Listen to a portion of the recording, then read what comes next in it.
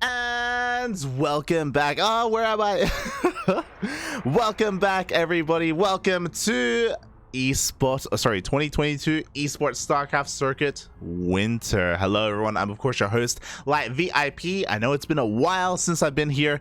We've been casting a little bit more regularly recently. It's been great to be back, great to be consistent once again, and welcome. I'll be later joined by some lovely co-casters. I have a couple of people lined up. Yaku will be joining me later on in a couple of minutes, and Kuro will be joining me later on this evening as well. But yes, we are here. We are back with another eSport tournament. If you're unfamiliar with this tournament series, we casted, I believe, the first one at last year. I think it was last year, and for those who don't know, this is a Polish LAN tournament.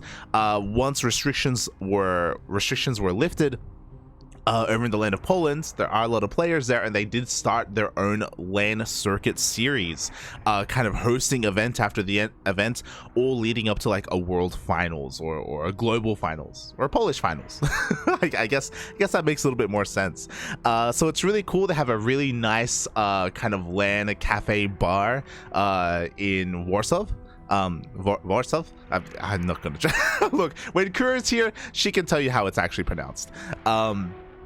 But yes, there is kind of a LAN set up there with a stage and with all these PCs, and they have their commentators there as well. Indy should be casting from the main event itself, so it's gonna be a great time. It's gonna be a great time. I know we had an amazing time in the previous editions that we were able to cast, and it's been a while. Unfortunately, I don't think we were able to cover the qualifiers for this event or any of the lead up, just because we have been busy with DreamHack and with PAX Australia.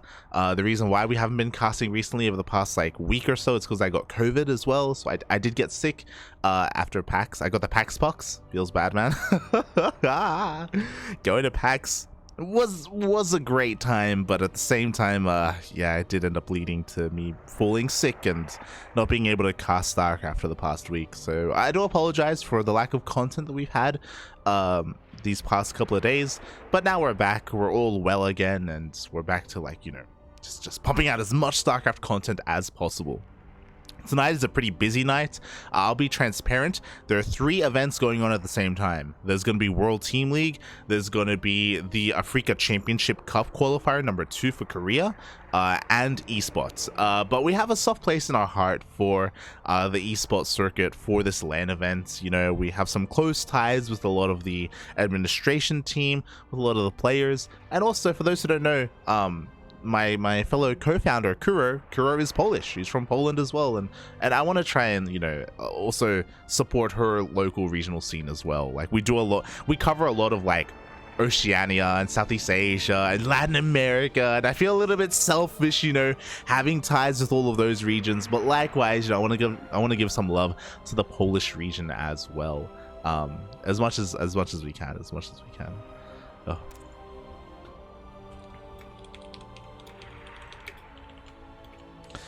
As we're just going to be setting on up here, I wanted to see if I could show it off as well.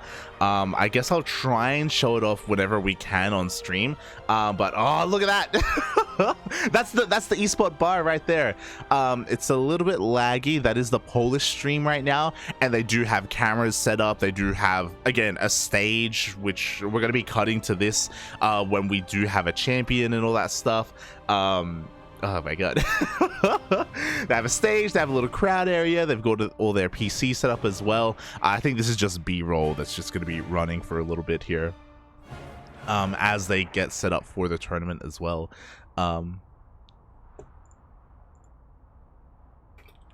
As I'm just messaging the lovely admin. Shout out to Kashim. Kashim is going to be the administrator for today.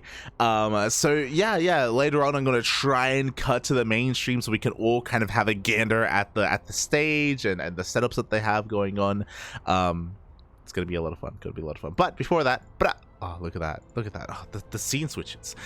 We have our group stage, so it's going to be a full day of StarCraft here. Hopefully we can get through it. The last time we casted this, I'm pretty sure we only did the playoffs, by the way. We didn't do the group stage as well. But the group stage is going to begin in a couple of moments. We have 4 groups of 4, with kind of the Polish players that you would expect. There are a couple of people that are missing though. A little bit of a feels bad, man. If we scroll up a little bit, we can see here Art forfeited and Nurchio forfeited as well. Nurchio has been playing. He's been back to competing for the past just over a year, I want to say, and it's been a lot of fun watching and casting Nurchio. And I committed to a group thinking that Nurchio would be there, but it looks like he couldn't make it today. Obviously, it's an offline event, so some things can pop up where players, maybe they won't be able to make it because of traffic or because they got unwell or something. Something along those lines. So yeah, unfortunately Nurchio and Art won't be able to make it. They did get replacements for them, which is great, but it does mean that we committed to Group B thinking that, you know, I'm a little bit selfish. I was going to get a little bit of Zerg representation, thinking that Trifax and Nurchio would be there. Instead, MatiKlok will be replacing Nurchio. I'm not too familiar with him, I'll be honest. I don't think I've casted him ever before, but this is the first time for everything, and I'm ready to be amazed. I'm ready to be wowed. So we are going to be covering Group B. There's also Group A, Laser, Misu, Papi, and Danielo. A very diverse group, very diverse. Laser, obviously the clear favorite in that group. But when it comes to second place, Papi and Misu, I think I want to say, are both amazing players in their own right. I'm not too familiar with Danielo. He's kind of new in my eyes. So, you know, going to be a bit of an uphill battle, especially because he plays against Laser in the first round. Group B, Gerald, MatiKlok, Trifax, and Fanatig. Fanatig. Oh god. So likewise, if Nurchio was here, like, this would have been a spicy group. Like, anything could have happened. Without Nurchio, Gerald is the clear favorite. Trifax and Fanatig are going to be vying for that second spot. MatiKlok, again, massive underdog, but you know what, no pressure, right? He's up against all these more notable pro players. Anything could happen, and you know, I'm sure he can cause some upsets. I mean, I look forward to watching him and casting him. Group C, Cristiano, not Snorlax. I remember last time I casted him, I kept calling him Snorlax. Snoxtar, Cristiano, Snoxtar, Rodzyn, and Angry, another solid group. Cristiano, again, going to be the clear favorite there, but honestly, I feel like Group C is now the most well-rounded. Snoxtar, Rodzyn, and Angry are all amazing GM players in their own right, and I think it's going to be pretty competitive between a lot of them. I know Rodzyn is a little bit more notable, obviously, but yeah, I think that's going to be a lot of fun. And then we have Group D, Rail, Hape, Aristori, and Nice Q as well. So, oh my god. Again, really well-rounded groups, you know, at least one, or for the most part, one of each race in each group. We're a little bit more Protoss heavy because we are in the land of Poland, obviously a lot of Polish Protoss players. But we are missing some names, which is a bit of a shame, but again, it does come down to the fact that there were qualifiers for this, and so some people got unlucky, and also it's a LAN event. You have to be there in person, and it can be a bit of a trek. Poland, for those who don't know, is a pretty large country, and depending on what end of the country you're on, the capital city of Warsaw isn't necessarily the closest place to go. It can take hours to get there. So yeah, it can be a rough trek depending on whereabouts in the country you do reside. So we're missing players like Mana. God, I wish Mana was here again. Mana's not here.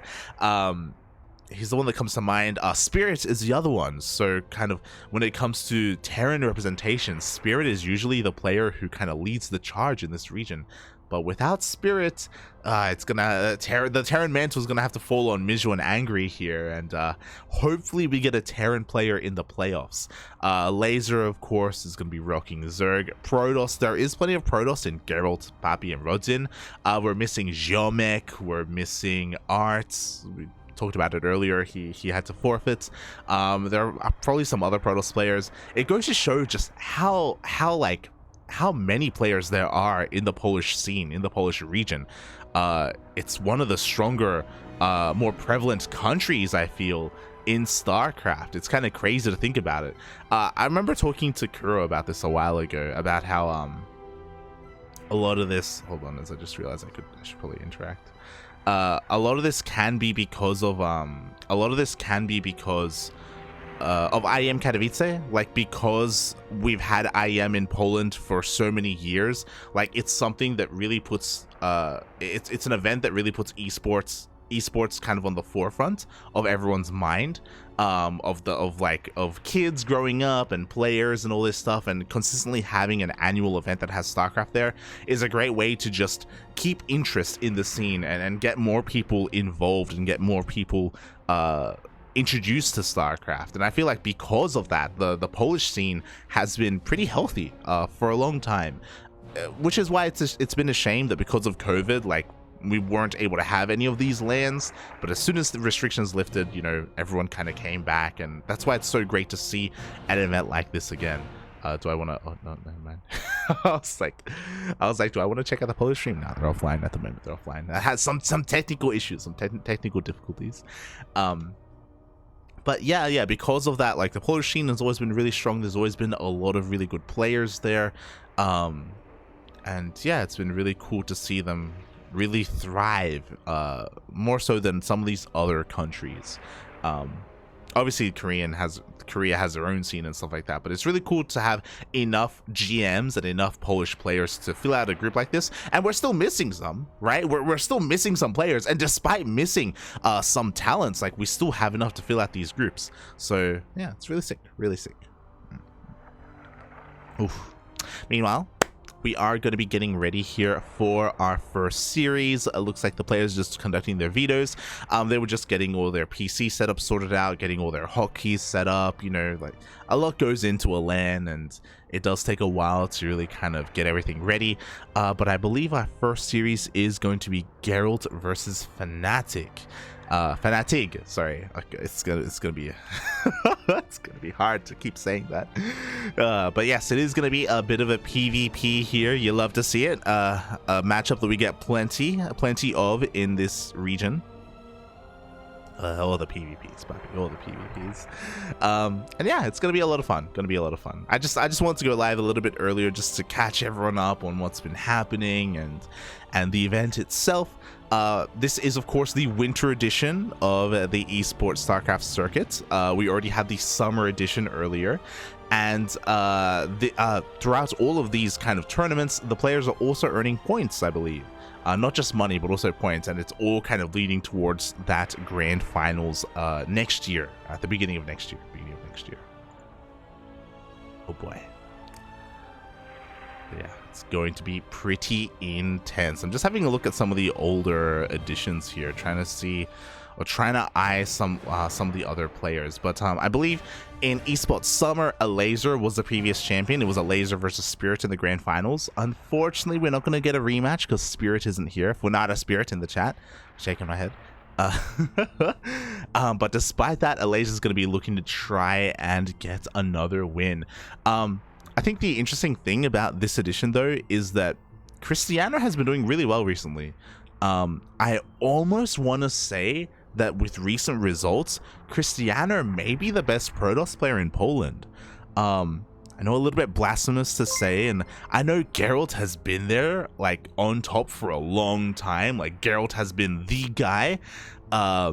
But I think Cristiano, he's really threatening that spot of top Protoss. I know in the years past it was Mana, you know, for a long time Mana wasn't just the best Protoss but the best player in Poland. But in recent years it feels like both Gerald and Cristiano have both been really leveling up. They've been getting some really impressive results, and yeah, I think Cristiano may just break through. We'll see, of course, we'll see. I'm sure at some point they're going to be facing off against each other this tournament. It's going to be wild if they avoid each other. But yeah, it's going to be interesting to kind of see if the hierarchy of the Polish players is going to be shifted a little bit here tonight. I would hope so. And speaking of being shifted, I want to give a massive shout out as well in the chat to Binsky. Oh my god, go to bed. Binsky, what are you doing awake right now? Thank you so much, Binsky, the North American Terran player. We've casted him many times on this channel. Emphasis on North American. I know right now is not the best time in the land of the Americas, so I wonder what you're doing awake right now. But thank you so much. Are you at Cheesadelphia? That's what I'm kind of curious about. I know Cheesadelphia is kind of the big event going on this weekend in America, in the United States. So yeah, if you're there, I hope you have a great time. As I just let the players know that we are ready to go. Yeah, Binsky, a great player in his own right. Unfortunately, not going to be in today's tournament. He is not in Poland, as far as I can tell. Most likely in Philadelphia. But yeah. I'm just catching up in the chat. Yeet. Hello, Rowdy in the chat. Hello, Alive in the Wired as well. Thank you for joining me. Enjoy my Zerg. I will attempt to enjoy as much Zerg as I can. Not in this first series, but in general, we will be cheering for some Zerg later on. As we are going to be loading on in, oh boy, finally our first match of the day. As a reminder, we are here in Group B. And spawning in the top left-hand corner of Data Under the Sea, we have the Polish Protoss player himself. He is blue, representing Storm Gaming. It is Gerald. And spawning in the bottom left-hand corner of Data Under the Sea, we have the yellow Protoss player himself, also from the land of Poland, representing Berserker Esports. It is Fanatig. Not Fanatic. Oh my. And yeah, we do have a bit of a PvP before us, bearing in mind that if you're going to be a Protoss player in Poland, you have to have good PvP. There are so many Polish Protoss players: Gerald, Art, Ziomek, Rodzyn, Papi, to name a few. There's so much Protoss in Poland. So Gerald, I'm sure, very well versed in this matchup. Fanatic going to be doing something a little bit cheeky here with a proxy pylon. Oh boy, only a single gas has been taken back at home. Gateway is thrown down as well, so Geralt is going to be slipping on in with a bit of a probe scout. So far, nothing is really looking offbeat here. Not for now. He's trying to be a little bit annoying, trying to even delay that cybercore, or second gateway as it gets thrown down. And it looks like, oh my god, this delay is actually really annoying. Oh my god, get the cybercore down. There we go. It does get thrown down in the end. Geralt's being very in his face, a little bit unorthodox. Like, usually, like, personality wise, Geralt isn't really too much of a bully, but maybe he's had a couple of drinks. There is a bar at the event, can confirm. A lot of people are going to be having plenty of drinks throughout the night, and that can affect play. But yeah, Geralt just being a little bit annoying here to start. But you know what, Fanatic, he doesn't care, but because he has 2 more gateways out on the map. He is going for a 3-gate. I'm tentative to say all in. We'll see if he even does throw down another base behind this. He shouldn't. He's pretending like he is. He's acting as if he wants to try and expand here. Geralt, again, being as annoying as possible, throws down a pylon to delay that natural. But where's the second gateway? This is weird. This is already sus, especially because of the second gas guys are being taken. Geralt should know that something is wrong.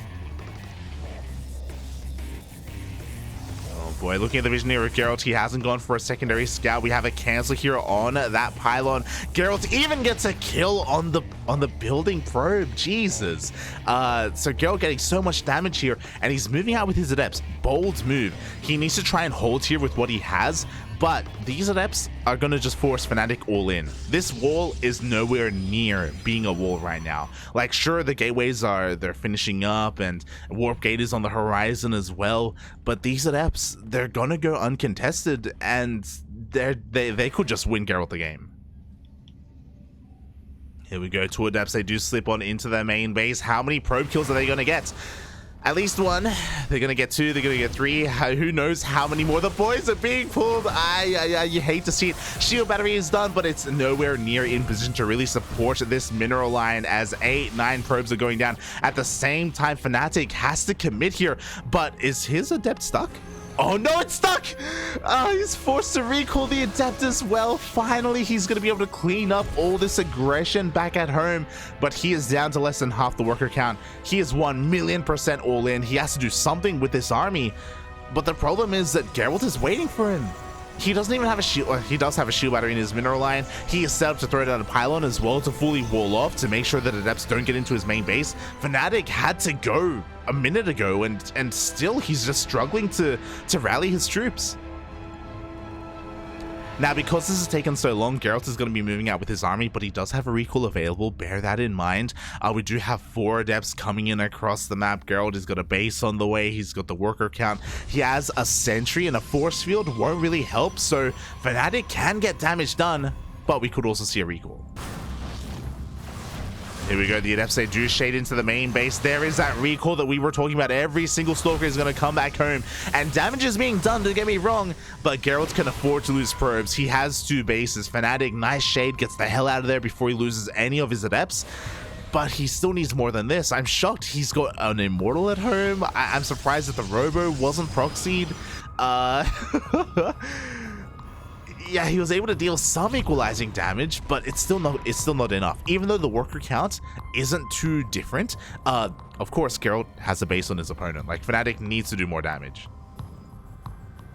Meanwhile, Geralt is going across the map, bearing in mind that Geralt just recalled, so he won't be able to recall once again if Fnatic gets into the main base. Speaking of, there we go, another shade going into the main, but Geralt is fast enough. He does fully wall off in the end, and as a result, these adepts aren't really going to be dealing any damage whatsoever. Geralt's coming on in with his own prism, but he's going to be running into 2 Immortals. Defensively, Fnatic isn't looking too bad here in his main. He just needs to turn this defense into an offense. Let's be real here. Right now, Geralt, he's working on his first Immortal. So right now, Fnatic is ahead when it comes to the army. Like, his army is looking quite sophisticated with his Stalkers and with his Immortals. But he's stuck. He's scared at home. He's stuck here. But he sees the base. Like, he's gonna go. Ah! Meanwhile, the adepts, they shade into the natural once again, getting 3 more workers. They can maybe get the sentry, but with the shield battery, nah, the sentry will survive.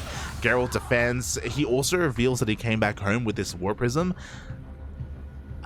What's it gonna take here to trigger Fnatic? And here we go, finally, with the completion of his 3rd Immortal. He's gonna be moving out across the map. 3 Immortals against 1, soon to be 2. I feel like there was a window here for Fnatic. That window is closing. You could argue that window has closed. The problem is that Geralt has a War Prism. His Immortals basically have Blink. Fnatic doesn't. Even though he does have the higher Immortal count, it may not matter in the end. Look at the units tab, we're equal in Stalkers. We're ahead for Fnatic when it comes to overall army though. He's slightly ahead in Stalkers, slightly ahead in Immortals, slightly ahead in Sentries. But he's going to be going up a ramp onto high ground against shield battery, against an overcharge, against a War Prism as well. It's going to be an uphill battle, literally and figuratively. Oh, but there we go. Nicely done. He does focus down that shield battery. Overcharge gets wasted. The boys are being pulled. Decent force field. Going to force the army back here off Geralt. A great start to the fight for Fnatic.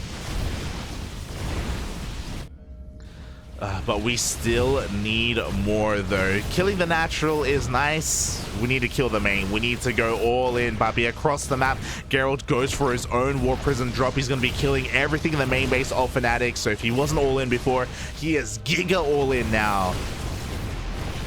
And he is forcing his way in. There's no more energy for force field. There's 1 more force field available. Oh, and it does cut the army in half. Only 2 Immortals remaining here for Fnatic. One of them is being focused down. The boys are being pulled. Nice micro here from Fnatic, but he will lose his first Immortal. Oh, and it looks like, yeah, he's going to lose the 2nd Immortal as well. Fnatic, can he get on top of this army? The boys have been pulled from across the map. We don't have enough energy for a recall. Oh my god, is it going to be enough, Buffy? Is it going to be enough? He needs to get on top of the Immortal. But he barely cannot. The SimCity's just a little bit too good. The force fields are too good as well. Fnatic, he's so close right now. He needs to desperately get on top of this, but he can't do it. And even if he cleans this up, we still have that Prism coming back home here. Those 2 Immortals are returning. There's a 4th Immortal here for Gerald. It's too much. GG gets called. And Gerald takes the first game. GG. What a PvP. Despite so much working against Fnatic, he almost pulled it off. Almost. It did just feel like he needed a little bit more of like a fire underneath him to really like force him to commit and force him to attack. He needed a little bit more maybe even desperation in him, because he was very lax and very patient, arguably overly patient, but despite that, did a lot of damage, almost closed it out. GG. GG. And now we're going to be getting into game number 2. And game number 2 is going to be on Moondance. Ooh, interesting. One of the more unorthodox maps in the map pool. We're going to be dancing in the moonlight. Oh boy. And this is going to be interesting. So this map has the shortest rush distance in the entire map pool. It is incredibly short. So because of that, early aggression is favored on Moondance.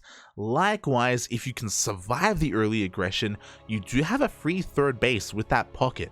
So there's kind of some pros, there's kind of some cons here. Again, one of the more unorthodox maps. How is this going to be played out? As spawning in the bottom right hand corner of Moondance LE, we have the Polish Protoss player himself representing Storm Gaming. It is Gerald. And spawning in the top left hand corner of Moondance, we have the other Polish Protoss player. He is yellow, representing Berserker Esports. It is Fanatig. Not Fanatic. Oh my god, and he's going for a forge? Let's go. You don't see it too often, but this madman is looking to cannon rush his opponent. Fanatic, maybe even one of the cheesiest players out here in all of Poland. I love it. You love to see it. I love to see it. Who doesn't love to see some crazy cheese, especially in PvP? You know, let the Protosses be disgusting towards each other. Here we go. The pylon is already being set up here on the low ground. Cannon's going to be thrown down as well. There is no cybercore gateway behind this, by the way. It's just pure cannons. I was going to be like, is he going to try and set up like a proxy Stargate or something? No, not at all. Not at all. Just pure. Oh no! The first probe gets surrounded, and just like that, Fanatic is down to only a single probe here to cannon rush. This is a disastrous start for our Polish Protoss. For one of them, not so much the other. I love it. Gerald responds with his own forge as well for defensive cannons. We do see these probes that, oh my god, just causing such a nuisance here. GG gets called. And Gerald does it with the power of the boys. With only his probe micro, he shuts down the cannon rush and takes the series 2-0. GG, well played.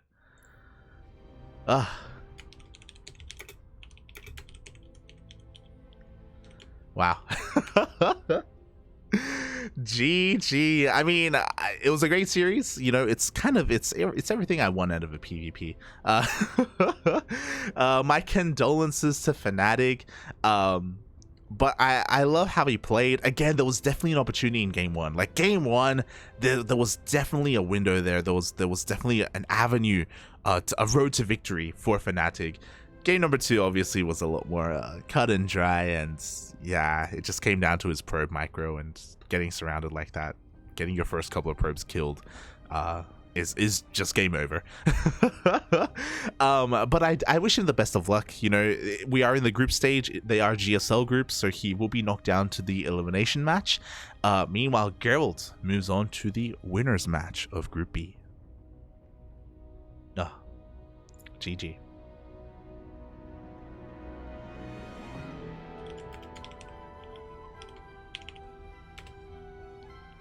And yeah, congratulations to Gerald.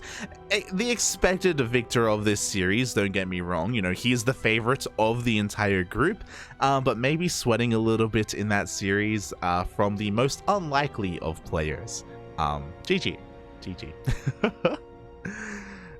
And with that, we are going to be getting ready for our next series here, our next series of Group B. As you can all see, it is going to be Trifax versus MatiKlok. MatiKlok, a player who I have never seen before, very new to me when it comes to the Polish scene. So I'm ready to be wowed. I'm ready. My expectations can't get any lower, which can be a good thing for a player. You know, like what does he have to offer? How does he take down a more veteran player like Trifax?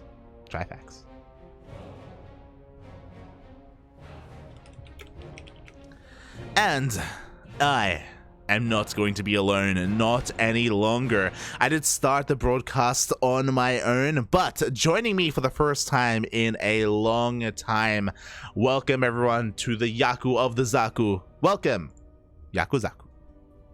Dzień dobry! Dzień dobry, dziękuję, papi. Dzięka! Jem jabłka I ciasteczka! Pomidor! Krewetka, papi, krewetka. That is the most Polish that we know. I don't even remember what yes in Polish is. You're like, see, hi, Missy. And I'm like, what are you saying? There's water. Yes. Ah, see. Oh my god. But welcome, Yaku, welcome.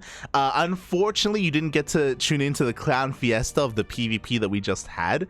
But I'm glad to have you with me today. I know it's been a while since we've casted together. I've heard tales, yes. I've heard tales of the Gerald and the how that went. Yep. The one base. Turns out that was the leak to Witcher Season 2. There you go. I still haven't watched it, by the way.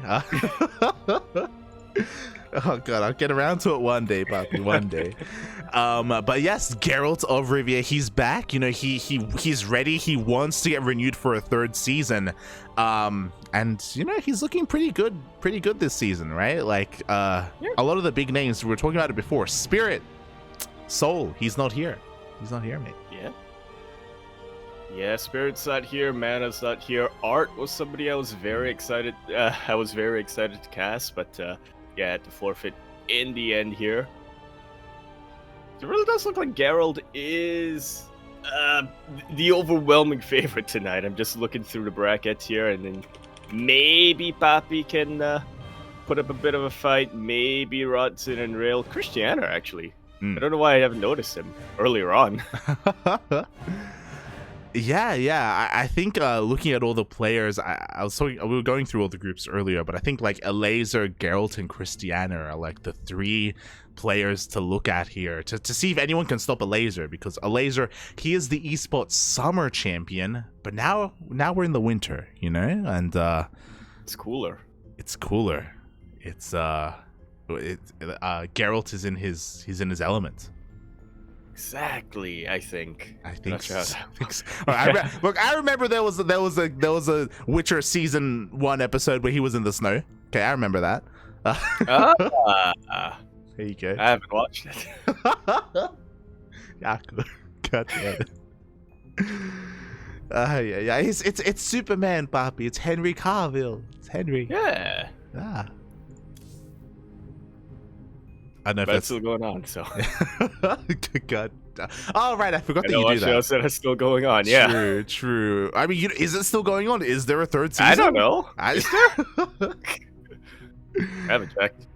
Shaking my head. But yeah, Yaku, how have you been, man? Like, I know we've been quite busy with like World Team League and all these other events recently. We haven't been casting as much, but what's been happening in the land of Yaku?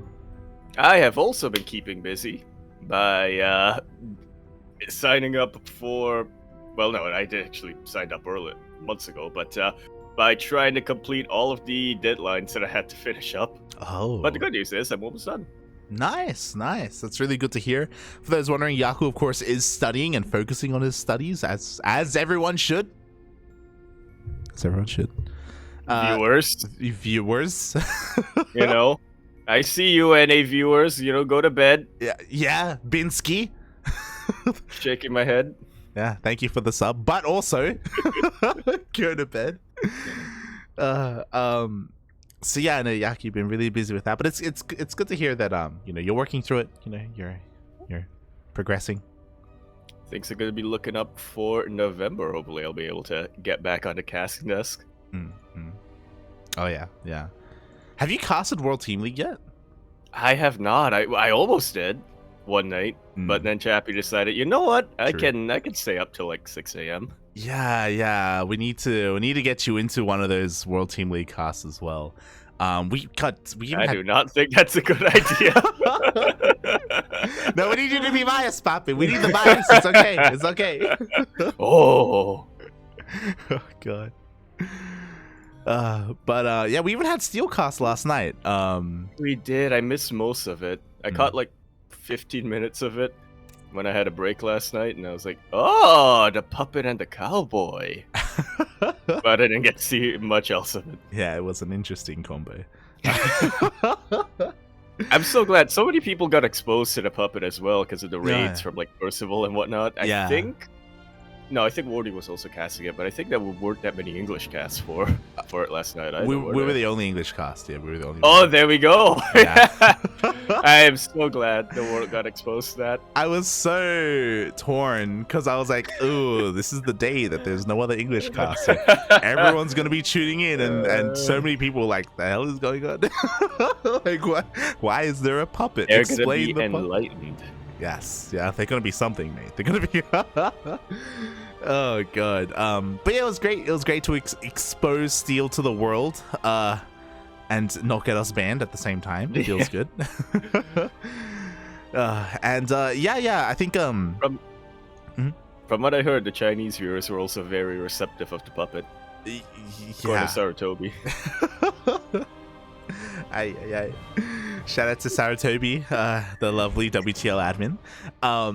But yeah, I think we're gonna try and have Steel cast every Friday, you know, because we don't have SDO or MSO, you know, at least there's gonna be World Team League there. To keep Steel sane. I know he's been just rocking back and forth, just not knowing what to do with himself these past couple of weeks without any casts. Oh yeah.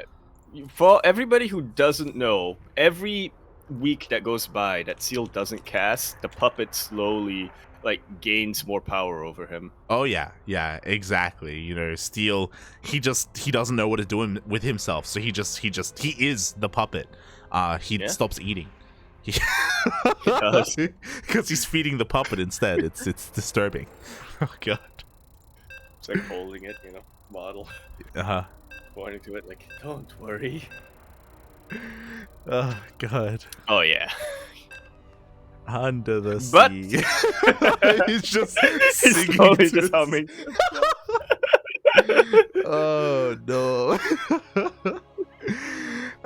But thankfully we are also going to be going under the sea for a moment here with our first non-mirror matchup with our first ZVP. Oh, I was worried for a sec that I was jumping into the group stage and casting nothing but PvPs, but yeah, at least we get one CVP. Ooh, one non-mirror. Yeah, as a reminder, this is the second match of Group B. The loser will go up against Fanatig. The winner will have to face Gerald. Oh, the elimination. Wait, no, not the elimination match, the other one. Anyway, we're going to be jumping into Data Under the Sea. We're over here in the top right-hand corner map, starting all the way in the top right-hand corner, coming out all the way for the land of Poland. We have the Red Zerg player representing CSO. He is Trifax. And spawning in the bottom left-hand corner of Data Under the Sea, we have the Polish Protoss player himself. He is blue, representing Team Void. It is MatiKlok.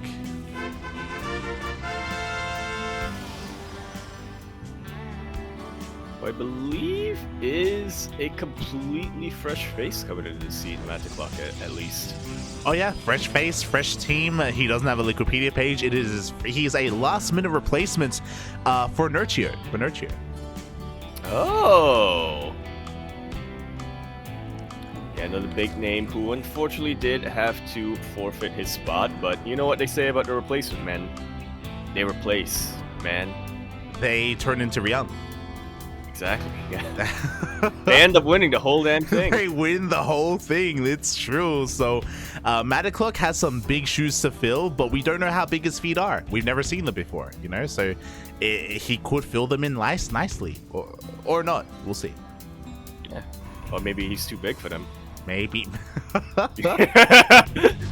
No shade meant to be thrown Nurture's way there, but what they say about people with big feet. They win. They win, papi, they win. So, Yeah, I'm curious. I'm curious how MatiKlok is going to play this out. So far, pretty standard openers here from both of our players. Did force the unnatural natural out of Trifax, so MatiKlok is at least good enough to be aware of that. But, you know, PvZ, there are a couple of different ways to play this out. You know, you don't have to go that hero style. There are definitely some other Protoss players out there that refuse. You know, I'm thinking of you, like Creator or Chance, that kind of have their own variants. You say you were thinking of you? Me? What? No, wait. Wait, no. What? I'm not Protoss. Wait, hold on. wait. What? Look, I'm coming off an exam. My brain is still resetting a little bit. I'm not sure what I'm hearing here, but yeah, I think that's a very good thing to point out. I think anecdotally, I feel like I've been seeing a lot more Protoss players, especially in the EU region, kind of default back to using very adept-heavy openings in the past couple of weeks. So, yeah, we'll see if that's something that MatiKlok is more inclined to do. Definitely. As we actually get a free scout up here for Trifax. One lone slowling slips into the main base, slips past the adept, and gets a full scout of everything, and does confirm the Stargate opener. Man, MatiKlok didn't even bother to hide anything here. I'm looking at this massive hole in the wall. Yeah, the hole was massive. The adept was a little bit too late. Even confirmed the Oracle coming out as well, and now Trifax can dip on in with his Overlord to see if whether or not there is a second unit coming out, or maybe even like a fast Twilight Council behind it. Just all the scouting, puppy, all the scouting. Yeah, for now there's really no anti-air that can threaten this Overlord, as MatiKlok is actually making nothing but adepts and oracles. Yeah, there is that second Oracle on the way as well, as you're pointing out. Trifax should be getting ready at home. Yeah, the spores are already finishing up. You know, we have our queens in position. I say that as he does move his queens away from the main base, so maybe a little bit of damage can be dealt. Oh. Yeah, almost. Very well timed. Spore will put an end to that Oracle. Harass. Double Queen's almost taken down the Oracle. Yeah, so some rough pathing there, but thankfully MatiKlok keeps the Oracle alive, and that's important because as it can gather energy and regenerate those shields. Second Oracle is about to meet up with the first, and will we have a third Oracle? We will not. As the tech gets thrown down, Trifax is slipping on in with his Overlord, and he's once again gonna see everything, buddy. Yeah, unfortunately, the Stalker was not quite in place to completely kill off this Overlord, and we do confirm MatiKlok is going for that hero style. Yeah, there we go. There's the Fortress +1. There's the Twilight Council for those Blink Stalkers. If he doesn't saturate his gases, he can maybe go into charge, but the gases have been taken. Meanwhile, both Oracles are dipping in towards the third base. No Spore here, so a little bit more damage is dealt, but only 2 drones go down. Yeah, those three queens are scary, man. Especially when you already have a very, very damaged Oracle on your hands. Yeah, the queens are in position. They are a terrifying force. At the same time, we have a little bit of Ling run by it, but with these units, with the shield battery, with even overcharge, yeah, Trifax isn't able to get too much damage here with them. He at least confirms the probe count, so he's like, okay, you're not going like for a weird follow-up 2-base all-in or anything like that, so at least he has that information. Yeah, and he's, you know, doubling down a lot on his lings as well. Going to be giving him a lot of map control. Also, more important to keep in mind, to be the exact counter that he needs against Blink Stalkers, which is exactly what MatiKlok is going for. Oh, exactly. You know, we were talking about that Twilight Council for Blink earlier, and there it is. Blink is on the way.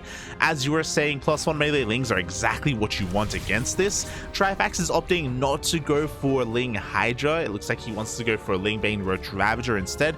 Quite solid. Is going to be lacking in anti-air, but thankfully for him, MatiKlok only has 2 Oracles. Like, he's not hyper investing into Oracles like Hero would, for example. Yeah, those 3 queens are all that Trifax needs to deal with the air army of MatiKlok. Exactly. However, we have a fleet beacon getting thrown down. Oh my! Oh, that's very interesting here, as we do see the Lings going for a little bit of a run by. Do force a cancel or a kill on one of those pylons. More Lings are on the way, by the way. Trifax, he's still making nothing but Lings. He wants to force a cancel at this fort. Yeah, this is a very unfortunately timed 4th base and fleet beacon, I gotta say. Like, look at how tiny the army of MatiKlok is. These Lings, they're getting taken out by the Oracles, but they are very quickly running out of energy. Adepts are they are completely unupgraded, and they can't deal with the Lings, and the Blink Stalkers aren't doing much either. Oh yeah, but you know what? The shield battery just barely finishes up in time. The Oracles, they are out of energy, but they did help out as well. It looks like MatiKlok will barely hold on to his 4th. Wow. Okay, all of a sudden things are starting to look up a little bit for MatiKlok. Yeah, look at the unit slots tab. That was 61 Lings. That was a lot of Lings. Jeez. A lot of Lings, yeah. Trifax just continuing to double down on the Lings, but MatiKlok is transitioning out of his Blink Stalkers. He is getting carriers, and he is eventually going to get High Templar to support them. Yeah, I really love this from MatiKlok. Like, this is very out of left field. The players do not typically go into fast fleet beacons like this, but Trifax hasn't scouted. He doesn't know. But what he is doing, and what's scary, is that he's at 80 drones and he's making nothing but Lings and Roaches. Like, he is looking to end the game sooner rather than later. And carriers, there is no answer to them. But at the same time, we only have 1 Stargate. We only have 1 carrier being built at a time. Yeah, this is a pretty awkward build order when it comes to transitioning towards carriers, but like you said, it is a little bit more unexpected. MatiKlok did invest a lot in making it seem like he was committing to Blink Stalkers. So if he just survives this wave, I think he should be fine. Surviving is easier said than done, though, because you know what? Trifax, he is maxed out 200 supply. MatiKlok is struggling to hold on. He does have a lot of stack defense. He does have a lot of stasis traps set up here. Decent traps going up, but the second one gets baited. Yeah, and most of the traps also connect with Lings rather than Banelings. MatiKlok completely lacking in AoE. The probes are bravely battling it out with the Zerglings, but they will be taken out in the end. Banelings crash into every single static defense and ground army unit. This one carrier in the sky. I mean, the interceptors are being taken out, but there's just way too much economic damage being dealt. GG. Trifax takes game number 1. GG. I want to commend MatiKlok for the weird kind of transition, but alas, you know, whenever you transition, that is when you are the most vulnerable. 1 carrier, as amazing as carriers are and as OP as they are, 1 is not going to be enough there, unfortunately. Yeah, sometimes you do need at least 2, but typically you want 4 at the minimum, and what's critical mass? I think it's like 7 or 8. Some would say 6, Papi, but yeah, that's well. Oh god, yeah. You know how I feel about carriers. MatiKlok just needed some more time there, but very nicely done there by Trifax. You know, his initial Ling aggression was a big commitment there, but it did lead towards the follow-up push, right? He was able to weaken the defenses, able to kill a handful of units, waste a lot of Oracle energy, and it all kind of led towards the demise of MatiKlok in the end. Yeah, I mean, he was able to kill the defenses. He was containing MatiKlok on 3 bases for the longest time, which is 1 fewer base than minimum required for going for a fleet beacon style like that. And more importantly, I don't think we really mentioned it, MatiKlok did get to that end game 80 drone army count very, very quickly, but I think towards the end of the game he had something like 7 bases. Yeah. He had a lot of map control, right? A lot of map control because Trifax was opting not to be aggressive with his gateway army. So it all kind of led towards that kind of massive push in the end, and that map control that we saw from Trifax. But now we're getting into game number 2, a very different map here. Yeah, one that some would say, because it's correct, a bit more Protoss favored. But anyway, we are going to be jumping into Cosmic Sapphire. Over here in the top left-hand corner map, spawning all the way in the top left-hand corner, we have a red Zerg player coming out from the land of Poland. He is, of course, going to be representing CSO. He is Trifax. And spawning in the bottom right-hand corner of Cosmic Sapphire ESL, we have the Polish Protoss player himself representing Team Void. It is MatiKlok. DVD. And we're not exactly sure which part of Poland MatiKlok is from, but I have a feeling he is from the region of Danzig, because we are being informed here in the chat, MatiKlok is in fact Danzig's son. No, Trifax is... wait. No, Trifax is Danzig's son, never mind. What are you saying?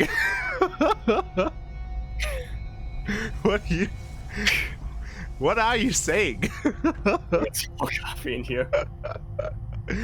Oh my god, thank you so much. Oh wait, MatiKlok is Danzig's son. Yes, I was right the first time. Massive shout out to Danskik, by the way. Thank you so much for the sub. Yeah, there's SK. Danskik. Is it not Danzig? There's a K before the Y. Danskik. Where are my glasses? So thank you so much for the sub. We really appreciate it. Quack's in the chat. Hope you enjoy your emotes, and thank you for supporting the CranKy Ducklings. Regardless, he's someone's dad, someone's papi, if you will. It could be even papi's papi. I'm not sure that's possible. As so far, we're just getting into a pretty standard ZVP, natural once again. I appreciate that MatiKlok was trying to do something weird and something different on Data C. Data C is one of the more defensible maps, but Cosmic Sapphire is a little bit larger. Maybe you can pull it off here. At the same time, I imagine that's something that you only want to do like once a series, right? I don't know if we want to be rushing out carriers again.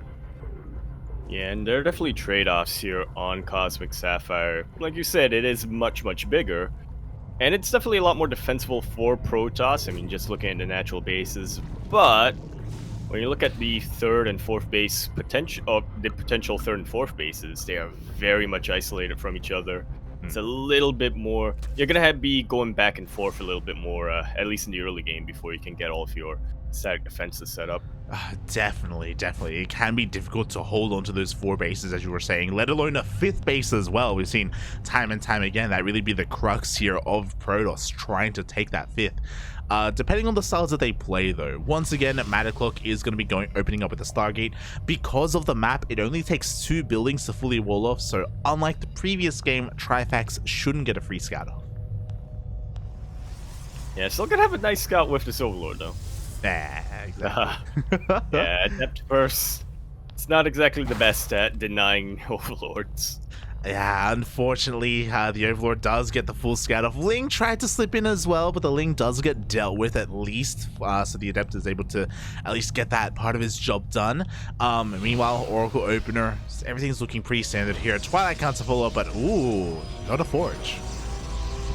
Yeah, instead we do see a second gateway being thrown down. I'm sniffing glaive. I'm smelling glaives as well. I don't know what it smells like, but I can smell it. But MatiKlok is cooking. Oh, exactly, as the Lings are being forced back here. Yeah, like, so again, Forge does typically lean towards either a more charge load or a more stalker heavy composition.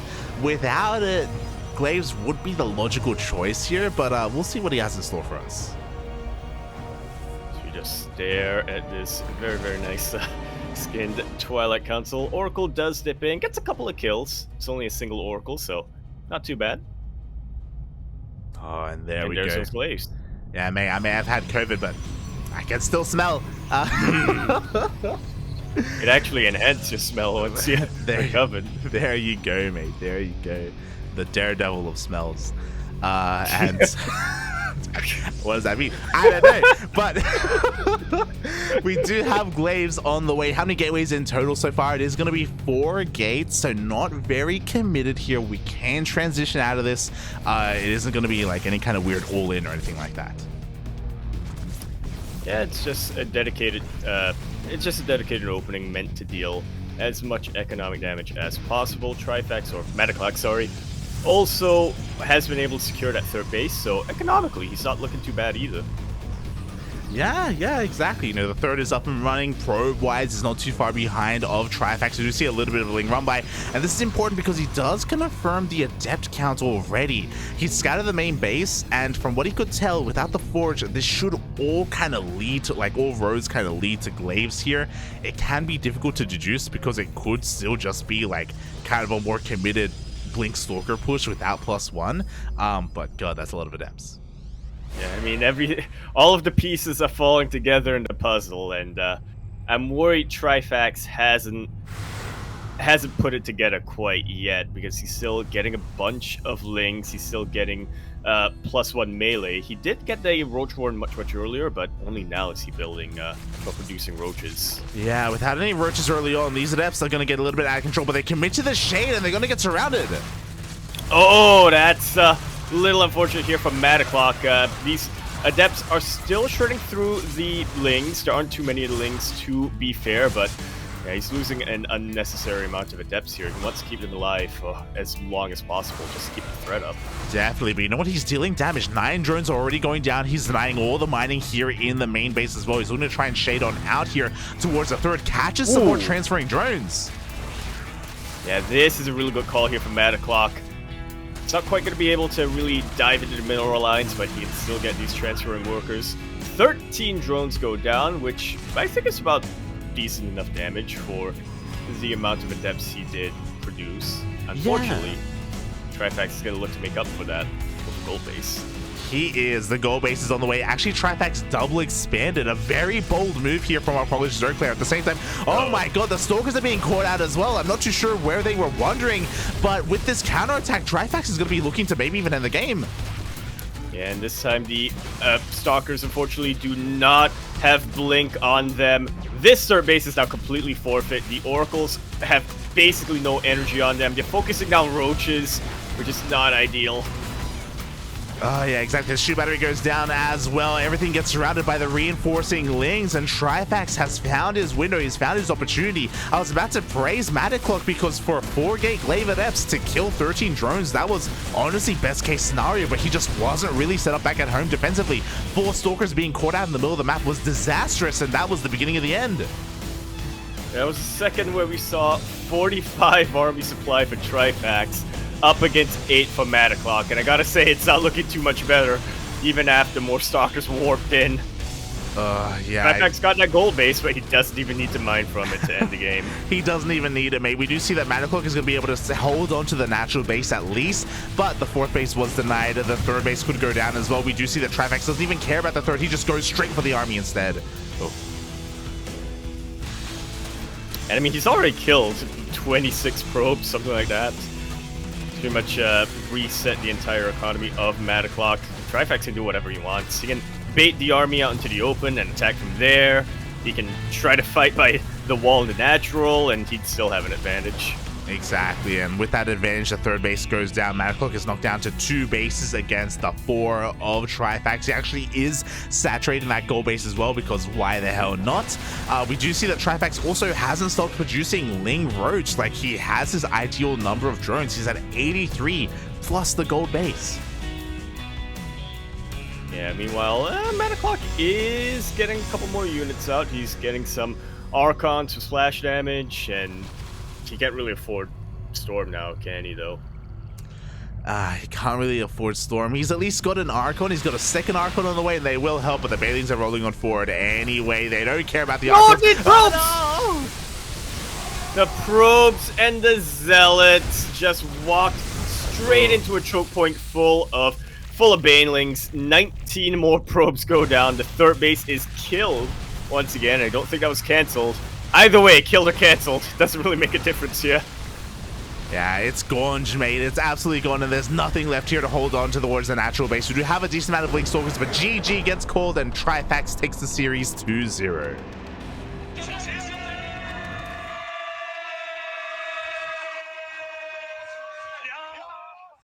GG.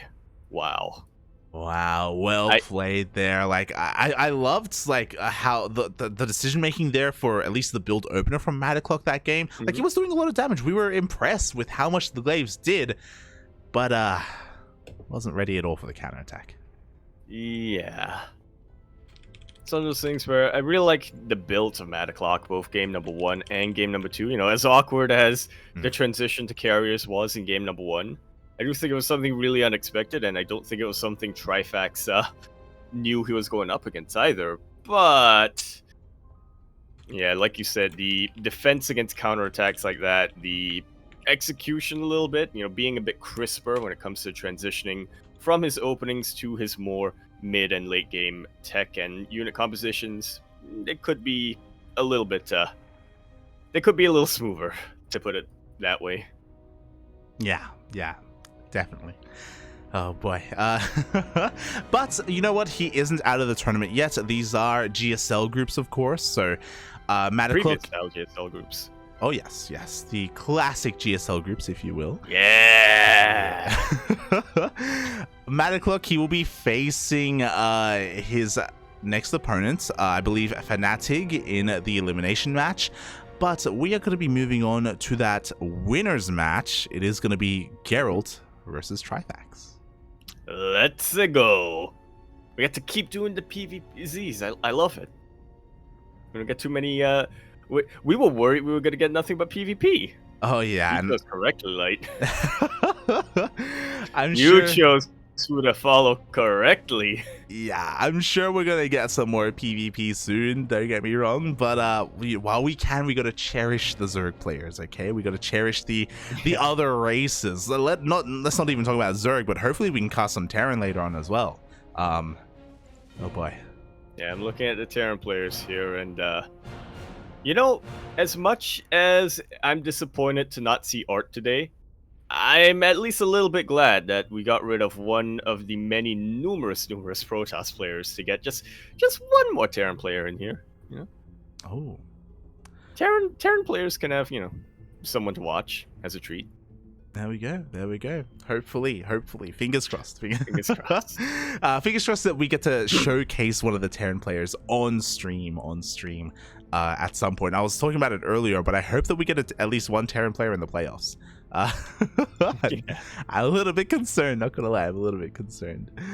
Yeah, well, you should be, because I'm just looking at some of the updates that we have over here in the bracket. Again, we aren't casting these groups one by one. They are all going on simultaneously, and Mizu, one of our Terran players, is doing pretty well by the looks of things. He hasn't played yet, but he's doing pretty well. Unfortunately, for the other two Terran players, Angry and Nice Q, they did lose their first matches against their opponents, and yeah, waiting in the, what would you call it, the elimination round? Mm-hmm. Yeah, that's what it is. Yeah, I guess just to catch up on some of these matches, Miju and Papi went all the way to the ace match, so yeah, that was really cool to see. Hopefully we're able to catch some of that later on. But as you were saying, the other Terran players haven't been having the best time. No major results though. I think who we expect to move forward has been moving forward. Rodzyn taking down Snoxtar is maybe something a little bit more notable. I was hoping that would at least go to the ace match. But yeah, the PvPs are happening in some of these other groups. They're upon us. Yeah. Yep.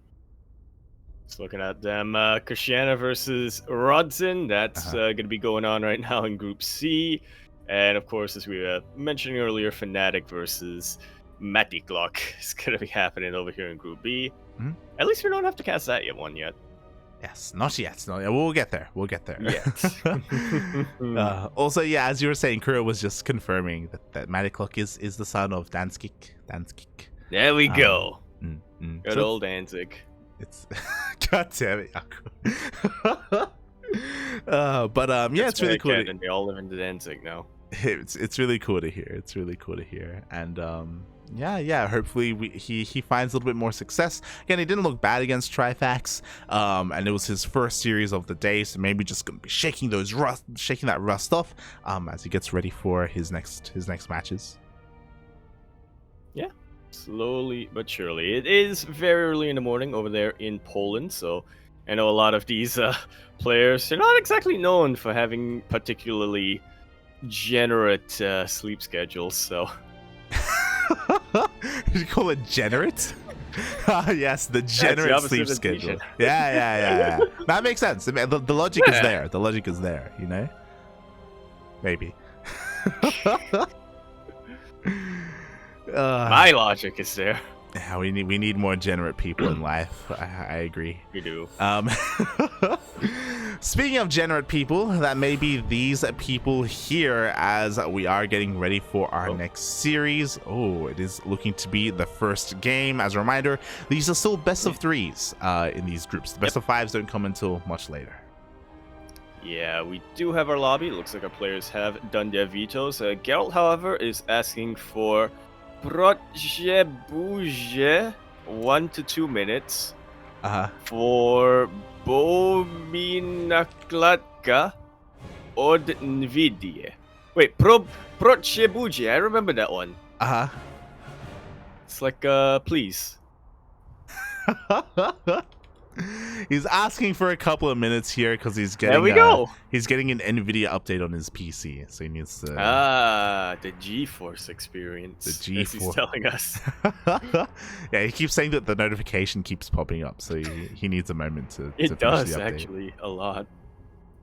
But then when you actually click on it, it's like the driver has been downloaded last week, and it's like, so why are you giving me the notice? Feels bad, man. Feels bad. Oh, meanwhile, I love it. Trifax, he's opting to respond in emoji, so we can all yeah. Zerg symbol, Terran thumbs up, Protoss symbol, poop face. There you go.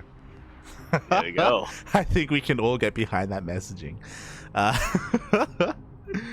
Oh god, but it looks like the updates are now done.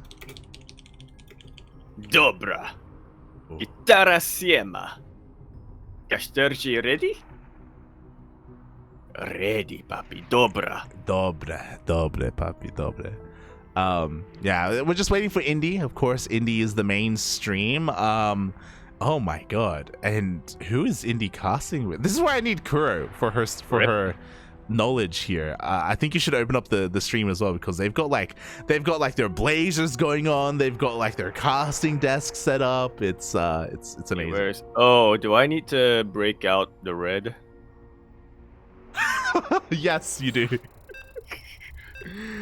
Oh my god, we need to fit in. But I believe, if I'm not mistaken, the caster on the left is Indy. The caster on the right, I do not know.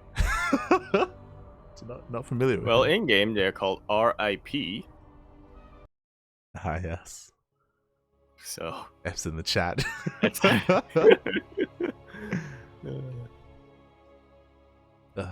could be the observer. I don't know. Oh, potentially, yeah.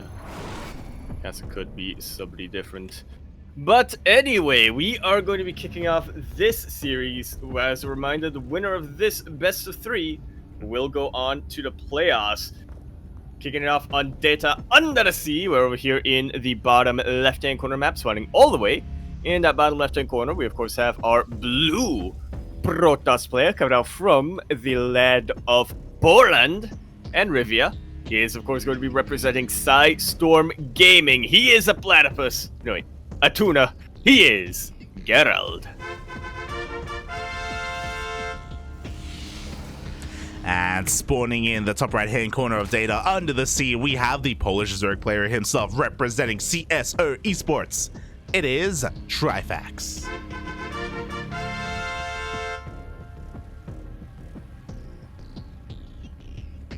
Oh. Also, I see the chat is catching up. You guys are hurting Kuro. We are. Are we? We are. Are we? Are we hurting Kuro, or are we making her proud with our flawless Polski? Exactly. Hey, papi. Dzień dobry. Dzień Polski. dobry. Dzień dobry. No, jem dobry. Proszę kawy. There we go. Proszę. Ciasteczka. Oh, God. Mizu reads Mishu, by the way. Oh, Mishu. Oh, like the pork. Oh, yeah, Mishu pork. Mishu, yeah. Like Mulan, the dragon. Like like Eddie Murphy Yeah. in Beverly Hills Cop.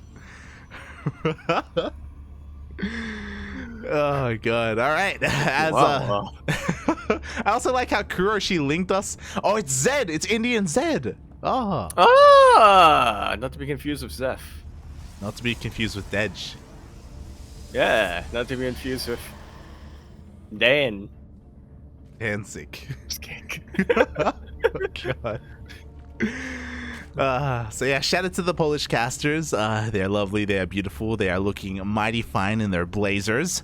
Oh, and they're gonna need it here for this PVZ. These are the two players that we expected to make it out of the group.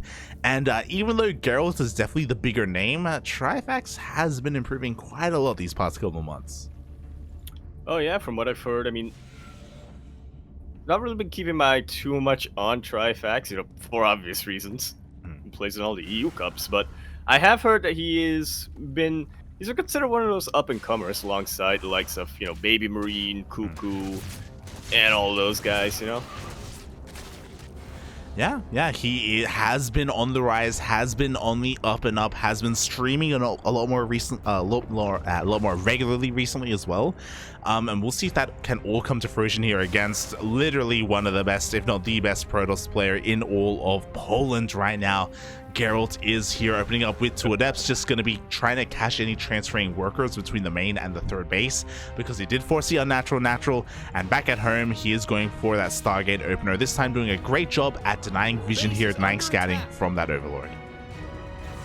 Yeah, a much more orthodox opening.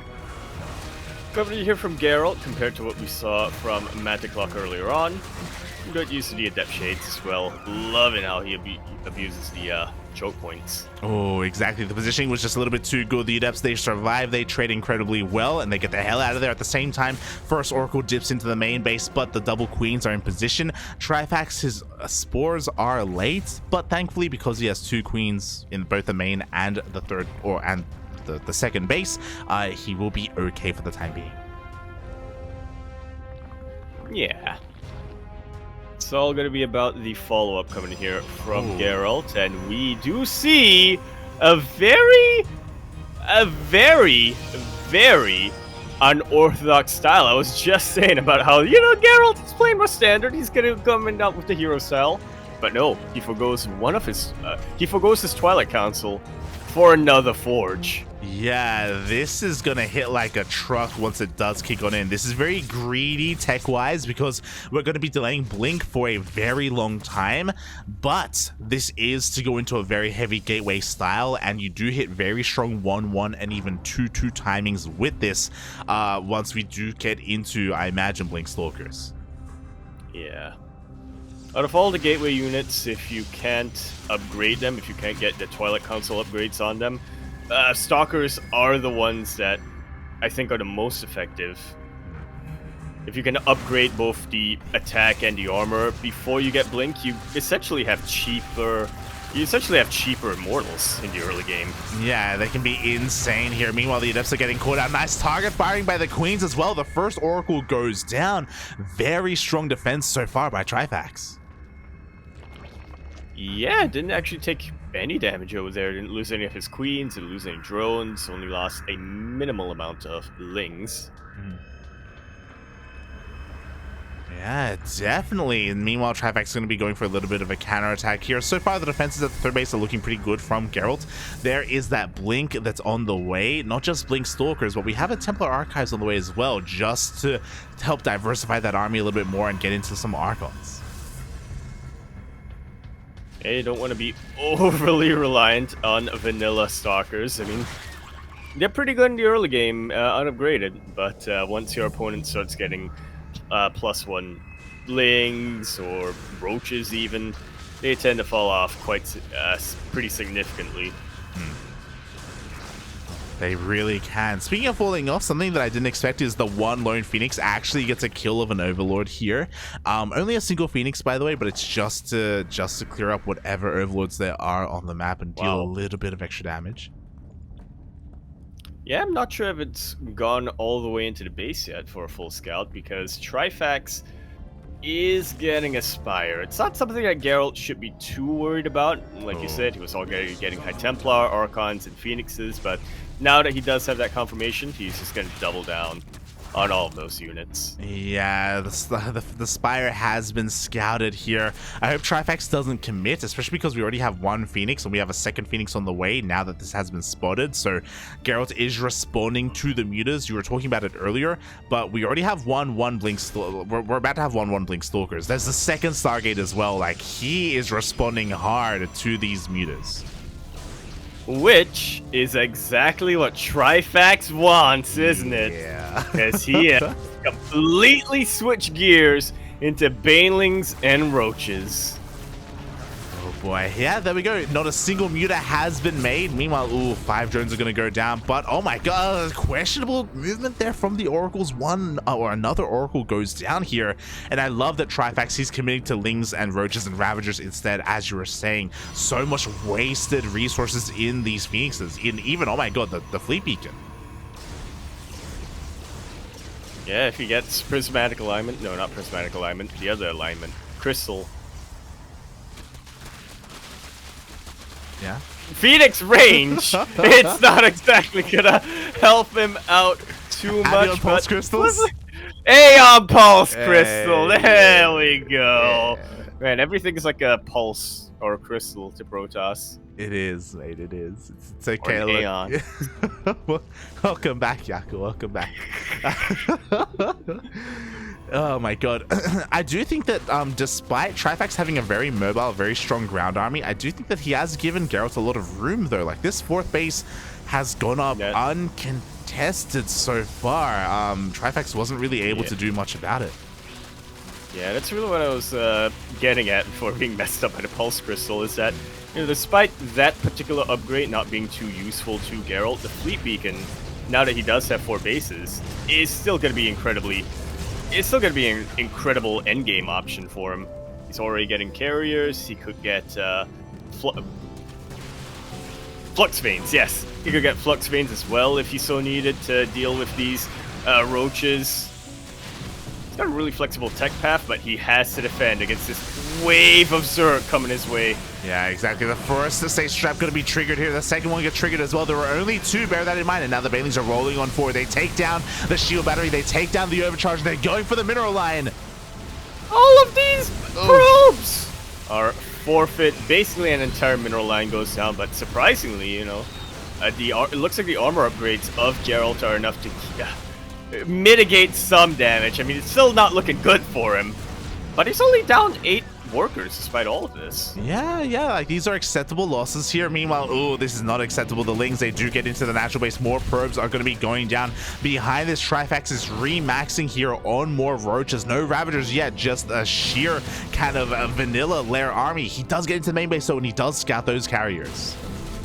And this would be the time when Trifax's Spire could be put to use. There is a bit of an opening right now for Trifax. He can try to kill this 4th base before Geralt gets enough of an air army, but the warping of Stalkers is going to deal with that. There's an insane amount of gateways on the ground right now for Geralt. Oof. And he's got a complete wall of them by his 3rd base. Yeah, and these Stalkers are insane right now. They are 2 Stalkers. They completely shut down any kind of Roach army here. To be fair, Roaches aren't completely useless. Ravagers can help against Skytoss. They can help with their biles. They can zone out the army. But Trifax needs to respond. And there we go. There's +1 air attack. He is making Corruptors. Yeah, and right now, Geralt doesn't quite have a lot of anti-air splash damage available for him. He has 1 High Templar, I believe. And did he research Storm yet? He did, okay. So he has that available for him.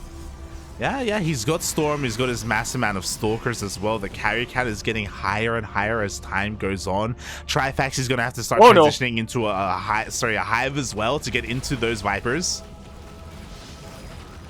A little unfortunate that a couple of these Corruptors did get caught in the middle of the map, but they were close enough to a shield battery that Geralt isn't going to be losing any of them. Massive onslaught of ground Zerg. Beautiful Storm takes out the majority of those Banelings. These Stalkers having a very fun time dealing with these Roaches one by one. Yeah, exactly. The Lean Bane's been cleaned up. The Stalkers are standing strong at the same time. A Zealot run by on the ground is going to get into the mineral line. Trifax going to be losing 10 of his workers here. And that assault at the 4th base doesn't break through. He's forced to pull back. Forced to pull back basically the entirety of his army. He's actually splitting his forces a little bit inefficiently, leaving himself vulnerable at a couple areas. I mean, there was a patch of Banelings that just got taken out by Stalkers. Yeah, the Banelings went down. The Corruptor count was reset as well, which is a scary thought looking at the units lost tab. Looks like 2 carriers went down for 9 Corruptors. Not bad, I guess, all things considered. I just worry because Trifax's economy isn't amazing. He's only got 77 drones. He's only got 5 bases. He needs another hatchery. He needs more gases. He needs more drones to sustain like these expensive gas losses. It really does, and I've only now noticed a slight, but Trifax has been on lair tag this entire time. Yeah. Throwing down the infestation. Wait. Mm-hmm. Yeah. Yes, infestation pit now to go into hive, but before that, Gerald, he's already about to finish up 3-3. He's working on his air upgrades. If he so wanted to, he could get a -400, -400, but he doesn't even need that right now. Yeah, like it feels like Gerald can do whatever he wants from this point. Like he is freely expanding and taking a 5th base now. So we're now on equal bases to the Zerg player. The carrier count is getting ever higher. He could even use some, he doesn't even need Archons, but like that would help as well. I guess perfect his army. Trifax isn't out of this yet, but he's gonna have a little bit of a hard time in these coming moments. Yeah, especially if his army's a little bit too split up. There's definitely a lot of potential, you know, if he can get the Banelings to connect on these High Templar, then maybe he can open up a little bit of an opportunity for him, but no dice so far. The Storms are acting as their own buffers right now. Who even needs Stalkers? Well, Gerald does, but not to defend against Banelings. The Banelings were so close, yet so far from connecting with those High Templar. As you were alluding to, like, if that had happened, then maybe Trifax would take a fight. But alas, the Storm was just a little bit too good there. We don't have any carapace upgrades whatsoever, so Trifax's army is incredibly squishy, can't quite survive too many of those. Banelings rolling once again. Ooh! Yeah, and one of them actually does connect with mostly Stalkers, but still, it's not enough to kill the High Templar, only weaken it. Take out shields. Oh, exactly. Meanwhile, 2 more Corruptors go down as well. Trifax trying to set up a bit of a surround. He's going for it. And yeah, it looks like he is able to, force it a little bit of a blink back. He gets, it takes out a couple of these High Templar, but the High Templar have already arguably done their job. These Corruptors, targeting down the carriers very, very well. The Stalkers unable to really blink forward and deal with the Corruptors. Mate, the best fight that he could have hoped for. There were only 2 Storms remaining in that army. At the same time, though, a massive Zealot run by here is going to eviscerate another mineral line. He could also get the base. Yeah, that's what he's looking to do entirely right now. He takes it out. And these Zealots are still standing strong. That's how tanky they are with 3-3, while you as a Zerg player only have 2-2. Hive has just started right now for Trifax. Oh, exactly. After all said and done, both players did come out a little bit battered and a little bit bruised, but Trifax has been knocked down to 4 bases. He has to try and reestablish his 5th. Gerald happily on 5 bases is able to rebuild his army. Rebuilding his carriers is a difficult thing to do, but because of his upgrades, because of his 3-3, like this ground gateway army is still terrifying. It really is.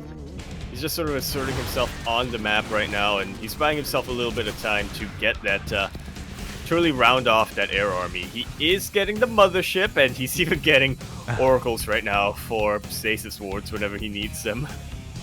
Yeah, exactly. The -400 is here. At the same time, we have another, actually, Phoenix run by. The Phoenixes from earlier on are still alive. Yeah. We do see the bases here being taken out. A little bit of a Baneling run by does kind of connect, but only 4 probes go down. Yeah, there weren't really that many probes here to take out, in fairness. But at the end of the day, it is just kind of wasted resources here for Trifax. Resources that he can't really afford to waste right now. We're at a point of the ZVP that no Zerg player ever wants to be in, where Trifax has been on equal bases and lower workers than his Protoss opponent for, I think, the past 10 or so minutes. Yeah, I mean, right now he was down a base. Like, he just now got his 5th base back up and running. Gerald is taking his 6th base here towards the bottom right-hand corner of the map. Gerald wants to try and take another massive fight. Biles are barely gonna miss the carriers in the end. The Banelings are being caught out as they morph in. And there aren't any Corruptors here anymore. Trifax can't afford to make any Corruptors. He is so mineral starved at the moment that there is nothing that can deal with these carriers in the sky, or even these stalkers on the ground. I mean, the Roaches are trying, but 2-2 versus 3-3, it's not really a contest. Yeah, the upgrades have been insane. GG gets called, and Gerald will take the first game. GG. That's why they call him the Witcher. There you go, mate. That's why he's the man of steel. Trifax played that out well, but you pointed it out. He was very all in with his playstyle. Very low base count, very low drone count. Was on lair tech for a long time as well. Was behind in upgrades. Because of that, it did mean that he had a very swarm army, like a very large army. But as the game went on, it just kind of got outscaled over time. Yeah, I think Trifax was trying to do what he did against MatiKlok in the previous series that we saw worked out really well for him. Unfortunately for Trifax, Gerald, he's pretty good at defending. Yeah. And pretty good at defending counterattacks as well. Yeah, especially because he got away with his double forge opener, if you recall. He wasn't really punished for it. Because again, Trifax just went for a bit of a later timing instead. And by the time he did hits, you know, the upgrades, 1-1 was already done, 2-2 already like halfway on the way for Gerald. It's crazy. Yeah.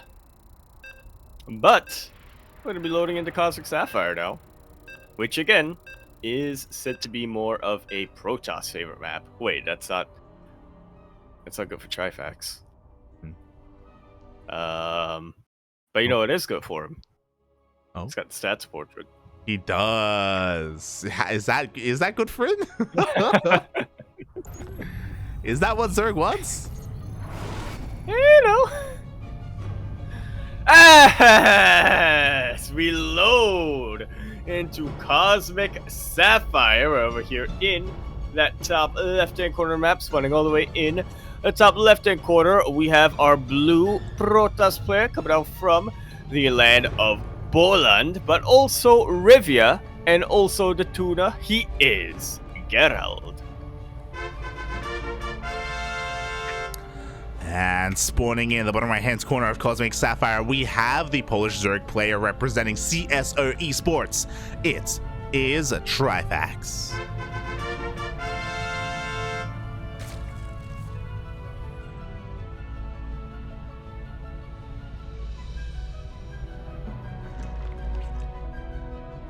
I like that you actually did put on your glasses, by the way. I just noticed. Look. It just goes straight out serious. You actually want to look. You actually want to see the 2000 over APM of Trifax. Yeah. There you go. There you go. Beautiful. Beautiful. I need to invest in that, man. I need my own blazer, mate. That's what I need. I need to upgrade my setup. I said you have the StarCraft hoodie.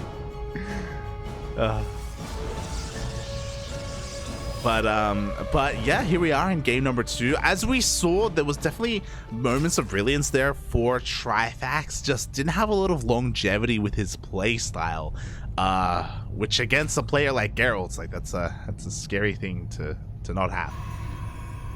Yeah, Gerald's definitely one of those players where the longer the game goes on, the stronger he gets.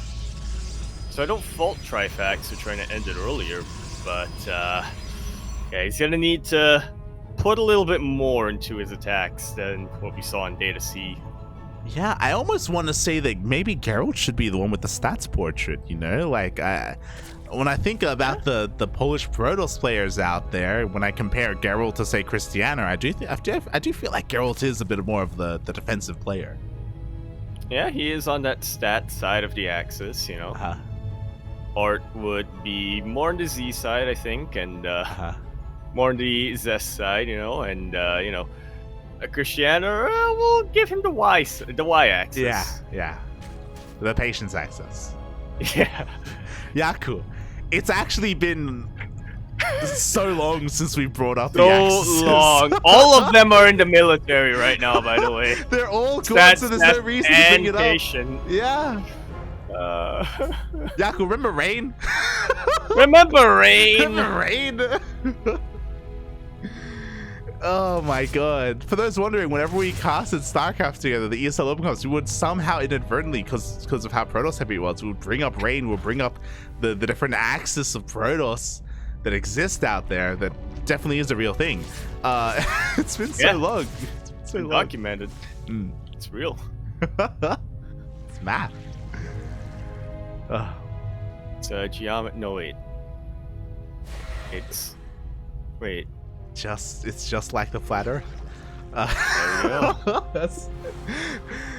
So do you see Gerald's going for a different variation here. Once again, opening up with double adepts, being very annoying, hidden here between the mineral patches, just trying to pick off whatever he can, but didn't go for an Oracle first. Yeah, instead investing in this Void Ray, really paranoid about dealing with overlords. Gerald, he doesn't want to be seen, he doesn't want to be scouted, which either means he's going for something a little bit more unorthodox, or he is just a little self-conscious about his base right now. Yeah, exactly. We don't have any base shaming here, by the way. This is a safe place, Gerald, so do not worry. But is it a safe Protoss place? Because he is going for a fast Twilight Council, no Forge behind this. Are we feeling Glaives or are we feeling DTs, mate? I'm feeling DTs, but it's actually going to be Glaives, okay. Alright, play. Definitely want to play Gerald. I know, it feels bad, man. Feels bad. But yes, Glaives are going to be on the way. How many gateways do we have in total? We have 3 and a 4th. 4 gates all up. Not very committed here, but we saw how much damage Fanatic, I'm sorry, not Fanatic, our previous Protoss player was able to deal earlier. MatiKlok. I've been wanting to call him McIntact. I want to call it Matlock.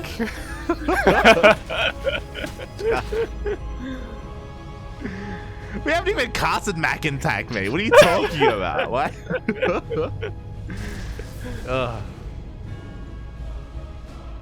Yeah. He's looking really good on Twitter, though. I don't know if you've seen him. He really is. He's jacked. Yeah. It's the North American impact, mate. My god. Oh.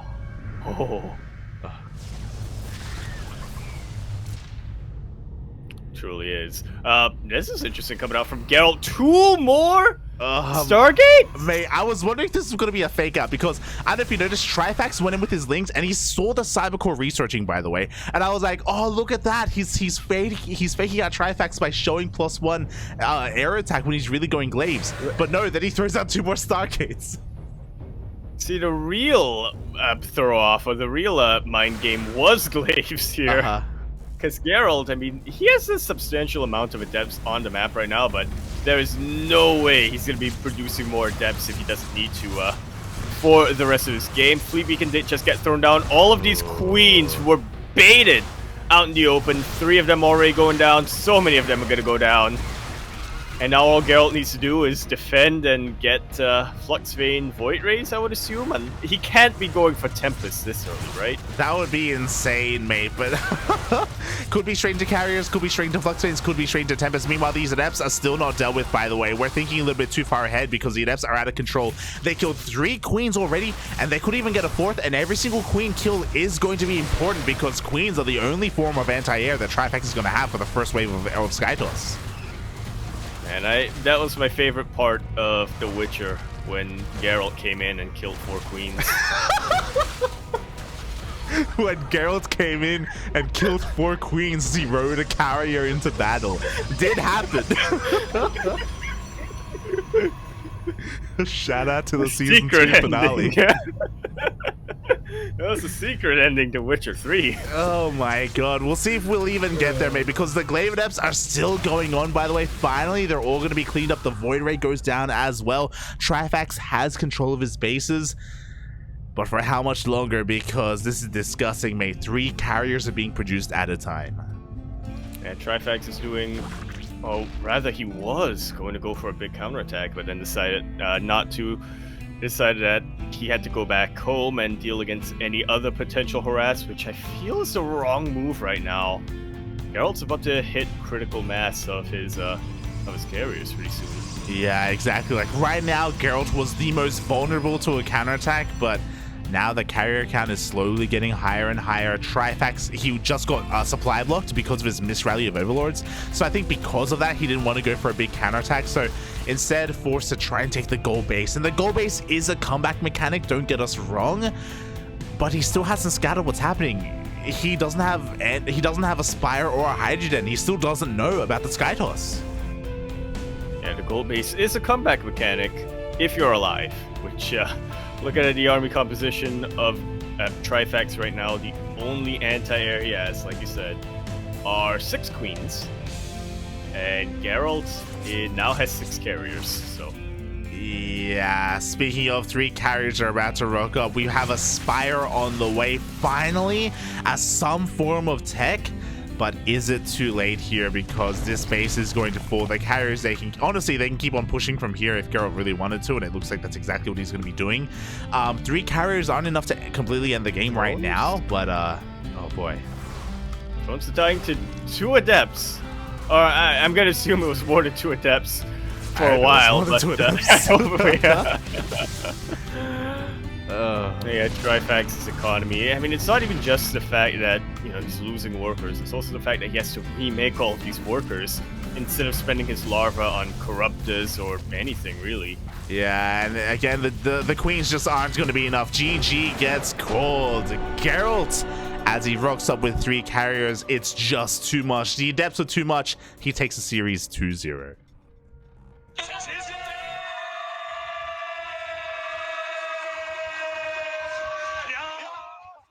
Canon.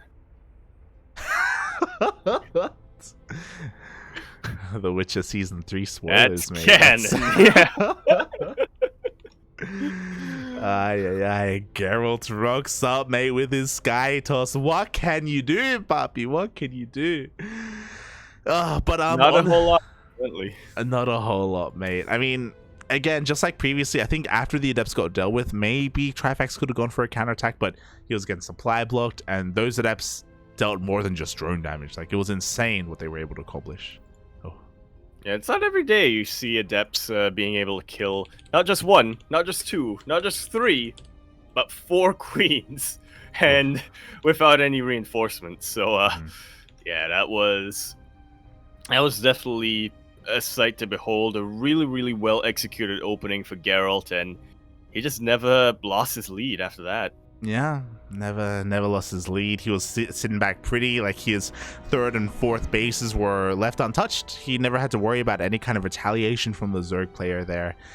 Just in full control that game, and there's a reason why we look to Geralt as being arguably the best Protoss player in all of Poland right now. He's looking to prove that here tonight, prove himself and prove to everyone else, as he makes it out first in his group. There we go. Yeah, I just realized that we are starting to get to the point where our playoffs brackets are shaping up. How do they decide that? Do they do like a random seeding, or? That's a good question. That's a question for Kashim. Maybe he can let us know in the chat.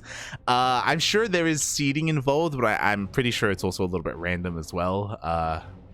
Yeah, I mean, they have all the players there in person. It would be nice if they did like a live drawing, you know, where they have the players like come in and put their hand in the box and pull their name out and be like, well, I just got my own name. What is this?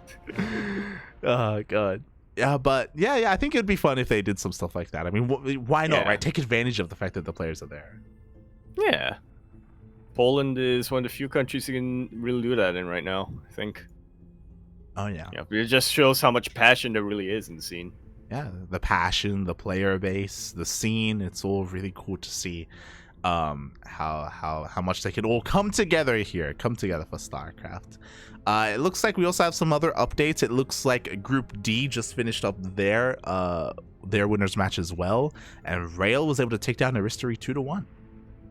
Yeah, Rail will be the first player advancing from that group. Meanwhile, we also have confirmation of the decider match of Group D. Good news for the Terran fans out there. Nice Q. They take out Hape? Happy? Happy.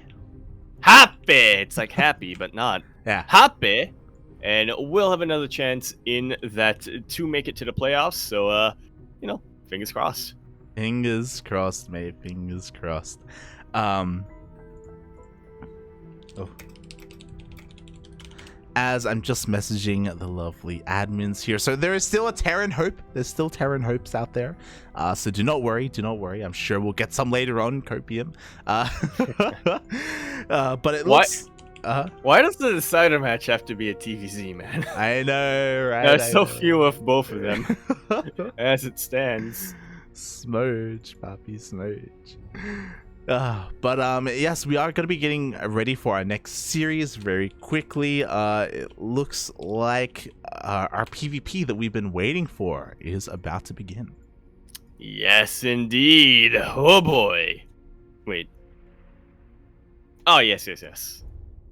Because thankfully Group B, our players were gracious enough to, hold their matches for casting. Definitely appreciate it. Yeah, our goal here is to cast every series of Group B. So Fanatig versus MatiKlok will be next, and then after that will be the winner of that series up against Trifax. That's facts. Yeah, that's how it's gonna go down. These are some interesting names, I gotta say, coming down from our signups tonight. One fax wasn't good enough, so for Trifax, so he went with 3 of them. See, I was thinking the other way, right? I was thinking that he had his PC and he had 3 fax machines set up. Hooked up. Oh yeah. Hooked up, mate. Yeah. Why is he faxing? He's ready to fax out facts, mate. There you go. Yeah. Subscribe to his newsletter. He's faxing the scripts for season 3 of The Witcher. Exactly. The leaks are real, Papi. The leaks are real. And speaking of leaks, Mishu just took down Danielo 2-1. So again, the Terran Dream is still alive in Group A. Yeah, still going on there. I believe Mishu doesn't have an opponent ready yet, but let's be real. He's more than likely going to be facing Papi in that rematch, because Papi versus the Laser, we got a pretty clear favorite there. Yeah. As much as we have a lot of love for Papi, I bring him up all the time. He's still, he's still up against. You love him so much that you have an emote of him on your channel. I do have. I wonder if he knows. Oh god. He tunes in. Why do they keep saying my name? Why does he have an emote of me? Who is this guy? How does he know? How does he know me? How does he know me? Should I check my window? But yeah, Laser is, again, the esports summer champion for a reason. He's the best Zerg player in all of Poland. So can anyone stop him? That's going to be the tale of this tournament. Well, we'll see. You're gonna have to combine forces to stop him, I think. Ooh, Gerald and Christiana are gonna have to turn into an Archon. Yeah, they're gonna have to. I don't think I'm doing it the right way. Yeah. There you go. Yeah. You've seen Dragon Ball. Yeah. I've seen one of the Dragon Ball movies. not the live action one. The good one. The animated one. Yeah, there you go. The anime one. Yeah. Oh my god. So yeah, we'll see how that turns out. So far we're just getting ready for that PvP. The players are just conducting their vetoes, and then we're gonna be jumping on in right afterwards. Oh boy, and I'm excited. You get to experience Fanatic's PvP. Are we gonna see another cannon rush? I gotta say, if he lives up to his name, yes. I would hope so. Give us at least uno más, at least one more, mate. I want to see it actually pay off. As they're going to be getting ready. As a reminder, after we finish the group stage, I believe we are going to be having a bit of a break before we get into the playoffs. Need to see the bracket after all. Takes a little bit of time. Exactly. Oh boy. And is that when do the best of 5 starts? Let's take a look here. Let's see. I'm not sure they're changing anything from last season, or rather from summer. Technically 2022 is part of the same season. Oh yeah, in summer the only best of 5 that was played was in the grand finals. Actually, and I guess that makes sense just because I think they cast everything. Yeah. They cast everything, and it's a one day event. Yeah, so yeah. They kind of have to. I think we kind of learned the hard way over in this side of the world during PAX Australia how doing everything on a 1 day event and trying to have best of 5s and whatnot in the playoffs before going into the grand finals. Yeah, that can hold up the schedule for some of the other people who booked the venue. yeah, it can be rough trying to organize everything, and sometimes there can be some delays as well. So it makes sense for everything to be best of 3 up until the grand finals. But speaking of best of 3s, here we go, the elimination match of Group B. Indeed, one of these players is not quite going to be walking out. Well, I guess it could walk out, but I mean, what are you going to do in Warszawa at this time of day? Nothing. One of these players is going to be eliminated, but who's it going to be in the top right-hand corner of the map, spawning all the way in the top right-hand corner of Donetsk? We have our red Protoss player coming out from the land of Poland. He, of course, is going to be representing Team Void DVD. He is MatiKlok. And spawning in the bottom left-hand corner of Data Under the Sea, we have the Polish Protoss player himself. He is yellow, representing Berserker Esports. It is Fanatig.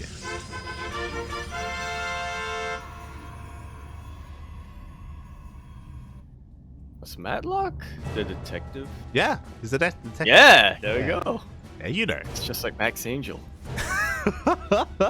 I'm pretty sure they're related. Pretty sure. There we go, yeah. We need a crossover, so.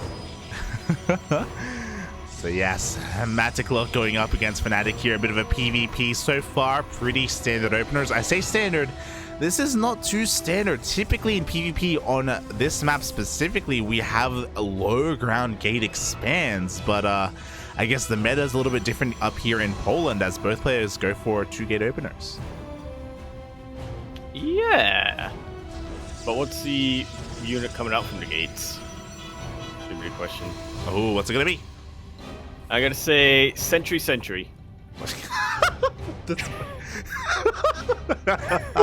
That's not a thing, Yaku. Stalker Sentry. Stalker Sentry from Fanatic. From Fanatic. Okay. I think double adept from MatiKlok, and double Stalker going up against Stalker Sentry. Okay. You got it. I'm disappointed. I was right. And scared as well. So Fanatic going for a much more safe and standard opener. It's kind of interesting to see how differently Fanatic is playing. Bear that in mind. He was hyper aggressive against Gerald. Here against MatiKlok, he's playing more safer, much more standard. Yeah, I have to wonder how much of his playstyle earlier on was based on the fact that he was a bit of an underdog in that matchup against Gerald. He probably knew he had to do something a little bit different, a little bit more out of left field, a little bit more aggressive.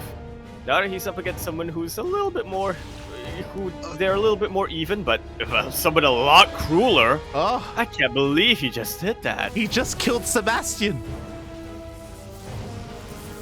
Tasty. I mean, cruel. He's no longer under the sea. Meanwhile, we do see... Oh my god, the pilot is blocking the Nexus! That's why he was killing it! Oh no. I just realized that, yeah.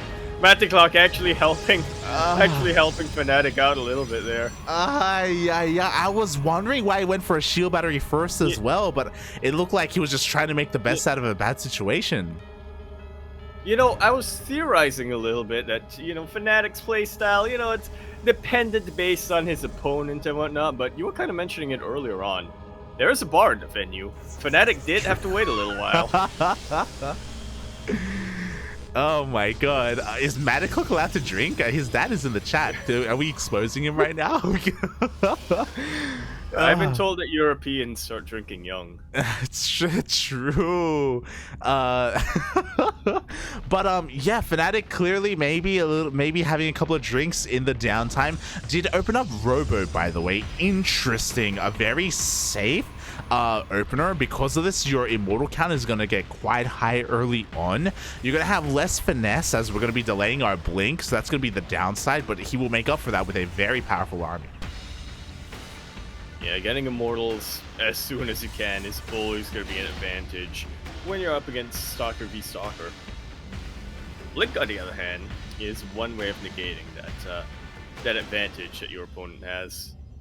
Yeah, very interesting, very different kind of approach to the matchup. We even have a Forge on the way from MatiKlok, so he's doubling down on his Stalkers, getting Blink and +1. As long as this macro is on point, I do kind of favor him a little bit.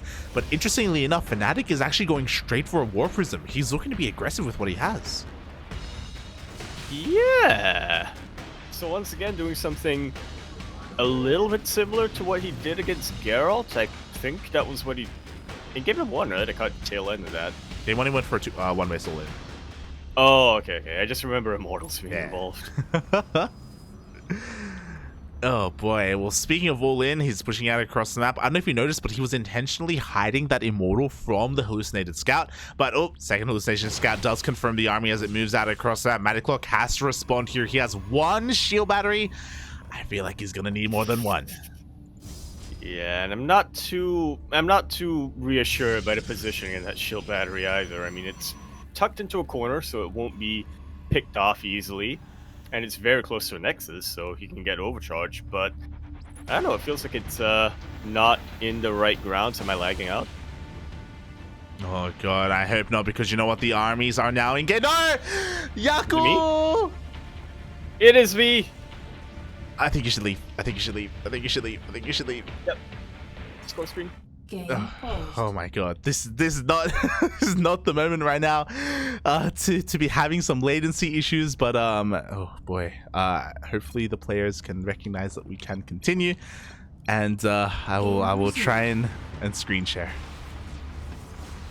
Yeah, not ideal, but you know, we have our ways. Yeah, thankfully it was just before the fight happened, by the way. Like, there was no major engagement in the end. Fanatic, he tried to dip in with his War Prism, did dip out in the end. I love the moves, by the way. I don't know if you noticed, but just before that engagement, we saw a mass amount of hallucinations warped in to try and fake out his opponent. But alas, MatiKlok was able to defend his main base in the end, and he's survived any kind of aggression. Yeah. And now it's back to the drawing board, pretty much. Once again, I'm not used to... Well, for one, I'm not used to watching Fanatic. This is, I think, the first time I'm really laying eyes on him, but I'm especially not used to him playing more of a macro style like this. I mean, who gets a third base? I know, right? Both players are taking a third, bearing in mind that Fanatic did take a faster third as he did expand as he moved out. So, again, he didn't intend to really go all in because he was thinking ahead of behind it. But we do see a little bit of a difference here. Glaives is being researched after Blink. Huh. Not something too common in PvP. Especially not common as part of your mid-game army composition. I guess they can kind of serve to deal with Immortals pretty well, but I can't really think of many. I can't really think of much utility for Glaive Adepts at this stage of the PvP. Yeah, usually you hit a timing off of 2 base with Glaive Adepts, but having a Glaive follow-up is so weird. Yeah, I hope this is intentional, because typically we go to charge, right? Because charge lots are cheaper, and usually they are great to kind of buffer and force a little bit of an issue for the Blink Stalkers and the Immortals that you're going to be going up against. Glaive Adepts are a little bit more gas intensive, so yeah, this is very odd. We'll see if it works. I'm curious. Yeah, it's definitely a bit of a gambit, but, you know, if he can get his shades right on top of those Immortals, you know, get a little bit of body blocking going on, maybe try to snipe some key units here and there, he's gonna go into the fights with such a huge advantage, if he can pull it off. Yeah, I mean, the Adepts have just got scattered as well. I have to wonder if that's going to be a bit of a red flag here for Fnatic. Meanwhile, back at home, he's got a Bay on the way. He's looking to get into Disruptor sooner rather than later. MatiKlok is on the clock right now. He's got to go now before Disruptors come out. Yeah, and there is, in fairness, a bit of a window of opportunity for him, but this is such a defensible location right now for Fnatic. Dig. Yeah, it really is. I mean, he's got his Immortals, he's got a couple of Sentries of Force Fields, he's got the Shield Battery, he's got Overcharge as well. He's ready to receive. He is ahead in army supply right now. The Glaives are going to be kind of a curveball, but is it going to work out here for MatiKlok? We'll see. Yeah, I can already see from here that Adept's not the best buffer compared to somebody. Oh, am I lagging? I didn't feel any latency here, but it looks like maybe the players are experiencing a little bit of latency. They want to make sure that nothing interrupts them as the fight is about to ensue. Maybe some issues with the event itself. Oh, as we are continuing. And maybe over in the venue going on there. MatiKlok now rotating around, but Fnatic is there to meet him. He has his eyes everywhere on the map right now. Yeah, exactly. So far, a couple of decent force fields here from both ends. We do see some of these Immortals for MatiKlok are not taking part in the fight at all. Yeah, and that's really costing him over here. We see the army really start to thin out here for MatiKlok. It's mostly just Sentries and Immortals at this point, if only a handful of Stalkers. Disruptor will take out a good chunk of the Adepts as well as the Sentry, I believe. Yeah, exactly. Again, we were on a timer. We had to try and end the game before the Disruptors came out. And the first Disruptor is already here. A couple of force fields are thrown down here from the side of MatiKlok, but it's not going to be enough. Fnatic will hold. And hold he will. No, wait, that's just what you said. And then some is what I meant, because yeah, there's nothing stopping him from getting this fourth base now. He's getting more and more Disruptors. He's going full on for the counterattack, and he may as well, honestly. He has the tech advantage, he has the army supply advantage. The only thing that MatiKlok has on Fnatic right now is the upgrade advantage, which, you know, +2 weapons versus 0 upgrades. Not too bad, but yeah, it's usually not the decisive factor in a PvP. The War Prison gets taken out as well, by the way. Yeah, the Prison does get taken out at the same time. We have Glaiveless Adepts harassing the third base. We have Slow Lots here in the main. We have the main army pushing in towards the fourth. MatiKlok is being pulled apart here by vanilla gateway units, and he just can't really contend with what he has. Again, more Disruptors rock up. Oh, but they expose themselves a little bit too soon. One Nova? No Novas land, actually.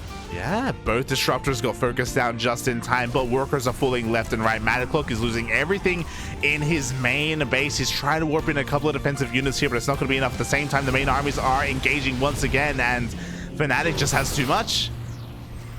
Yeah, a bit of an unfortunate placement of that Nova there for MatiKlok. Fnatic is retreating a little bit. He doesn't want to overextend here. He doesn't have too many Immortals left compared to what MatiKlok has, and he doesn't have a Nova in the chamber just yet. But still, I mean, that fourth base is up and running. He can keep on pumping out more and more reinforcements. It's even getting a Dark Shrine, because, you know, as the old saying goes, when you are at any sort of position in the game, disadvantageous or advantageous, Might as well throw down the building that gives you access to cloaked melee units. Yeah, basically, Yaku just said anytime Dark Shrine, Poppy, is what we want to be doing here. Oh my god, as every single work is going down. Another Nova connects as well. MatiKlok is just pulled apart. He cannot defend at multiple angles at once. GG gets called, and Fnatic takes the first game. GG. Very, very different game compared to his series against Gerald, but very, very well played nonetheless. Yeah, it was an interesting choice by MatiKlok to go for Glaives the way that he did. I think clearly it wasn't really the best move.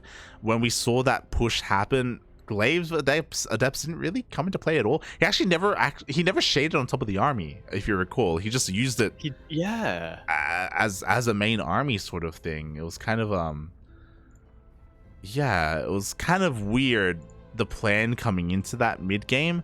And I do think that if he had opted to go for something else, like charge instead, then he would have had a little bit more success. Yeah, it was interesting.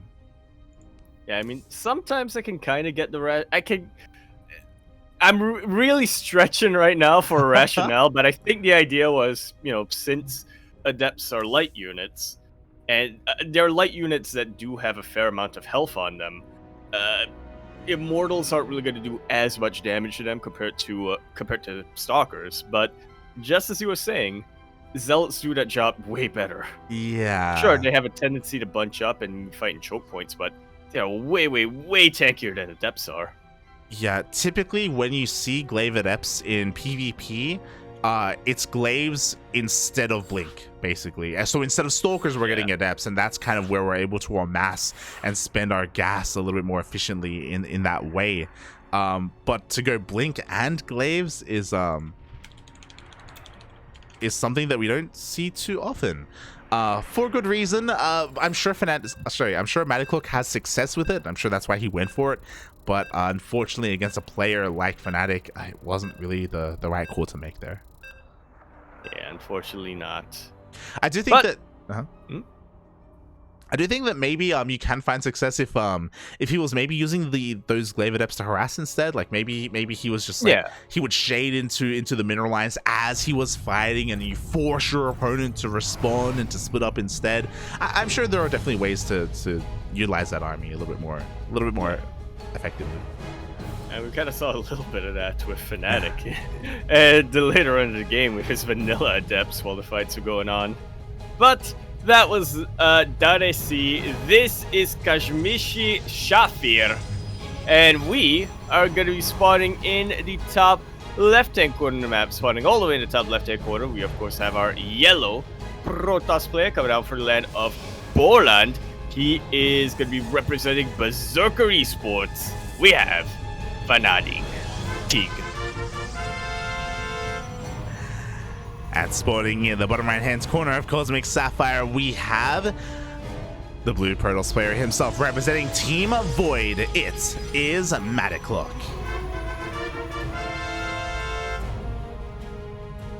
Only seen 2 maps so far tonight. Yeah, we haven't. Data Sea and Cosmic have been the most popular maps so far. When I was solo casting, I got a little bit of Moondance, but it was a 1-minute game because it was the failed Cannon Rush. That doesn't count, yeah. It really doesn't. Oh, God.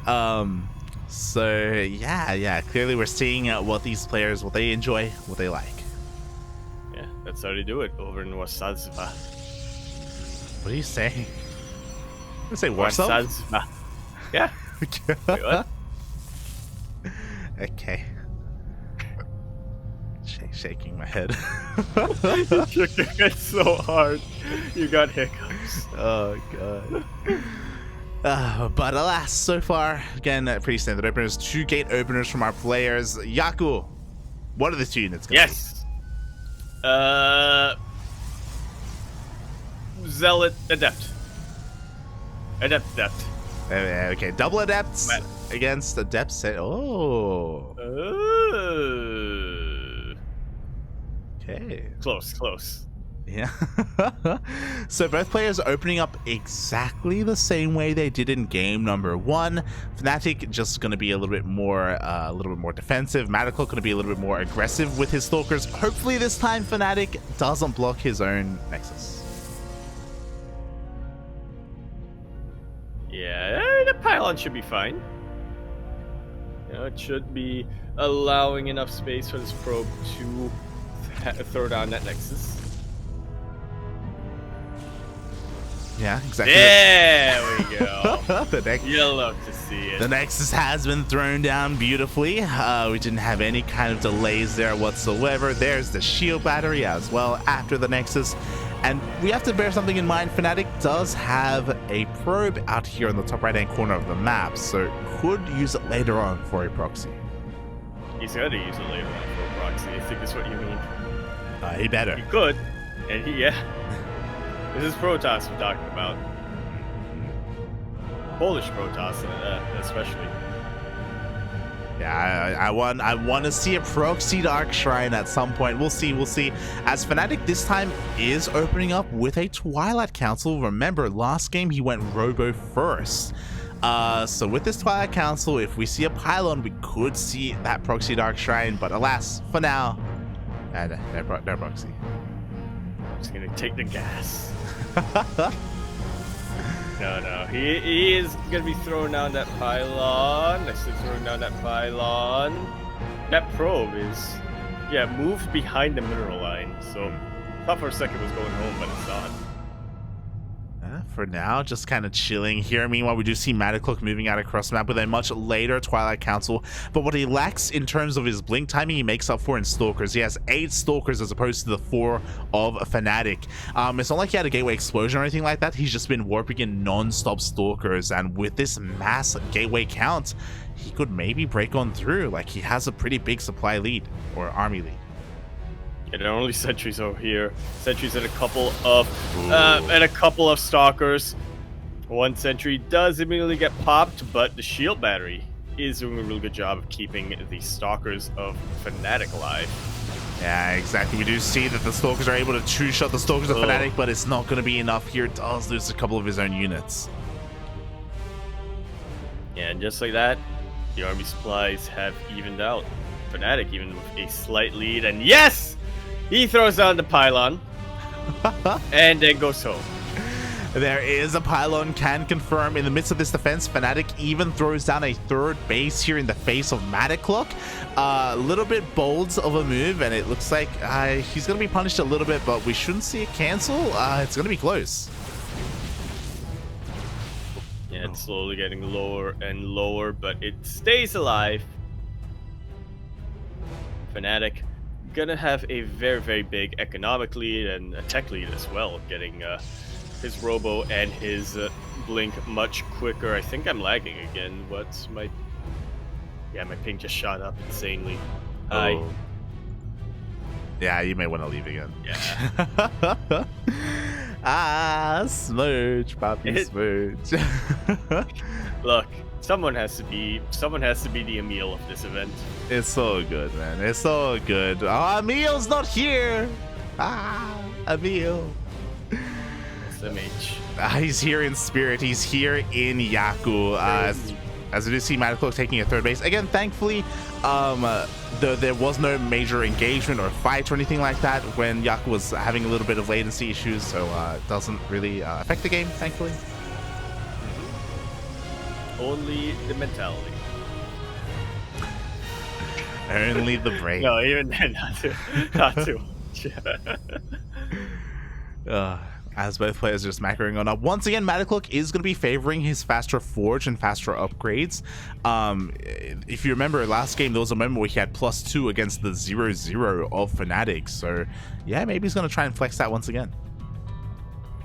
Yeah, if this time he can keep up when it comes to tech, then it should be something that will be a massive advantage for him, as opposed to earlier on when, you know, it was just the one thing he had going his way. Both players getting robo bays at roughly the same time. So I'm feeling a lot more optimistic for MatiKlok this game. Yeah, Yeah, I'm feeling optimistic as well. I mean, no Glaive Adepts or anything like that. The Stalkers are finding their way in. They actually walk all the way into the natural. Wow. Zero resistance. All of these Stalkers of Fnatic were busy in the third base. Nice body blocking though, right at top of that ramp, and a quick pullback of units will mean that Fnatic doesn't take any economic damage. But MatiKlok, I'm not sure if he was able to get a good scout, but he definitely got a couple of eyes on the natural and the base. I mean, he killed the second robo at the natural. He got a couple of Stalkers. He definitely traded more efficiently there. So very nice moves from MatiKlok, but he is still up against a player who skipped upgrades and went straight into disruptors. The second robo is on the way. It is delayed because it was just killed, so it had to be remade.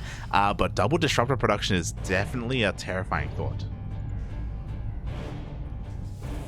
Which is something I think MatiKlok has thought about as well, as he throws down his own second. Wait, that's a robo, right? Yeah. That's a robo. Yeah. You got your glasses, mate. You know. Yeah. I actually took them off. It was hurting my ear. Oh, good. I don't know how you wear headphones and glasses at the same time. Shaking my head. Well, so yeah, so both players are going to double disruptor production. Fnatic does have a disruptor lead right now because he did begin first. But with the defender's advantage, MatiKlok will be able to catch on up. It's going to be all about those Novas. Yeah, we'll see who's are able to land better. Plenty of Blink Stalkers coming out here. It feels like late 2020 again, or mid 2021, where the PvP meta was nothing but Blink disruptors. Yeah, Blink disruptor is all you need, mate. We do have a couple of adepts coming on in. Novas are going to be going off, only connecting with a single Stalker. Fnatic only has one disruptor with his army. Bear that in mind. His reinforcements are still coming across the map. Up. Oh, doesn't quite land. No! Good, there we go. Yeah, Fnatic loses another disruptor. Meanwhile, in the middle of all of this, Adepts were able to get 7 probe kills. Fnatic taking a little bit of a worker lead and now a base lead. Yeah, so despite the defender's advantage that MatiKlok has right now, if Fnatic is able to keep this going, is able to keep the pressure up and contain MatiKlok on all of these bases, then eventually Fnatic is going to be able to overwhelm! Oh, very good dodge right at the end there on those Stalkers. Yeah. MatiKlok only loses 1 to the Nova. A very clutch split there, but something that he lost was his third base. MatiKlok is down to 2 base economy right now compared to the 4 or soon to be 4 bases of Fnatic. So unfortunately, he had a hard time keeping up with the rotations. He wasn't able to keep up with the army movement of Fnatic, and now he's going to be forced a little bit more all in. Yeah, these Novas have a lot to do right now, and they're not really doing it. He does have a lot of them, so he can make use of all of them. Yeah, and that was a juicy purification over on the army of Fnatic. Very nicely done. But one good Nova is not going to be enough again because of the poor economy of MatiKlok. He's down in bases, he's down in workers. He needs to do more than just that. Yeah, he needs to do that times 4 or 5 more. The Novas are being traded. None of them do land, but yeah, we're getting to a point where Fnatic has just about matched the disruptor count of MatiKlok. He's way behind in the attack upgrades, but disruptors do not care whatsoever about how good your upgrades are. Good blink right at the end. Not only avoiding the Nova, but also killing the disruptor. That Nova, however, could not be blinked away from. Yeah, that was the second good Nova here for MatiKlok. He hasn't taken any Novas to the face, but because of his own better, superior disruptor control, he has been able to outmaneuver Fnatic. As all this is happening, though, we do have a little bit of harassment going on. 2 more disruptors of Fnatic go down. This is why we all army. Ooh. Good snipe on one of those disruptors, but yeah, the Novas aren't really landing either way. Yeah, at the same time, more workers are going to be falling at the third base of MatiKlok. Here we go. He's all in. He's going to be losing his disruptors. Oh, very decisive blink forward from Fnatic. There are 0 disruptors left here for MatiKlok, so there's nothing keeping Fnatic back from just blinking on top of the rest of his army and trying to nail a couple of Novas of his own. Yeah, exactly. MatiKlok forced all the way back home, forced to warp in at home as well defensively. He has a couple more disruptors waiting for him. He has 2 disruptors, I believe, but they're getting caught out. Once again. Oh! No, not quite that time. Yeah. Very nice disruptor trade, though, there with Novus. Yeah, exactly. Fanatic trading a little bit better towards the end here. Now he has plenty of disruptors to just keep zoning out MatiKlok from his own third base. We have a blink on forward. He's committed. Really is. Ooh, a couple of Novas landing, and I think that was better for Fanatic. Hard to really tell. Yeah, I think it was as well. I mean, again, bear this in mind, like his economy is just still so much better than his opponent right now throughout all of these trades. He has a second army headed towards the 4th base of MatiKlok as we speak. The Stalkers are en route. Meanwhile, more Novas are being sent off one after the other. Oh, and the disruptors of Fanatic do get taken out. MatiKlok getting a huge concave right on top of the rest of the army. This is a massive, massive victory. The first one in this game right now for MatiKlok, but I don't think it's gonna matter too much as he loses his 4th base. Oh, the 4th base barely does go down again, even though it feels like MatiKlok overall has better army control. It feels like he's just been performing a little bit better with his overall army movements and target firing and disruptors. He's just been having a hard time keeping up with all the harassment. He just keeps losing workers, keeps losing bases one after the other. Can his controller, can it carry him through? Can he take another decisive victory? Well, I fear that he may only have one left in him, because the harass of Fanatic has been fantastic throughout this game, and I have a feeling that's only gonna get better with what he's researching right now. Yeah, blink for the DTs are gonna be on the way here for Fanatic. Meanwhile, we do see MatiKlok kind of stuck between the bases. He's gonna blink on forward. He will be able to get one of the disruptors. The second one does get a decent overoff, but he gets 2 more disruptors of Fanatic. And nice pickups here for MatiKlok, but he's still being kept sort of in the middle of the map. That's exactly where Fanatic wants him right now. Still needs to buy a little bit more time to get his upgrades and get the rest of his army going. Yeah, oh my god, another juicy Nova on those reinforcing Stalkers. Another Nova going off as well. But as all this is happening, we do have DTs across the map. Oh my god, we see an aggressive blink forward from Fanatic. The pylon has finally been used. Yeah. I think. Yeah, 0 mining here at the 3rd base of MatiKlok. Ay. He's falling further and further behind when it comes to the supplies. Yeah, he's trading as well as he can, but every lost Stalker and every lost Stalker right now for MatiKlok is worth like 5 Stalkers for Fanatic. Yeah, that's the thing. Like, he's stuck dancing here with the armies. He's trying to find a way in, but the longer this goes on, Fanatic is rebuilding his disruptor count once again. Slowly but surely. That Nova actually got the disruptor, I believe. Yeah, that was very nice from the Stalkers as well. Oh, and here we go. We have the blink on forward. Another juicy Nova goes off on the army of Fanatic. Absolutely insane. But once again, I don't think it's going to be enough here. MatiKlok doesn't have the numbers on his side. He doesn't have the positioning on his side. He may have the upgrades, but that's, again, not a decisive factor in Stalker v Stalker compared to numbers and positioning. Yeah, meanwhile, DT is still continuing to harass. 17 more probes go down, forces a recall, but do we even have detection here? Thankfully, there we go. We do have one observer for MatiKlok. He will hold on to his bases, but Fanatic is taking the gold behind this.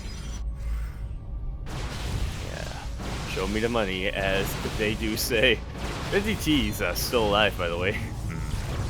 Or completely dealt with. They can continue to be annoying by going in later on, or now that they have blink, they can actually be used to snipe key units as well. Yeah. If MatiKlok is ever able to rebuild disruptors.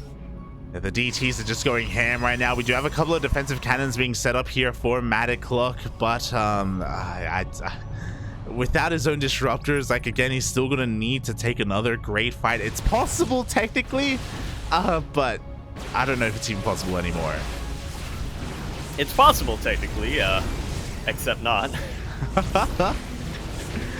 It's just not probable right now as the third base goes down for the third time here for MatiKlok. We do see him bling on forward. He's going to get another. He's actually going to get almost every single disruptor. And that's actually pretty huge. Fanatic, I mean, he still has the advantage, but he doesn't have that momentum he had earlier on. Now he might, though, by sniping these disruptors. Yeah, exactly. The disruptor counts are reset for both players. MatiKlok still has the +3 upgrade advantage over his opponent, so his Stalkers are straight up better, but he doesn't have the numbers. He has one more Nova. And that forces a blink backward here for Fanatic. MatiKlok actually pressing his advantage. But can he break through the reinforcements of Fanatic? Not at all. Is the answer to that. The base actually goes down to DTs. The base does go down to DTs. We have some flanking disruptors coming in from Fanatic as well. GG gets called. And Fanatic takes the series 2-0.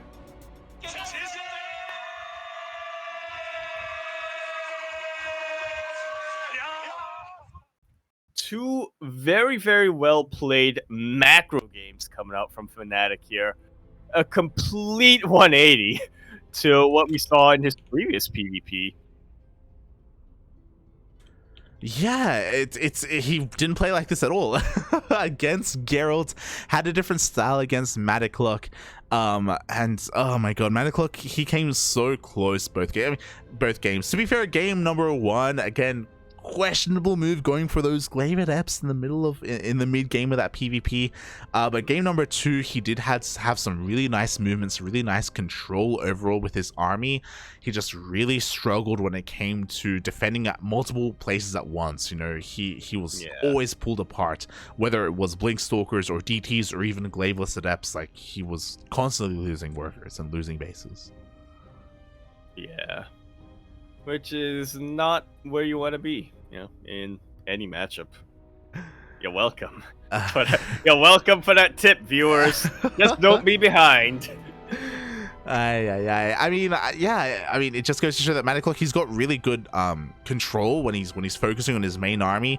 But something that he has to work on, I guess, is just multitasking a little bit, or being able to secure your fringe bases a little bit better with, crisis management.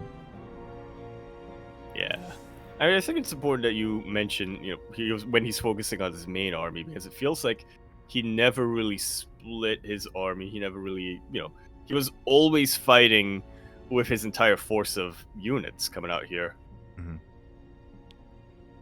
Compared to what Fanatic was doing, where he had his main army, and then he also had a couple of DTs that were sent to harass, a couple of adepts who were sent to harass it. You know, it looked like he had different control groups for his disruptors and his stalkers, but there were also times where I wish that they weren't different, because, man, those disruptors are Fanatic. Yeah, they were exposed a few too many times. I should have checked the units lost tab. It would have been great to see how many disruptors he lost that game, because there's got to be at least 20. Aching my head. But with that, yes, unfortunately, MatiKlok will not be solving cases anymore tonight. He will be eliminated from ESPOT. ESPOT? Yes, ESPOT. What? ESPOT? Like esports, but ESPOT, because there's no R. Why wouldn't that be an... No, but it's not meant to be esports. It's an acronym. For S and Son Polski Obiad. Obiad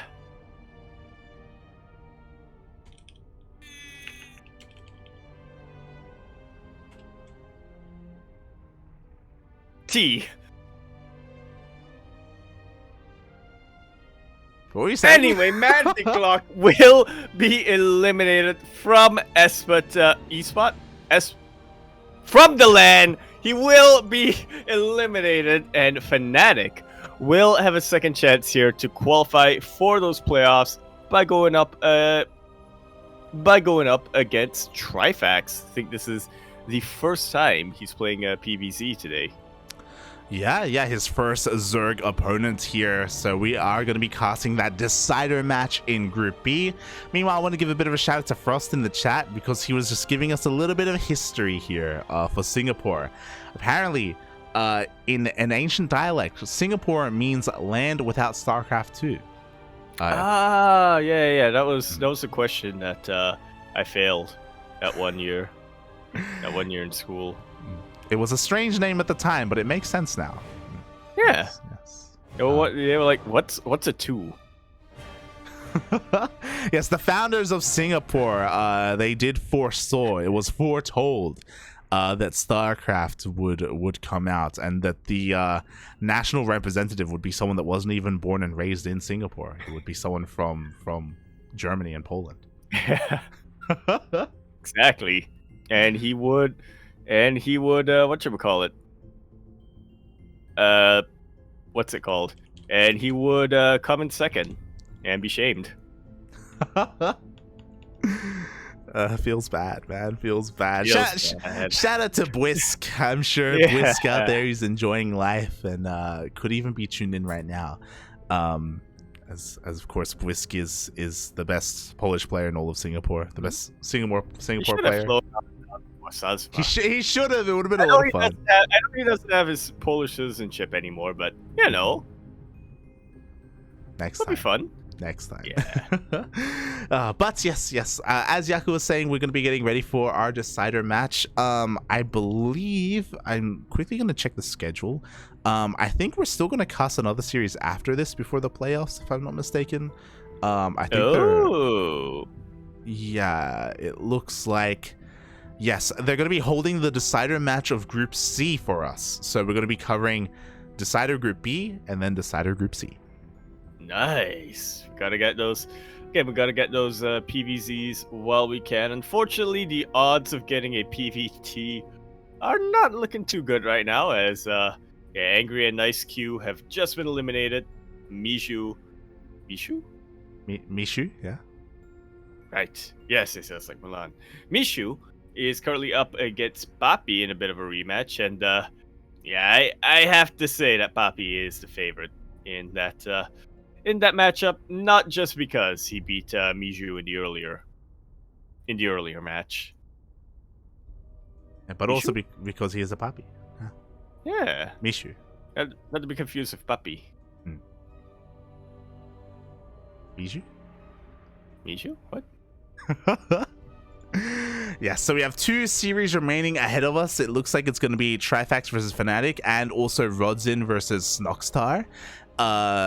If I'm not mistaken, if we're sticking to the schedule, those will be the next 2 series that we're going to be casting. I believe Indy will also be joining us as well. So all the English streams are going to be converging and culminating here for this match. Yeah. I like the way that sounds. Yeah. There we go. Meanwhile, it looks like. Go on. It looks like they are just, simultaneously also seeding the playoffs with, whichever players that they can right now. Oh. See, Laser is already in there, although they haven't quite figured out who his opponent is going to be. Christiana versus Aristori is going to be one of the first matches played out there. Yeah, oh my god. So we're gonna have to pick and choose later on as well what series we want to be casting. I believe both semifinals will be casted, but we get to choose what quarterfinals matches we want. Ooh. Wait, both? Right, wait. When you say semifinals, upper bracket semifinals. Yeah. Right, yes. Yeah. So I got used to calling both upper bracket finals and lower bracket finals semifinals. It's like, look, that's our semifinals, okay? It's double limb. Yeah, sometimes the naming can be a little bit weird with these double elimination brackets, but it's all good. But also something that I have been forgetting, but I'm going to be adding here. We will have predictions open for our next 2 series. Oh, yes, because of the deciders. the Yaku. If you could bet on someone, who would it be? It would be Chase. Oh god. Yes, as Trifax and Fanatic are going to be playing in the coming moments. Predictions are going to open up soon, TM, once we have our lobby, so you can place your bets in the chat for who you think is going to move on. Oh. Yep. And speaking of move on, we do have confirmation from Group A here. We are not going to be getting any PVTs in the playoffs. We're not going to be getting any Ts over here in the playoffs, as Papi has taken out Mishu in the rematch 2-0 this time. Feels bad. What a dominant display. Yeah, feels bad, man. So if you're a fan of Terran, we apologize because we will not be casting any Terran today. Exclamation mark Funada Spirit for not showing up. Feels bad, man. Feels bad. Exclamation head, yeah. He was the Terran hope for Polsky. The Terran He was Polsky. the soul of Terran. Yeah. He was. And without spirits, there will not be a Terran in the playoffs. It is only going to be Zerg and Protoss. Feels smooch, man. Now, how many Protoss and how many Zerg? That is going to be the question before us. We have 2 ZVPs waiting. Going to be ready and waiting for us here. And yeah, I feel like they're going to be pretty close. Yes, do I. I mean, I think all of our favorites have already sort of moved on and gone into the playoffs here, and now we're getting some players who are a lot closer in level. I think. Yeah, I would have to wonder how Trifax and Fnatic stack up against each other. I do feel like, based on what we've seen, they're very, very close in terms of the level that they're at. Rodzyn versus Snoxtar, on the other hand, I feel like I want to give it to the slight advantage to Rodzyn. Yeah, Rodzyn, he's a pretty amazing player in his own right. I think he recently joined. He's still in Platinum Heroes, and I know they're very supportive of their players. So yeah, he's gonna be a bit of a titan to bring down here for Snoxtar. I wish him the best of luck, and we will be casting him later on. But for now, it looks like we're just getting ready here for our next series. The players have finished up their vetoes. Hopefully, we get some more map variety. Hopefully, we get something other than Data C and Cosmic Sapphire. Nah. Please. Hopefully we keep it going. Give us another map, Papi. Just give us another Give map. us. What's a map? What is a map you would like to see here for PvZ? I would say Tropical Sacrifice, actually. It is a pretty cool PvZ map. Yeah, Tropical Sacrifice would be nice. Give us Starcasers. Give us. I don't think that'd be a good map for ZVP, but give us some more variety, especially because we're not going to be getting any more Terran players. The map pool that we're going to be having available to us, I feel like is going to be pretty samey moving forward. Yeah, it's always those Terran players, pulling off the builds. Looking at you, Dolan. Yeah, looking at you. Stargaze is special. Dolan. Dolan was live earlier with He was. He was in his apartment with Rob and Upper Tree Zelda. Yeah. Sal. Yeah, I think Patty Mac stopped by for a sec as well, or something like that. They're all going to Cheesadelphia. I can confirm Dolan and Patty Mac are going to be sleeping together. They are. We thought they did that already, but they may have. But yes. Patty is going to be staying at Dolan's apartment for the weekend for Cheesadelphia.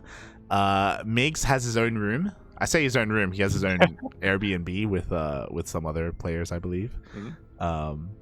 I think, but he has his own room in that Airbnb. Yes.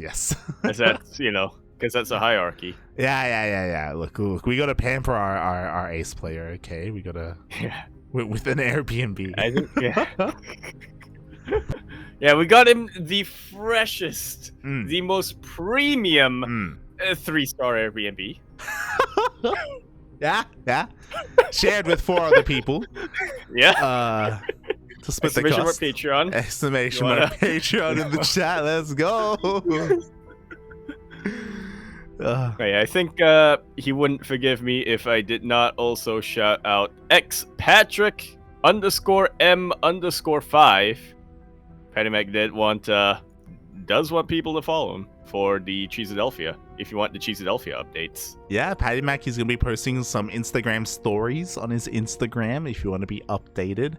I'm sure he's going to be posting some duck faces with Dolan and Vindicta. It's going to be amazing. It's going to be beautiful. Yeah. Might be able to convince Sal and I'm not sure if Fear Dragon's going this year. Yeah, I know Nish is there. Yeah? I don't know if Fear Dragon is there, but we need as many duck faces as possible in Cheeseadelphia. We do. True. It's true. We need a collage of them. Mm-hmm.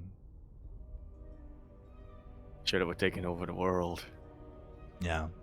Fun fact: we have WTL Sunday night, Sunday morning for the North American players, but they're going to be Vindicta's going to be going to Dolan's place as well for WTL because it's so early. There we go. Yeah, may as well. So all 3 of them are going to be crammed into Dolan's apartment just for World Team League. It's going to be beautiful. I still remember the last match they played where Dolan, I think, was like playing in the bathroom or something like that. Yeah, all 3 of them are going to be in there. Yes, they'll all be in the bathroom together. I look forward to that. And of course, the best thing about all of them being together, they can wake each other up. They can. That is the most important part. I was like, Dolan, mate, it's on you to wake up Patty. He's like, I'm on it, mate. I'm on it.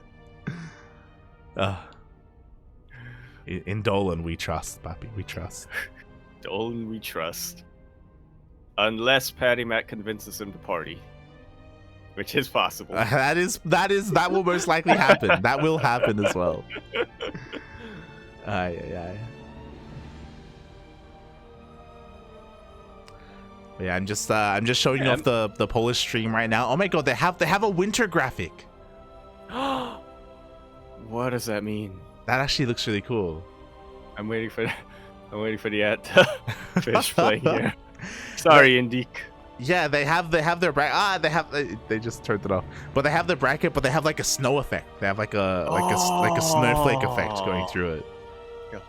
Cause it's winter. It's winter. Ah, that's why it's been cold. I wish it, mate. It's becoming summer here in Australia, man. I want it to be cold again. Yeah. I'm so upset here. Like, rains non-stop on days where I have nothing planned and I'm staying at home. But then the few days of the week where I'm like, I need to go out, all of a sudden the sun just blasts heat at 32 degrees. That's the land of Singapore for you. Feels bad, man. Yep. Feels bad. I finally understand Kuro. But yeah, it looks nice there. They were showing the stage earlier. Right now. Oh damn. Yeah, both Fanatic and Trifax. I like the blazers. They right? They look good. Yeah, I like the stitch that it got like there. Looks rugged. That's the word I'm thinking of. Yeah. He's been through a lot, Indy, you know. He really has. Ever since the loss of Emil. Ever since the loss of Emil, you know, Indy had to step up, right? Yeah. You have to take one for the team. The Polish team. Mm-hmm. Oh, I'm so jealous. Look, they have drinks. They have drinks, Papi. Like actual drinks. Yeah. Hey. We have, dare I say, they're not sponsoring us, never mind. And that's what. We have 500 milliliters of water. True. I have a glass of water that is empty now. It is empty. Do I have the ingredients to make some piña coladas? That's the question. Do you? Oh, I do have pineapple. Oh. In my fridge. I don't have coconut though, or rum. Wait, piña? What do you use for piña coladas? Yeah, I have coconut and I have rum. Yeah, I don't have pineapple. Oh, okay. Yeah. Oh, I don't have rum or coconut. We need to combine our We can forces trade, somehow. yes. We need I do. I have lime gin. lime gin? Lime gin, yeah. What? It's my sister's. Oh my god.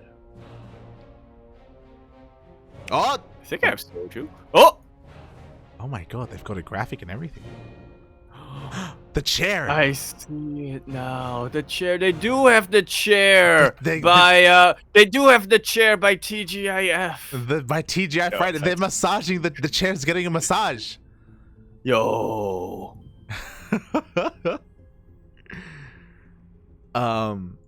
But I guess it looks like we have some technical issues. That's why we're not getting oh, he's got a Berserker Esports jersey. Yo.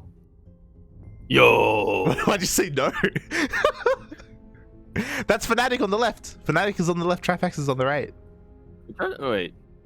Yes. Okay. Yeah. Oh yeah, he looks like a Trifax. Yeah, he looks like he's got three fax machines. Yeah. Yeah.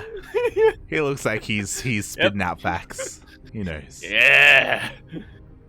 You know, he knows. He looks like, you know, a guy who has been pitching scripts to Netflix. And getting them made. Yeah. Exactly. Is that Kashim behind Fnatic? He's got the iPad. Oh, yeah, maybe. He has the same shirt. Let's have an eSport shirt. If anyone can spot Kashim, let us know. I don't know what he looks like IRL. Nobody does. And I think that's intentional. There you go. Kashim might not actually exist. He might actually just, you know, be a bot. He could be in Singapore. He could. He could be my neighbor. That's why he hasn't filed a complaint yet. There you go. There you go. But yeah, for those wondering, like, this is a LAN. This is an offline event, obviously, in the eSport arena in Warsaw. Not the first time they've hosted a StarCraft tournaments. So yeah. I think they're pretty much used to it by now. I have to imagine anyway. I mean, StarCraft 2 has been like, big in Poland for has been big in Poland for quite some time. Been a while. I think in Legacy of the Void or at least in Legacy of the Void, I mean, there hasn't been too many lands, but I'm glad eSpot has been stepping up a little bit. Yeah. After the lockdowns and after all of the COVID restrictions, they've been able to kind of flourish here in that time, and it's been really cool that they've been able to host these events pretty consistently. We were talking about it before, but this is the winter edition. They had a summer edition earlier, and there's going to be a world finals after this, which is going to invite the top placing players from summer and winter. I say world finals, I guess I should say. Yeah, I was gonna say. The regional championship finals, if you will. Yeah. Right, yeah. The Poland finals. It's final season. That's the world finals. It's world finals. Yeah, it's the best of the best in Poland. Yeah. You have Rail there. Rail has beaten Ratata before, so it's world finals. There you go, world finals. I'm sure that's what we're going to be seeing, you know, your spirits, your mana. The players that we're missing here should rock up for that event once we do have it. I believe it is scheduled next year, I think in January, before Katowice. Yeah, you should be seeing Art there, you know, you should be seeing Spirit, you should be seeing Whisk. I'm promising that last Revenants, Revenant will be there. Royn, NXZ joins. They'll be flying on down. Flying down. Flying up. Yeah. Even. Flag. Flying up. Yeah. Okay. Tis the same flag, pretty much. So. Tis. As it looks like the players have maybe resolved their issues here. Fnatic is now finally online once again. So we can be getting things underway shortly. I don't know what the issues were, but maybe the PC had to go through an update, or maybe like we had some connection issues or something. Yeah, GeForce experience, you know, coming on in. Yeah. Emil, curse the PC tower. Beautiful, beautiful. On its way out.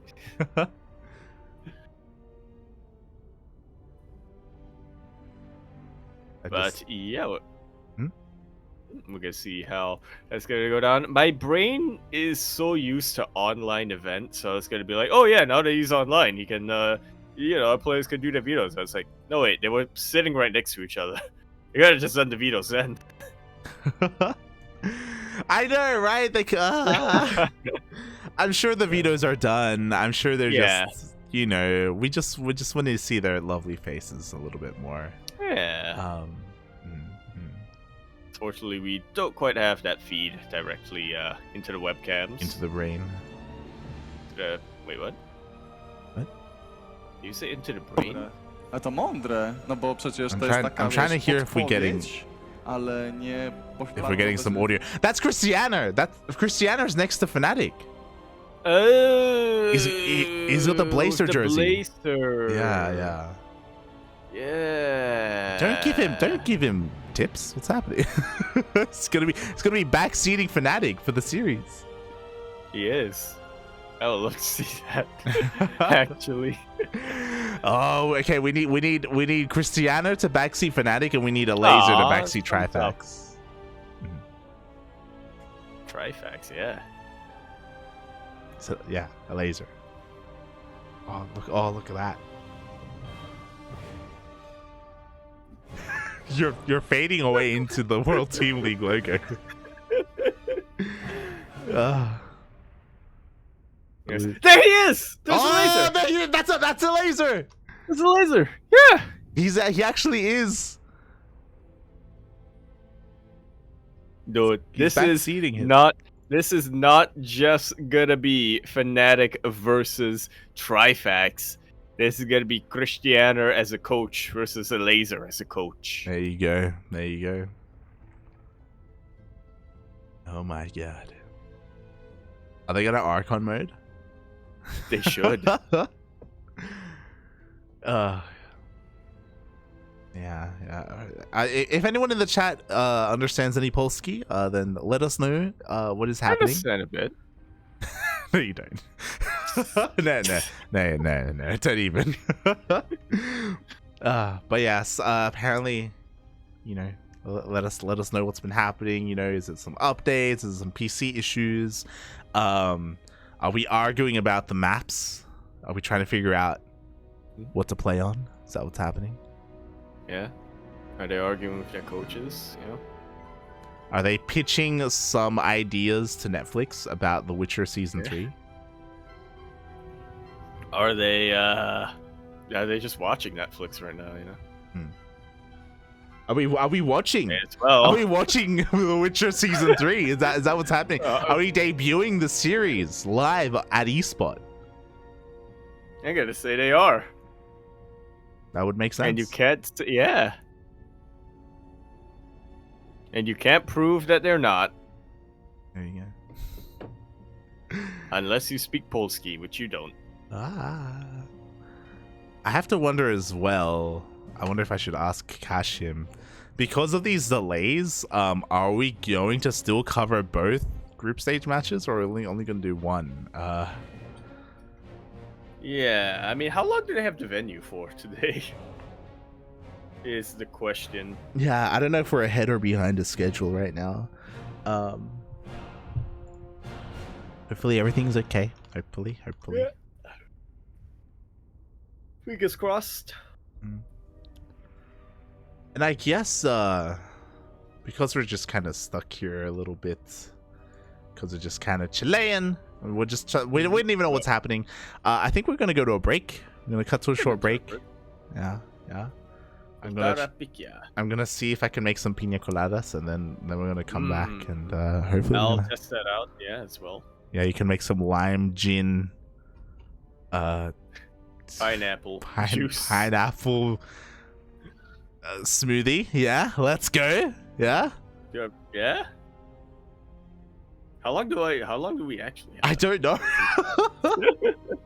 Oh no, we got the lobby. We got the lobby. Oh my god. There we okay. go.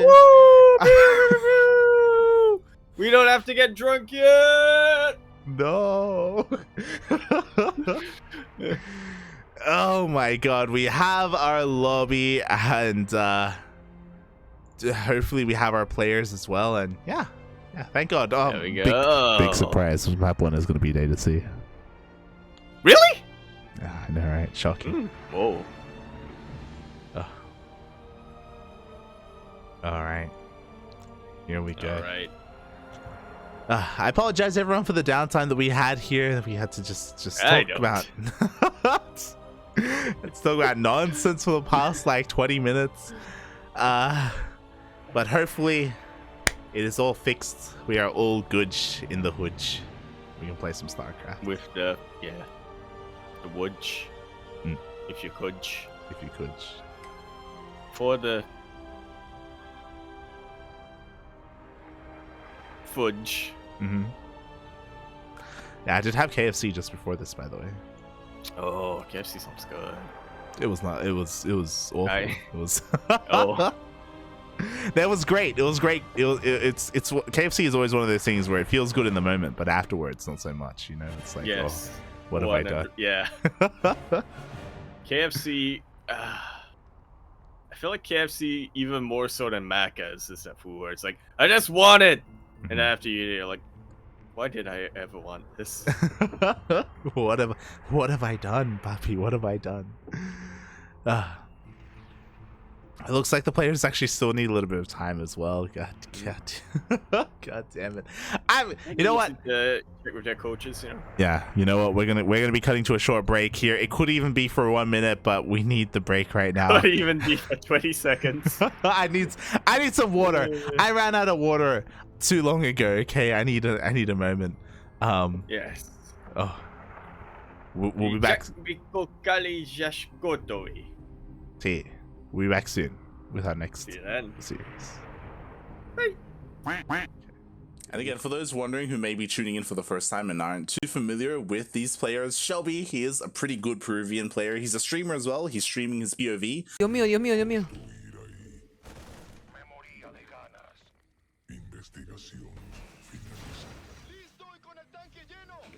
Men, ¿quién me quiere pushar con 4 Belin, 3 mutas? ¡Corre, Forest! No lo dejen ir. ¡Ah! ¡No! ¡Oh! Tip.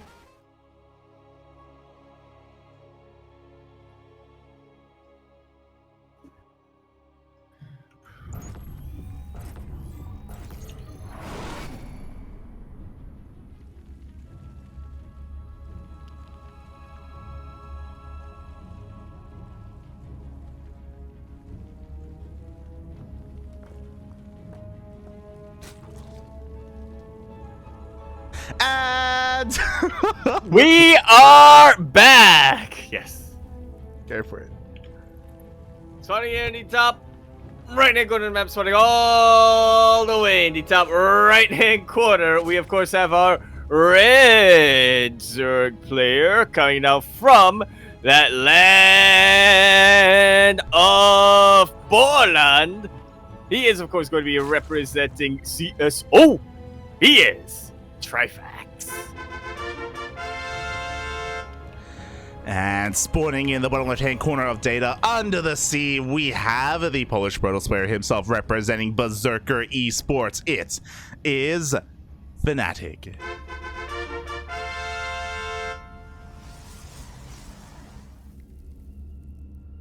Yaku? Oh, Mate, we got a game. you know, Yes. want to know a fun fact? Yes, I do. I do have pineapple juice. Oh, but that's juice though. It is. But you know what? What? It's better than not having pineapple at all. It's true. Yo, Mate. we're gonna have a live cooking with VIP. Well, I guess it's not cooking, but we're gonna have what's it called? Mixing? Mix, yeah. Yeah. Mixing with mix. No. you We're gonna say? have a live mixing with Lit. Yeah, mixing with Lit. Session Let's going go. on. I actually don't know if there's going to be a break in between group stage and playoffs. If there is, I will be making some refreshments to keep me going. Yes. Because we're not even halfway through. I'm not gonna lie. I was googling how to make pina coladas in my second water while you were getting water. So I may not have the ingredients for it. You may. He's But I have like, Red Bull. you may have none of the ingredients, but that's not gonna stop you, buddy. Let's go. Go. So the pineapples, I'll throw in some apples. You know, we'll get I have some. grapes. You got grapes. You got gin. You got Red Yeah. Bull. That's high Red Bull. At that. Soju. Yeah. Soju. I got milk. You got. You got evaporated milk. Just mix it all Condensed together milk. and just down it, mate. Pina Yeah. colada, Singapore style. Very good. Oh no. Got lime juice. Do not mix lime juice and evaporated Lime. milk. Please, that would not be a With good the idea. lime gin. Oh god. Regardless, so far nothing has been happening here in the opener, despite us being a little bit late here to the game. So far all is good in the hood. We do see Trifax going for a little bit of an Overlord scout, confirming the initial tech here of Fanatic. Nothing too crazy, just confirming the Oracle first. Yeah, this is coming out. Second Oracle on the way for Fnatic as well, just to sort of secure that third base. We shouldn't be seeing anything too out of the ordinary coming from him. Yeah, we shouldn't be seeing anything too crazy, but we'll see. Time will tell. He's always on He will. Yeah. on the line. Waiting He to respond. has the yeah.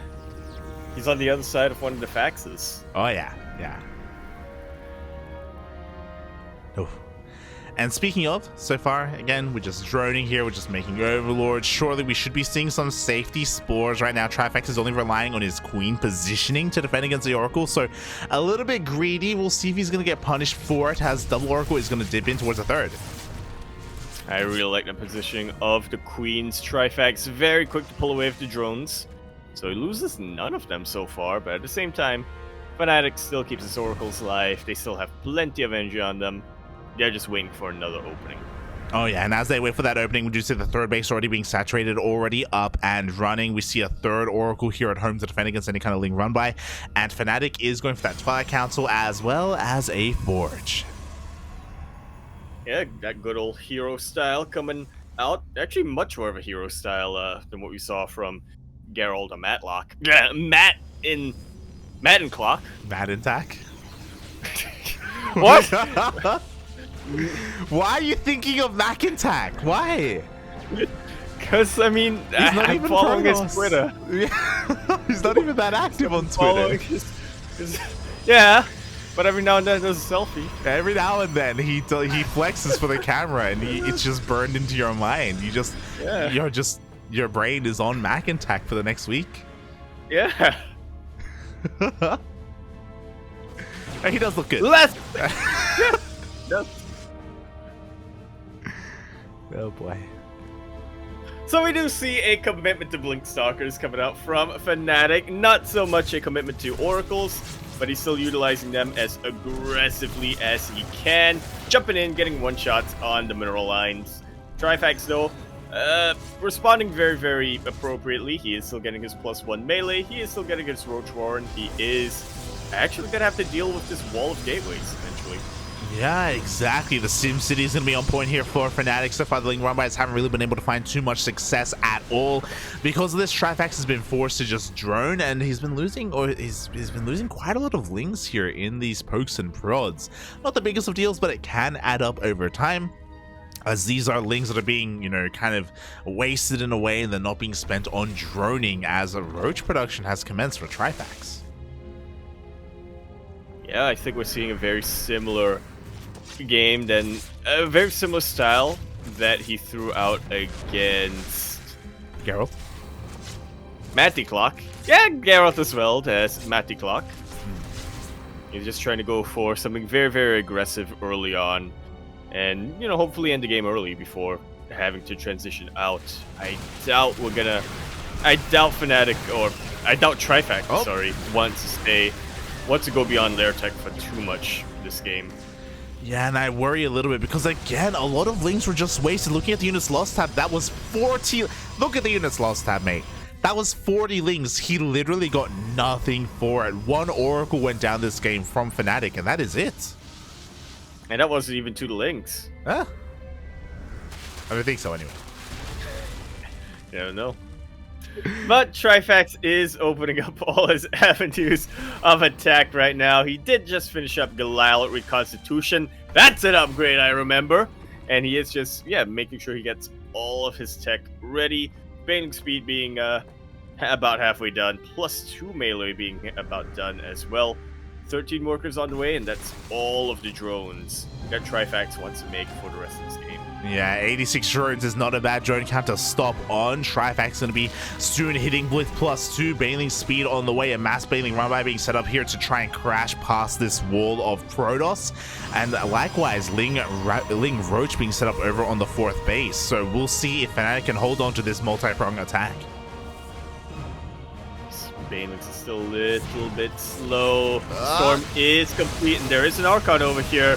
These Banelings will crash onto shield batteries and a cannon. At the very least, was able to take out a couple of High Templar at least, but not too much else beyond that. Yeah, at the same time, the Roach Ling army took down 2 gateways, I believe. So likewise, hasn't found too much damage, but hopefully looking to just soften up the defenses. Another bailing run by being sent here towards that 3rd base. Does make it past the Archons, but doesn't get past the Stalkers. Body blocking has been absolutely insane here for Trifax. This is such a, or for Fnatic, sorry. It's such a good choke point to utilize, but not if you don't have enough units to, utilize it.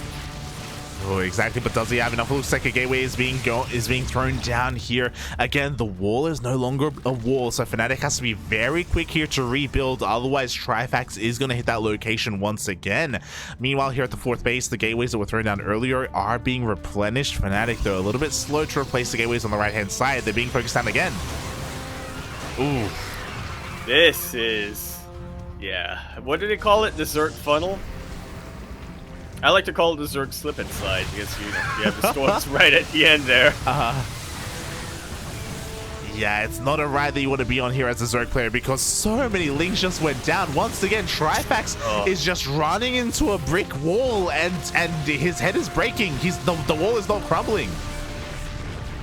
Yeah, I mean, a couple of gateways is starting to go down, but if we look again at the units lost tab, I actually don't look at the units lost tab because that is gonna give any Zerg player nightmares out there. Look at the minerals lost here. 158 lings, Papi. That's far too much. And the problem is that he's just not trading. He's losing these lings for nothing. And as the game goes on, Fnatic's army is getting larger and larger.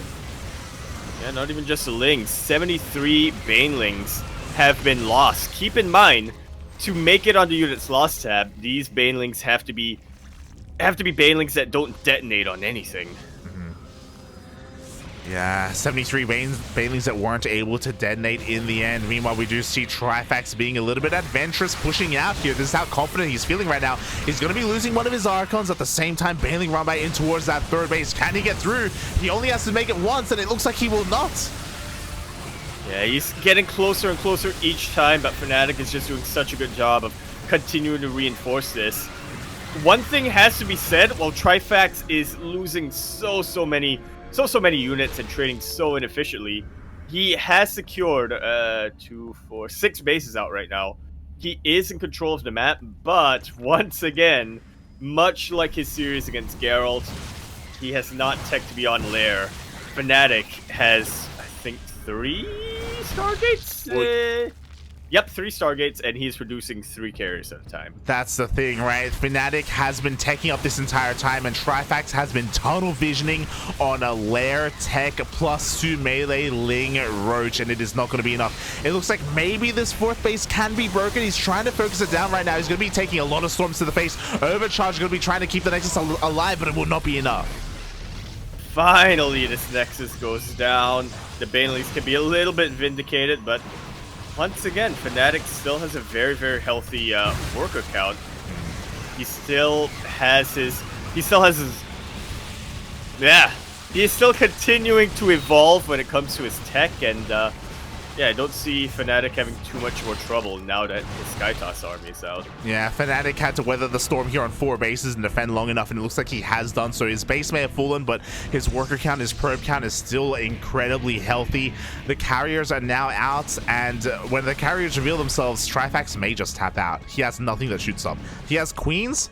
He doesn't even have that many. He has 7 queens 40. right now. Like, they can be A-moved by these carriers.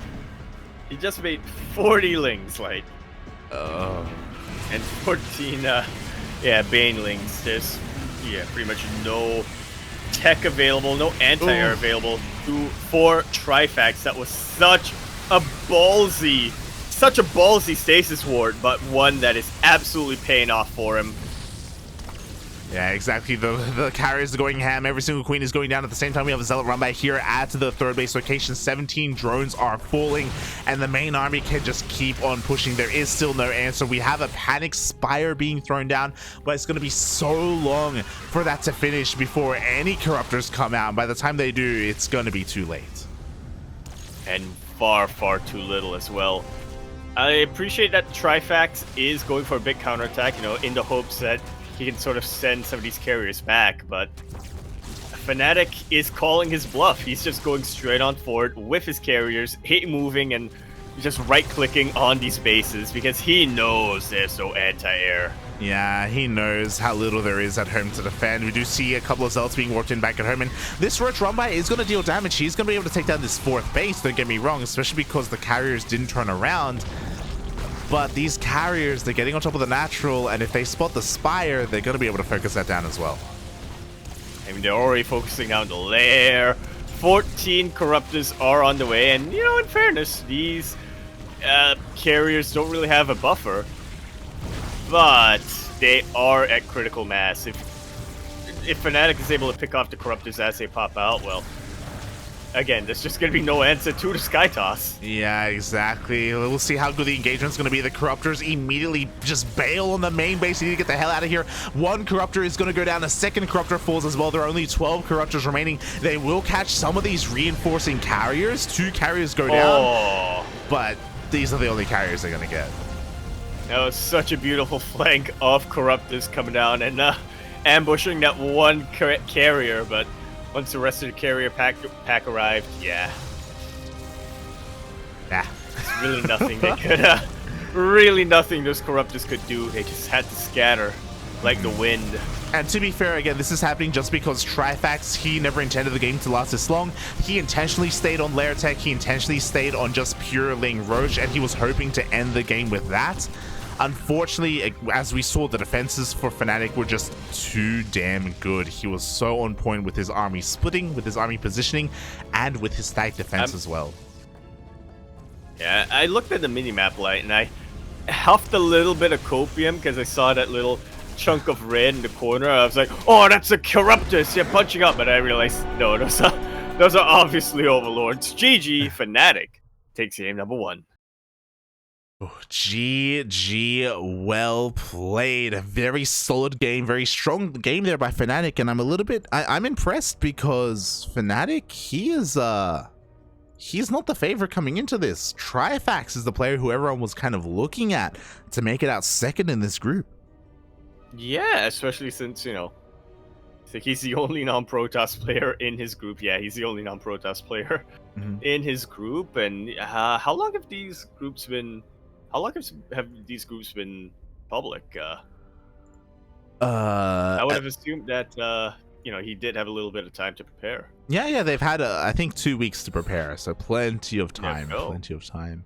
Everyone has been taking things very seriously in preparation for this series, for their groups, I should say. And yeah, I'm very impressed so far here by Fnatic. Kind of unexpected to see him start the series up 1-0. Yeah. I will see if he can keep that going on. As let's make a little bit of a guess here. What is the map that we're going into for game number 2, chat? I was about to say, like, we're here, like we can see, but yeah, the chat still can't see. Are we gonna break the norm? Are we gonna break the wheel of our typical game maps that we've been seeing today, or are we going to just conform and just do what everyone else does? You're about to find out. Yes. You keep that, keep your answer in your head for a little bit. There you go. As 2, 1, 0. Yo, and look, Screw you, it's Cosmic Sapphire. What, were you not looking? Were you? You okay, Yaku? That was... Oh my god. What? Are you okay? I may have realized now, yeah. Whatchamacallit, what do they call it? The foundational memories coming in. Like one of those Repressed broke out memories? those repressed memories came out here. I played that game with the chat. Anyway, yes, we are going to be continuing our series here on I don't remember what the Polish name for Cosmic was, but Cosmic Sapphire. Here in the bottom right-hand corner map, spawning all the way in that bottom right-hand corner, we have our red Zerg player coming out from the land of Poland. He, according to Frost here, is the Zergiest Zerg to have ever zerged. He is Trifax.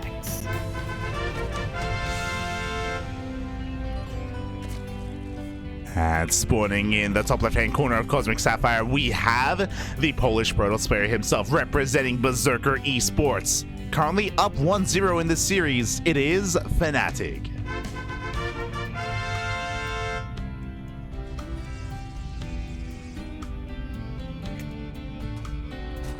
A little bit of advantage in this series, both being up 1-0 and also being on the Protoss favorite map.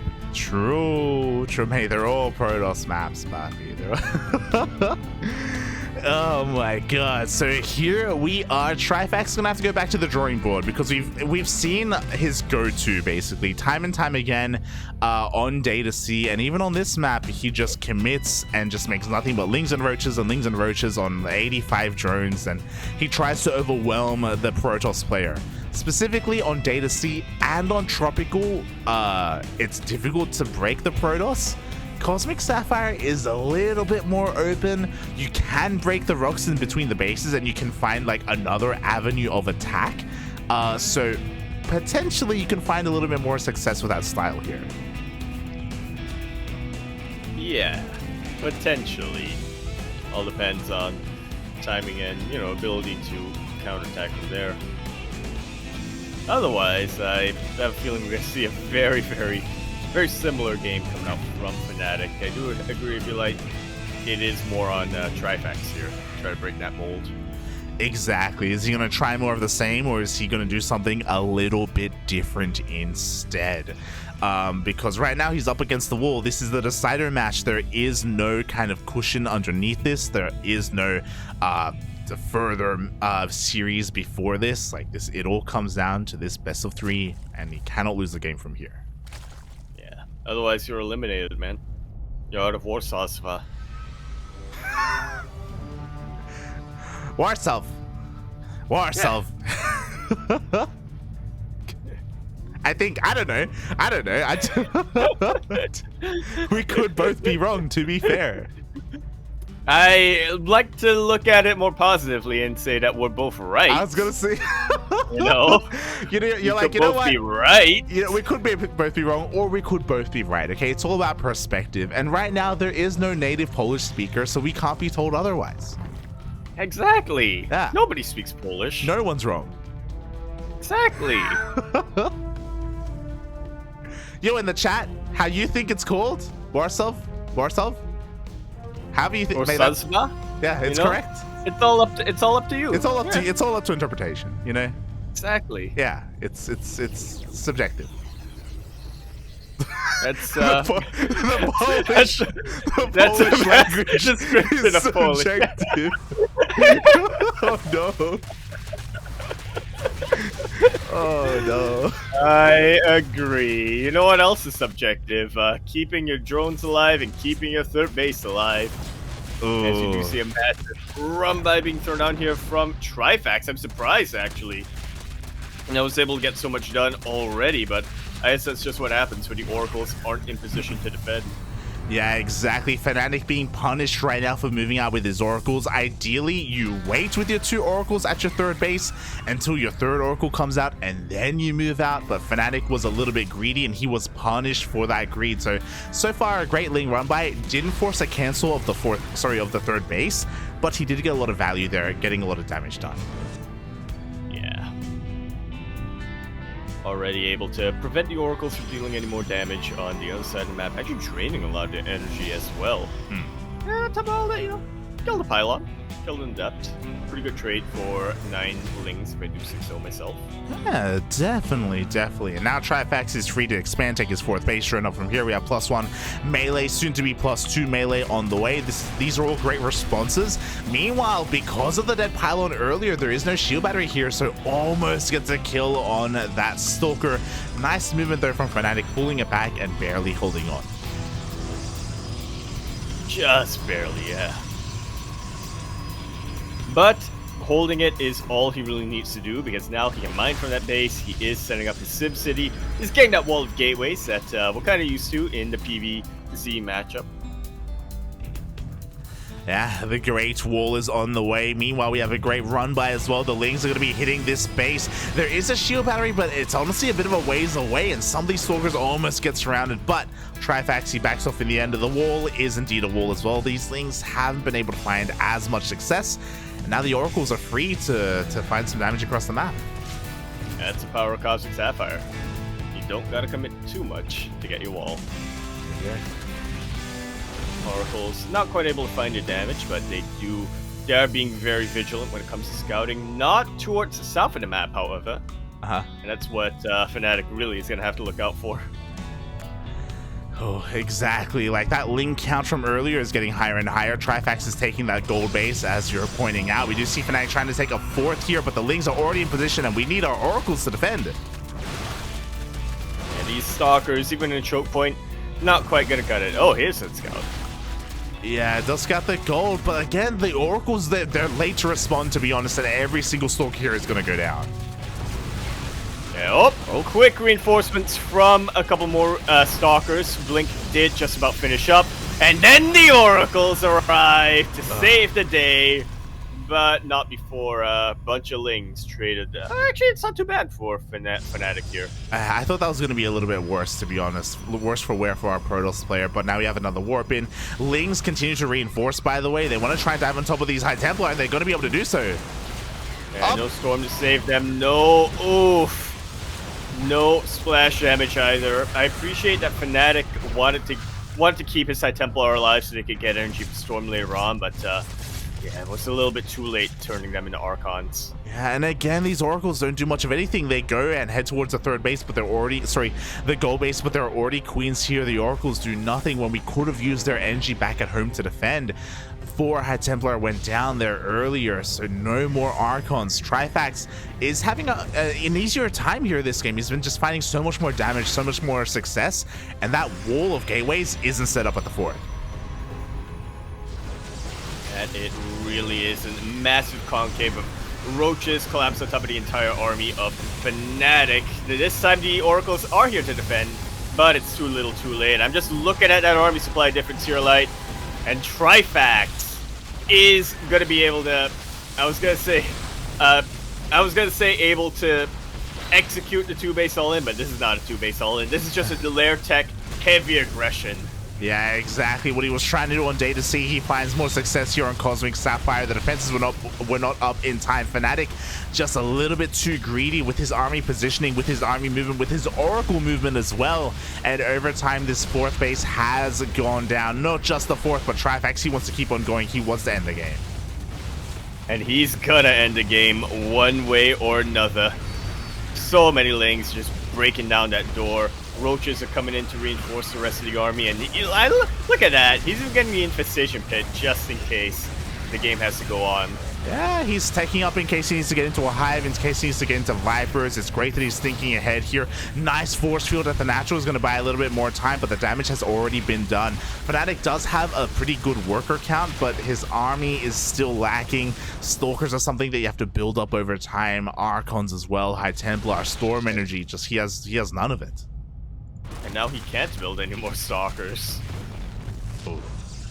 With that Cybercore going down, but at the very least he can continue to make High Templar and even Dark Templar once this Dark Shrine finishes up.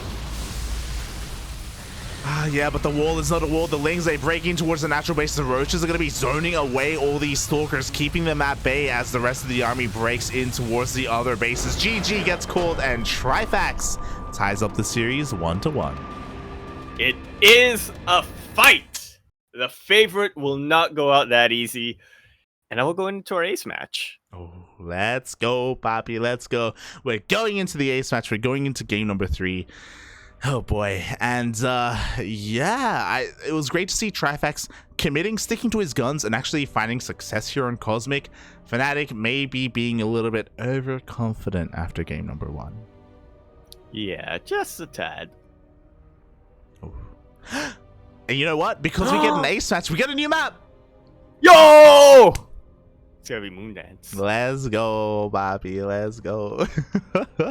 I hope it is anyway. Oh my god.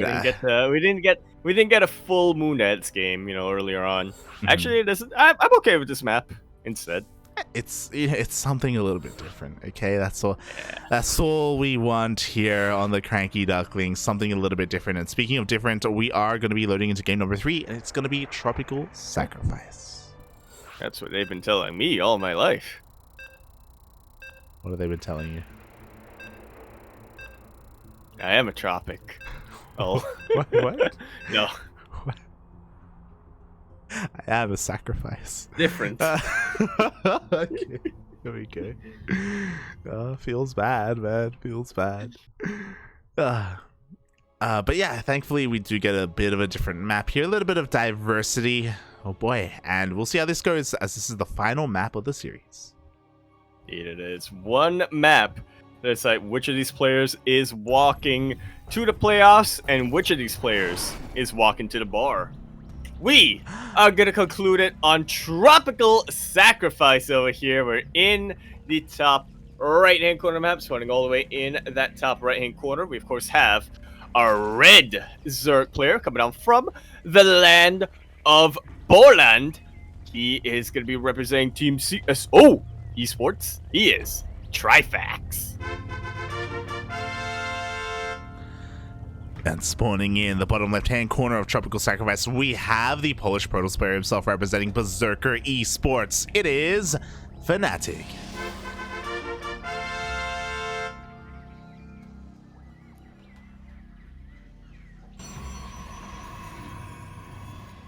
Go on.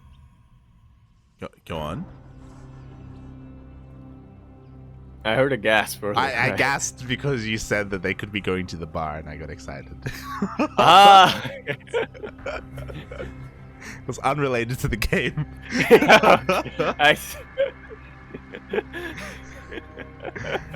I understand how that could have been confusing. I understand. I apologize. It is It is something to get excited for, though. Yeah, that's the thing, right? We saw that the casters at least have been just throwing hands back and forth with the audience. Yeah. It's been crazy. The players, I'm sure, have been as well tempted by the temptress that is the bar. Throwing hands, yeah. They've been fighting. Look, Do you know what that look, means? the eSport bar can get pretty rowdy, okay? I've heard. Only in Warsaw, okay? In Warowska, Only whatever in you say. Warsaw. Thank you. Only in Katowice. Only in Katowice, yes. Only in Gdansk. Oh my god.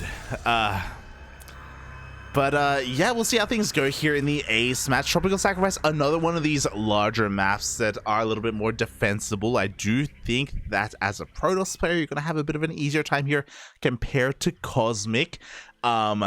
But at the same time, outside of the map, I do feel like, you know, Fnatic, you got to be playing a little bit safer. You can't be cutting corners. You can't be like exposing your third, leaving it completely undefended here, moving out with your oracles. You gotta respect your opponent and their ability to pull off these Ling run bys. Yeah, well, the third bases still are about as exposed as they are on Cosmic Sapphire.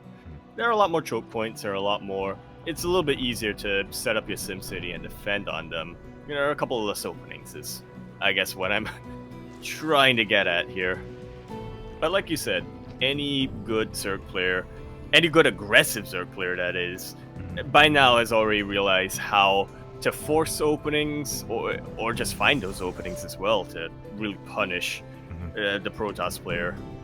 Yeah, exactly. Trifax, he's fully aware of his timings, fully aware of when Fnatic wants to leave with his oracles, so you gotta be aware of that as well as a Protoss player. Here we go, as the natural base is gonna be thrown down. We do have an oracle here to protect it. I appreciate it. At least the first oracle is going to be patrolling here, protecting that base. But what's gonna happen once that second oracle comes out?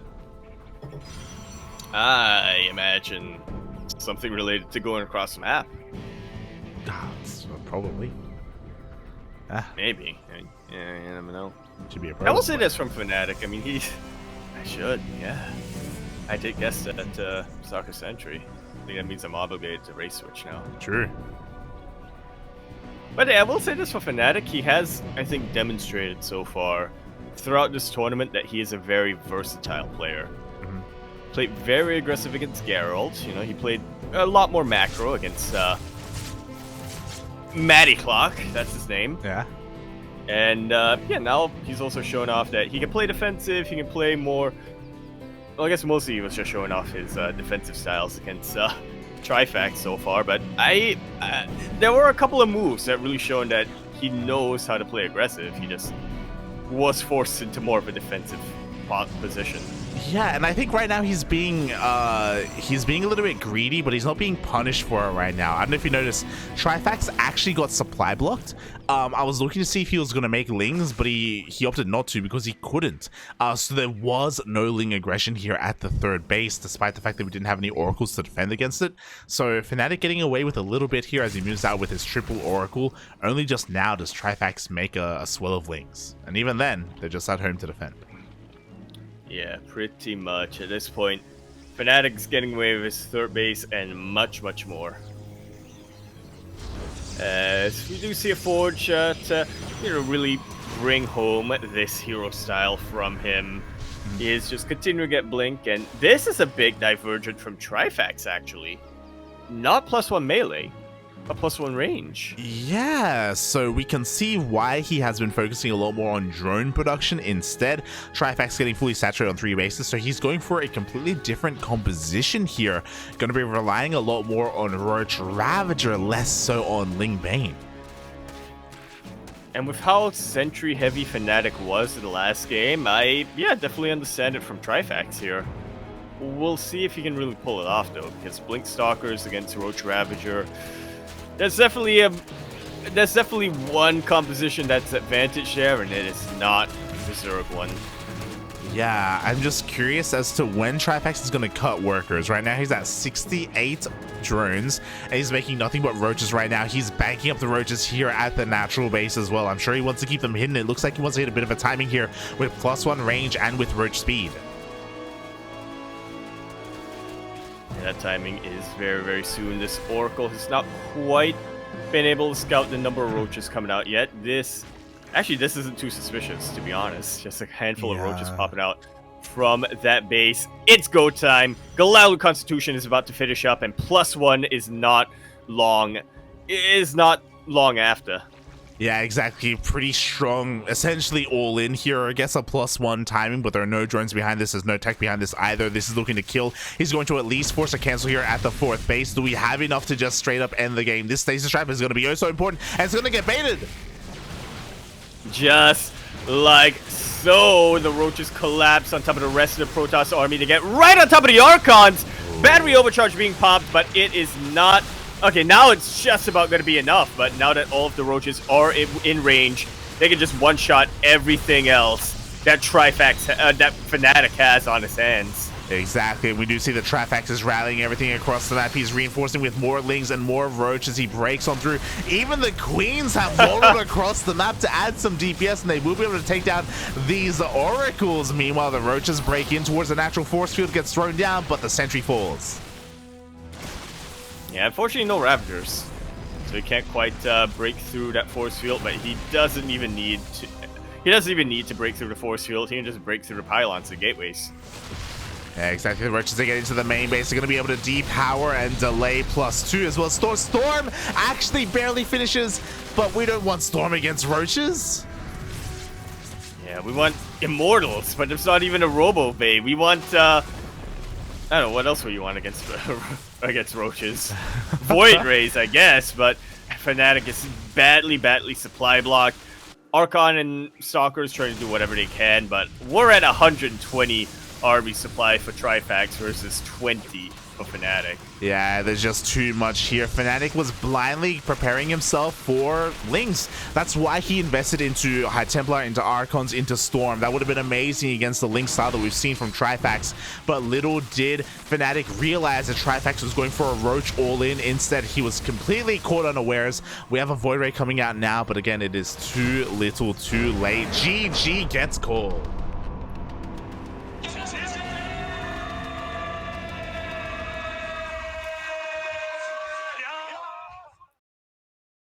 Trifax will be making it out of this group and will be advancing to the playoffs. Our condolences here to Fanatic. He really put up a really good showing in today's group, more so than some people may have been expecting. You know, holding his own against Gerald until he didn't, and even being able to take a map off of Trifax over here. But in the end, yeah, Trifax, we will be blessed with another Zerg player in the playoffs. It is not just going to be nothing but Protoss. GG, well played. Trifax mixing things up there in the ace match, completely catching his opponent off guard. Fanatic, one of the younger players in the scene, or one of the more up-and-coming players. I hope that he isn't deterred by this. He had a really great showing, and I hope we get to see more of him in the coming years. But alas, the player that we expected, the players that we expected to move forward here did in the end. Trifax does advance on alongside Gerald, and now we are going to be getting into the final group stage match of the day. Indeed, we are. It is, of course, going to be another PvZ. I think the last one for a while is going to be Rodzyn versus Snoxtar over here in... Wait. Yes, Snoxtar over here in Group C. One of them is going to be eliminated. The other one is going to be moving on. Oh, exactly. This is not Snorlax. It is Snoxtar.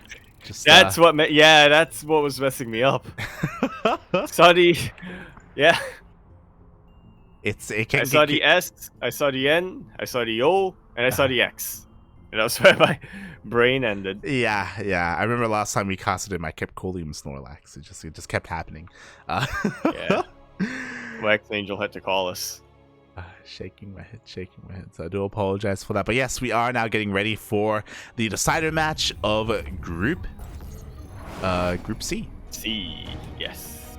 And what more fitting map to be on for Group C than Data Under the Sea? We're over here in the bottom left-hand corner map, spawning all the way in that bottom left-hand corner. We, of course, have our red Protoss player coming down from the land of Borland. He is, of course, going to be representing Platinum Heroes. He is Rodzyn.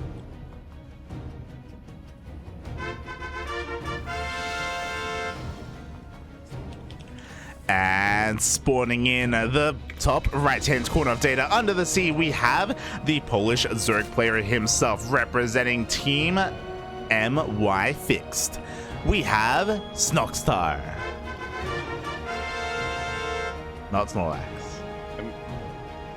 I'm glad you introed Snoxtar because that was not at all how I would have pronounced that team name. What have you said? I would have gone me fixed. You know? No, there's a dash in between to separate the words. Thank you. Oh, so it's my fix? Yeah, my fixed. Yeah. What are you fixing? His brain. His tongue? His tongue? I don't know. Why is there a tongue? Why is there a face? What? Cause it's fixed. What? You know? What? Cause it's my. Uh-huh. Right? So the face is you. Mm-hmm. And the fixed is... You can taste now. There you go. You were fixing our taste buds live on stream. And if anyone can give us a little bit of history of my fix, then let us know. It would be great to hear. I do know it is a relatively old, long-standing clan, and I wouldn't be surprised if there were a couple of Snoxtar's teammates in the chat cheering him on. I do remember that from the last time we casted him. Yeah, I'm curious to see how the PvZ is going to differ here between our players, because Trifax is going for his constant lair tech all-ins, essentially. Is very iconic to Trifax. It's not necessarily the most standard thing that we see. Yeah, I don't know too much about how Snoxtar plays, but I can't imagine he's going to be as aggressive as Trifax was. It feels like there's a quota of how many EU Zerg players are allowed to play aggressive. Yeah. And I'm not sure if Rodzyn fits in that. Yeah, there's like 3. Yeah. There can only be 3 at a time. Exactly, and Bly permanently has one of those spots. That's the problem. He refuses to give it up. He refuses, despite the pleads from everyone.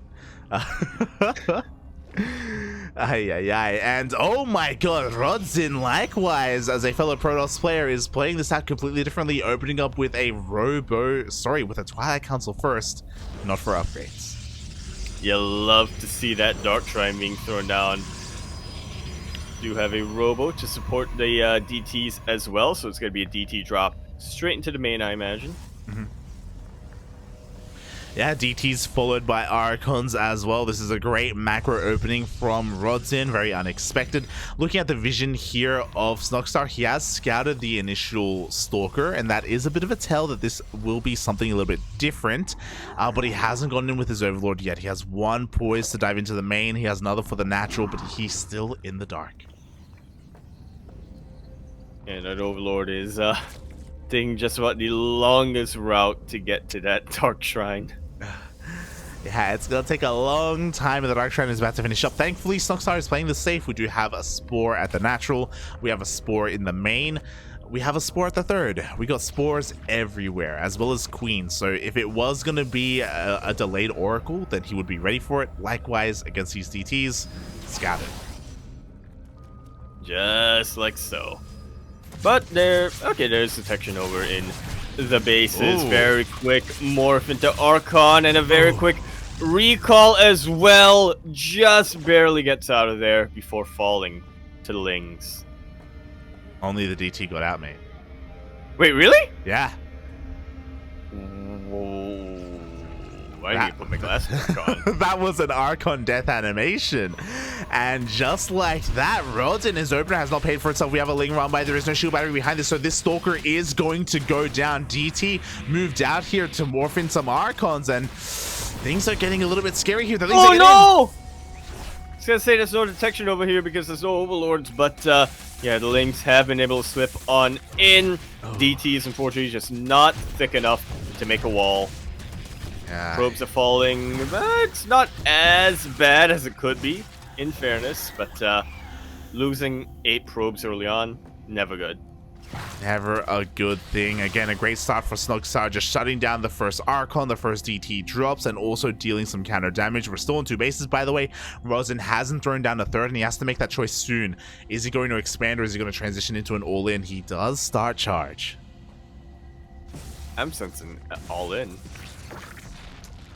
Oh, we'll see. We'll see if he stops probe production. So far, the Archons do get 1 Overlord, and this will actually heavily supply block Snoxtar. Oh, 4 Overlords are going to be on the way here. Yeah. Oh. That's not insignificant. Snoxtar, he wants to be making roaches, he wants to be making lings just so he can get some kind of map control and some kind of defense right now. Wasting larva on Overlords is not ideal. This gives Rodzyn a bit of a window of harassment opportunity. Rodzyn. Yeah. Rodzyn? Tin? Gin? Gin? Lime? Ramen? I used to know Ramen? about you. Gin ramen? Here we go. Yo! Are we going to have some pina coladas with gin ramen? I could go for some gin ramen right now. Not gonna lie. But we do see a massive counterattack of roaches coming out from Snoxtar. He, like Trifax, also went for more of a Roach Ravager style. He did get Goliath Constitution and +1 range is about to finish up. Overlord is here, so the defensive DTs aren't going to be doing too much, I imagine. Oh, they're not going to be doing too much. The Overseer does provide that detection. We do have a couple of Biles zoning away the army, battling himself a little bit here, but he's trying to get on top of these Archons. Can he get them? There's not too much of a buffer. The first Immortal comes out, but is it going to be enough? Well, the juggling has been pretty good, but not good enough. A couple of Archons will fall, and now there's no buffer for the rest of this army. Oh, no buffer at all. The juggling is pretty good. 2 Archons and 1 Immortal are going to be able to hold on towards the natural base, but the third is going to go down. Only Ravagers are remaining, but a couple more reinforcements are coming in. Again, the Nexus cannot be held on to. Like so. Archons do go down, and with that, I think so will Rodzyn. Yeah, exactly. He's knocked down to 2 bases. Even if he holds on here, behind this Snoxtar is droning. He is making nothing but workers right now just to be able to get further and further ahead. He could try and end him now, but oh, disruptors are coming out. So Rodzyn he's going to be able to hold on. Yeah, they are called the Great Equalizer for a reason. Despite losing his bases, Snoxtar has been able to keep most of his probes alive, so yeah, once his third gets up and running once again, he can just main on that and should be in too bad of an economic position. Yeah, it shouldn't be too bad here. I mean, so far, Snoxtar has been able to maintain control of the map itself. Rodzyn just hasn't been able to counterattack at all. First disruptor comes out, the Nova goes off. Ooh, nice chunk of roaches being picked off, just like so. Ooh. And another really good chunk of roaches and ravagers as well. And now the juggling is on overdrive right now for Rodzyn, and he's doing a really good job of just keeping his Archons and his Immortals alive. Eventually, though, they must fall, just like that disruptor. Yeah, exactly. I mean, honestly, that was really impressive micro from Rodzyn, from our Protoss player. With that micro, he's going to be able to clean everything else up. So, very nice control. But there's only so much that your control can really do for you. The drone count is still looking amazing. We're going into Aspire, a great way to get into Mutas and shut down this Warp Prism. Despite how amazing the control has been, Mutas are going to shut that down. Man, if only Warp Prisms could juggle out Warp Prisms. Oh my god. That's that would be disgusting. How much APM do you think you need to pull that off? Like, That's in my brain. That's kind of like drop micro with Vikings. Like it's so oh, yeah. unnecessary, but Landed. First you land the Vikings and you pick them up in the metavacs. metavac. Yeah. That's what I'm thinking. That's why the hell not. Oh my god. Meanwhile, here we go. We have a recall as well. If I'm not mistaken, I believe our Protoss player, yes, was able to scout the Spire. There we go. As a response, we have a Stargate on the way. But again, this is a very late response. Zealot run by, not going to do too much here. Mutas are out, and Mutas are looking to wreak havoc. Yeah, they're out and they're searching to destroy, essentially. Trying to get a couple of probes here. Even if they don't get the probes, their primary target is to zone away the Warp Prism in the eventual confrontation. Priority number 1 for Snoxtar is keep these Mutalisks alive. Keep them alive, and so far he's done a great job at doing so. He hasn't really lost too many of them. Meanwhile, he's going to be diving on in. He goes straight for the Disruptor. Interesting choice, but understandable one as well. He knows that a couple of well-placed Novas will really shut down his aggression, but he is able to take out the Disruptor, and there's not as much standing in between Snoxtar and the army of Rodzyn. Yeah, but the defensive position is too good. The shield battery overcharge is too good as well. Every single Muta goes down, and Rodzyn holds. Yeah, it really looks like Snoxtar overestimated his the power of his army over there. Yeah, I think he made one of those classic Zerg mistakes, and he underestimated the power of the overcharge. Because that shield battery, even though the Mutas dove on the Disruptors, it took a long time for the first Disruptor to die because of the shield battery, because of the overcharge. Something that you really should be respecting as a Zerg player, and because of that, Rodzyn, he's clawing himself back into this game. Yeah, eventually he's going to be getting a 4th base. I mean, he's already setting up for it. Eventually. He's got a decent tech. He's still remaking his Disruptor count right now. Snoxtar, on the other hand, only now getting a 5th base, but he is halfway done with his Hive. Yeah, Hive is on the way. It looks like he's transitioning into Hydras, eventually Lurkers, which isn't a bad move, but for the time being, he's going to be a little bit vulnerable. Rodzyn is going to be moving out across the map. Is this the best call right now? I feel like, more than anything, Snoxtar wants to fight on green. Yeah, it's absolutely ideal for him. He's even getting a little bit of a flank here with his roaches on top of all these stalkers, able to pick them off bit by bit as they retreat. Yeah, again, maybe Rodzyn misreading the situation a little bit there, just overextending with his stalkers and losing. Again, every stalker is precious to the Protoss army right now. You can't be affording to lose it, as Snoxtar has now maxed out. Has to wait a little bit because this maxed out army has 5 Vipers that don't have any energy, so he has to slowly work on that. But once he has this army, Vipers are another great way to shut down Disruptors. They really are. Yoinks are one of the most valuable and versatile spells, I think, in the entire game.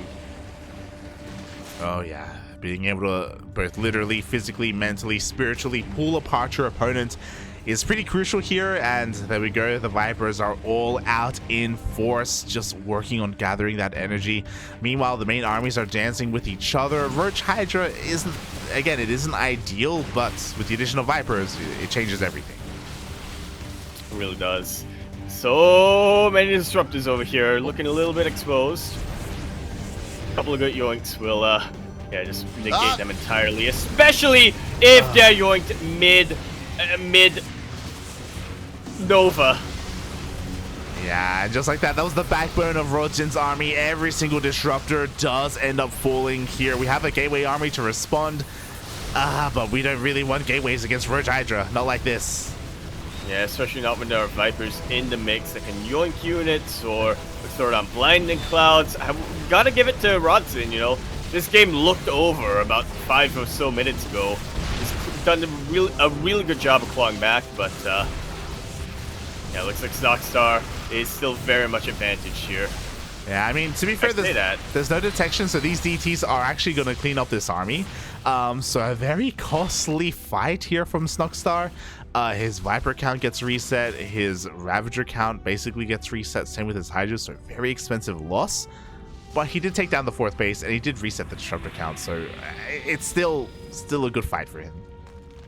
Yeah, if you look at the unit's loss tab, Snoxtar has only lost about 1,000 more resources than Rodzyn, which sounds like a lot, but considering that he was able to keep his opponent on such a low economy for so long, the fact that he was able to take out very, very expensive units, I still think Snoxtar's in the lead here. I say that, but his 5th base did just get taken out. His 5th base was taken out by a Zealot run by, so he's still struggling to get that 5th up and running. Still has the worker lead right now. Not an amazing worker lead, but a worker lead nonetheless. We do see the Red Travis army pushing on forward, forces to cancel on the 4th base. Wasn't looking to fight without Vipers, and successfully kind of psyched his opponent out and got that canceled. Yeah. He didn't even really need to. Yeah. Now he needs to, though. Oh, Goes away from the Novas. Oh. Better feedbacks from the High Templar. My God. Amazing feedbacks from the High Templar. Yeah, every single feedback connected. The Disruptors are surviving. Again, Rodzyn doing so much with so little right now. He's on the, like, I've never seen someone with just so much copium. It's crazy. It's like, do I want to believe in the power of the Protoss? This is like if the wall and the shield, you know, combined forces. What? You get Rodzyn. There you go, yeah. He cannot and he's still be taking broken. casualties. Yeah, he's still losing bases, but he's not dead. He's not when dead. He really should be. Yeah, he's dying. He just refuses. He's been on his deathbed for a long time right now, but like every single time they come in to read him his rights, he refuses to leave. I'm not dead yet. Tell my kids they're not getting their inheritance yet. Not getting their inheritance. They can go screw themselves. Yeah. But here we go. We have a couple more yoinks coming in. This time the feedbacks were not on point. They were not in position. Only one disruptor shot's going to go off. A pretty good shot though. Yeah, pretty good shot, but we'll see if that's going to be enough to really make up for the army supply deficit that Rodzyn has right now. Yeah. And a couple of decent storms, you know, the Hydras, which are really the cleanup units, have been taken out, but yeah, Roaches and Ravagers still standing strong once again. Rodzyn just refuses to die. He refuses to die, but at the same time, he cannot get a 4th base. We see the army rotating over, and Rodzyn was able to get this Nexus up and running. He was able to sneak it out, but it's going to go down anyway. We do see him try and respond in kind. He's going to try and hold on. Once again, he resets the Viper count. Snoxtar being a little bit careless with his army control here. Yeah, but he can afford to be careless. GG is called, and Snoxtar takes game number 1. GG, well played. Snoxtar having a great start to the game with his Roach push. He dealt so much damage, got ahead, and thankfully never really let go of that lead. Things looking a little bit scary there when it came to some of those fights, but yeah, it's hard to throw from that far ahead. It really is, yeah.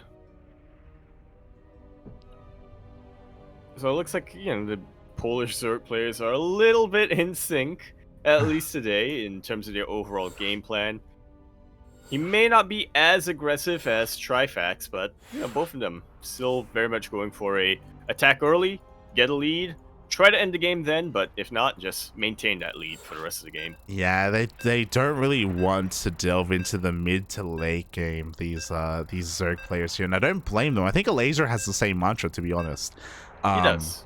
Yeah, he doesn't like the late game that much. He can play it, but you know, he's no Serral, he's no who's the other EU Zerg player who really likes the late game? I feel like there aren't any Zerg players who like late game anymore.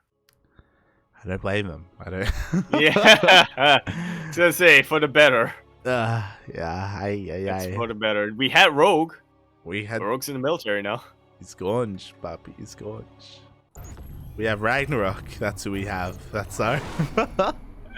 We do have Ragnarok, but I mean, if he goes to the late game, he's not going to the late game the way you expect him to. Anyway, we're gonna continue our best of 3 series now. Once a reminder, we're not in the playoffs yet. It's still a group stage, and we're here on Moon Dance. We're not a Cosmic Sapphire. Yo, yo, yo, Yo!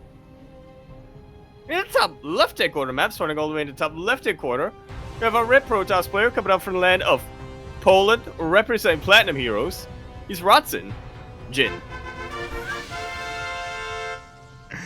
And spawning in the bottom right hand corner of Moon Dance, we have our Polish Zerg player himself representing Team My Fixed. It is Snoxtar.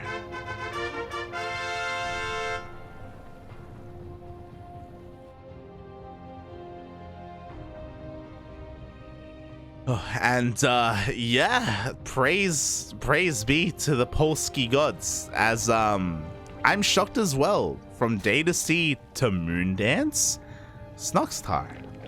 Why was this map not vetoed? What's happening? Well, because he recognizes our desires. You know, he's taken one for the team, and by the team I mean us. Yeah. The casters. And we appreciate it. You know, checks in the mail, Snoxtar.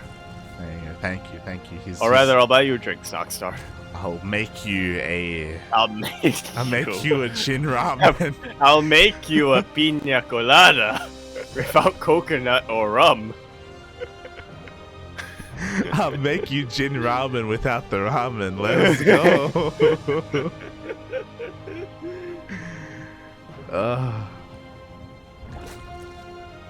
Oh no. Yeah, I'm a little bit surprised here. Moon Dance is a map that a lot of Zerg players avoid. If you remember early on in the season, there were some Zerg players that let Moon Dance through the vetoes only for Rochal wins, if you recall. Like, that was kind of the name of the game, but like it became so played out that a lot of Protoss players were becoming accustomed to it and actually doing a great job at defending against that sort of thing.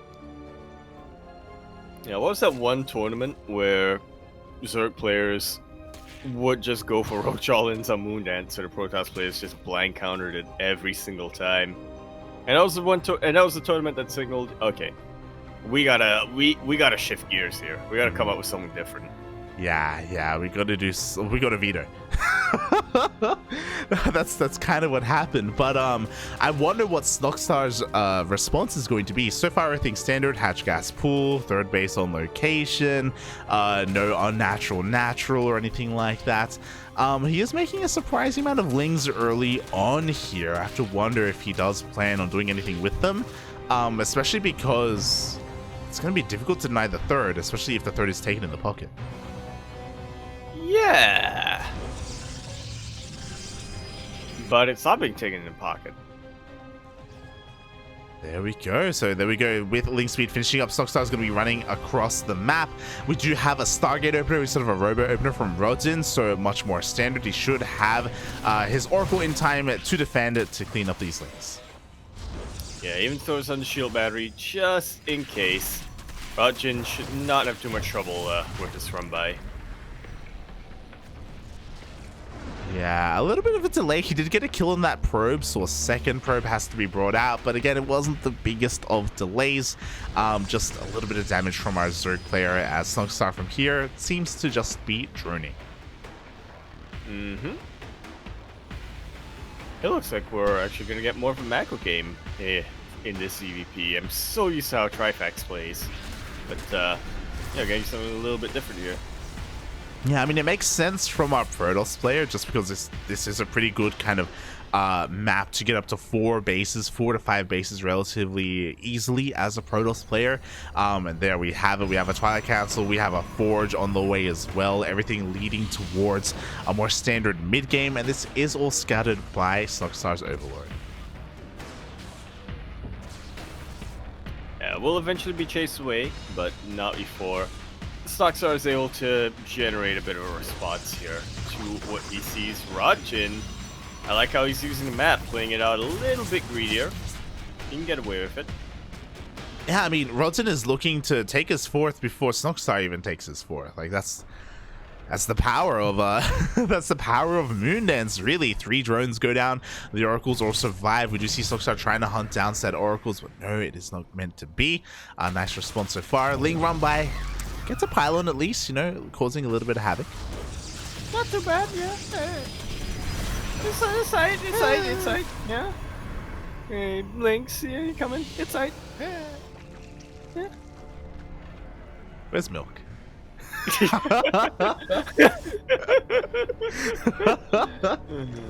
I miss my milk. Yeah, we need milk. We do, mate. We do. As the oracles are going to be moving out here to get a little bit more scouting information. What's important is that drone count is looking quite low indeed. This third base is not saturated at all. There's a reason why we don't have a fourth base, and that is because the queens are waddling across the map, and we're going for an all-in. Let's go. What did we say earlier? That Moondance only makes it through the vetoes if the Zerg players going for a Roach all-in? Yep. Wasn't quite the same 2-base all-in that we're used to previously, but it's an all-in nonetheless. This game is over one way or another, whether or not Rodzyn is able to defend. A very nice positioning on the shield battery overcharge behind the army. A couple of Biles will not be able to take it down. Nice target firing here by these oracles. They get every single Ravager the queens cannot transfuse. There is no creep over here. There's barely any anti-air left. Rodzyn able to defend beautifully against his Zerg opponent. GG is called, and we are tied up 1-1 going into our ace match, which I hope is a Cosmic Sapphire. GG. We were talking about it. These all-ins were very common a couple of months ago, but as we can see, Protoss players have gotten a little bit accustomed when it comes to defending. It was a pretty important scout when he saw the third base, and he noticed how few drones there were.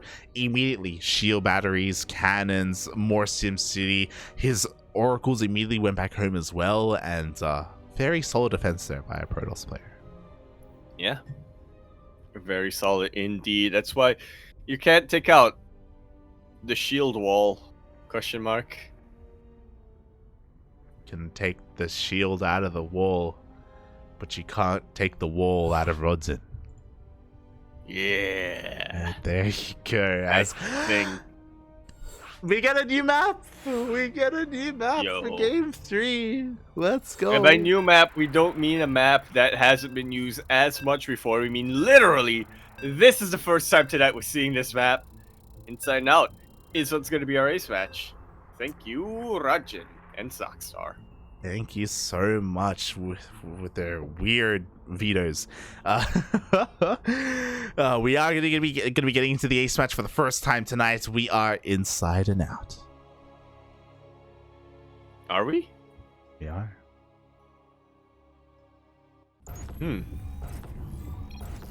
That's deep. It's very deep. It's something to think about as we conclude this series as well as the group stage of the ESPOT ESPOT 2022 Winter LAN over here in Wasazva. Here at the top right hand corner of the map, starting all the way in the top right hand corner, we of course have our red Protoss player coming down from that land of Poland, going to be representing Platinum Heroes. We have Rodzyn. And sporting in the bottom left-hand corner of Inside and Out, we have the Polish Zerg player himself representing Team My Fixed. It is Snoxtar.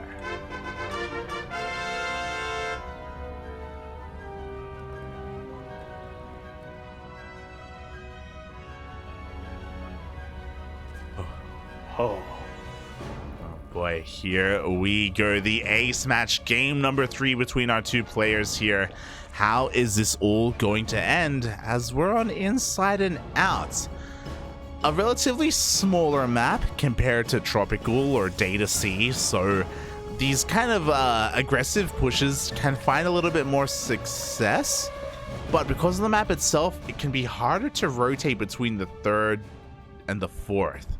There's a lot of rocks here, I guess, but again, there's a lot of kind of land to maneuver around between the bases.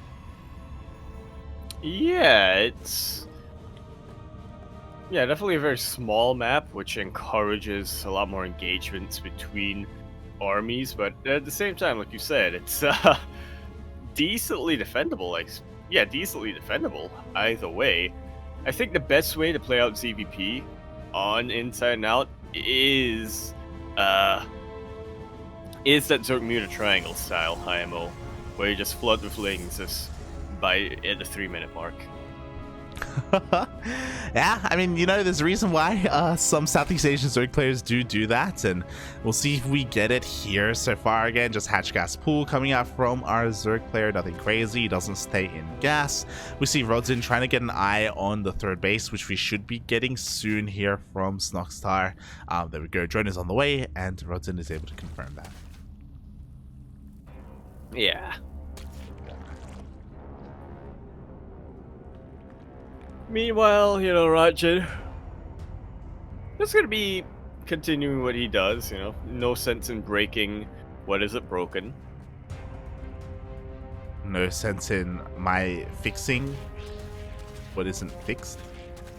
What? What? No sense in me fixing. Your broken fan. No. What? What are you saying? Your broken pipe. I'm not fixed. You're broken. Platinum. Oh god. No sense in my fixing your platinum. Thanks for coming back to Yakuzaku. I appreciate it. I always appreciate it every time. Thank you. Yes. Good night. Sweet prince. God. So far, our third base is being taken. We had a Stargate opener once again from Rodzyn, so I appreciate that game one was an anomaly. Game one, Rodzyn was having some fun. He went for a DT opener and it kind of fell on its face.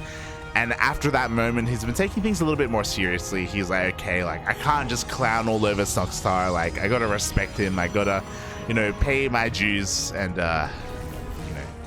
play standard. Yeah, I gotta, like you said, play standard, respect him, and just have confidence that I can play out my own game without trying anything weird with DTs and still be able to beat him, like we saw on game number 2 on Moondance. Although, to be fair, that was also a bit of an anomaly. Snoxtar, I doubt Snoxtar's gonna go for any kind of all-in once again. He's probably gonna still play aggressive, but not that committed to aggression. Yeah, I'm curious because he's not going for +1 melee. We see +1 range on the way, so I'm getting some Trifax vibes here from Snoxtar. We have our lair on the way as well. So we'll keep an eye on the drone count and see if he ends up cutting drones early and starts banking up those roaches like we saw from Trifax. Yeah.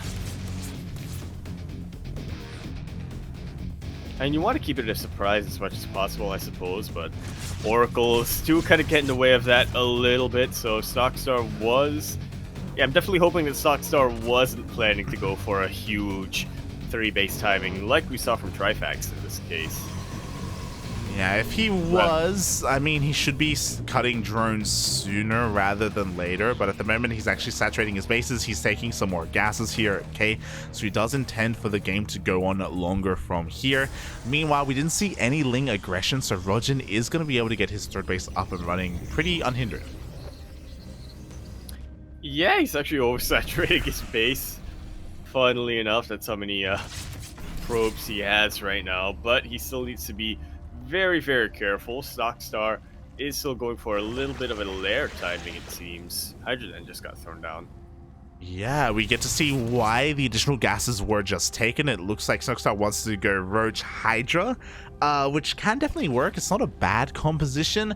It's just that typically we want to be taking up even further from here. We should be seeing an infestation pit quite soon as well, as there we go, another wave of drones. Snoxtar is looking to focus on his economy, I'm just worried because even though he's droning, he's not droning as much as he could have. Like, these are a lot of roaches that he didn't really make use of. Like, these likewise could have been drones earlier on. He could have hit that 80 worker mark a little bit faster. Yeah, looks like he is going to be playing something similar to game number 1, but he's going there in a bit of a different way. Like you said, it feels like he's a little bit indecisive, right? He made all of these roaches, but didn't really utilize them. And I said, you know what, maybe I should just drone up as hard as I can from here. But now that he kind of knows that Rodzyn is coming his way, he is forced to make more army units. It's, yeah, a little odd. Yeah, because of this, basically, it has hurt his economy, and we can see that we're even in workers, which should not be happening. So Rodzyn has been able to take advantage of this, and because of the indecisiveness from Snoxtar, he put himself behind just because, again, he was making army earlier than he really needed to. Because of this, I mean, like, this army, there's still value to be had here, and we're getting to the point where he is going to be focusing on his Hydra, eventually maybe even Lurker production, but getting here was a little bit shaky. Definitely was. In the meantime, while Snoxtar was getting to this point, Rodzyn also wasn't neglecting his tech. He did delay the Templar Archives a little bit, but we see why. He was prioritizing a robo facility first, and more gateway units, and +2 ground. Oh yeah, +2 is on the way, just like +2 is on the way for Snoxtar. We have charge as well. We are taking up our army.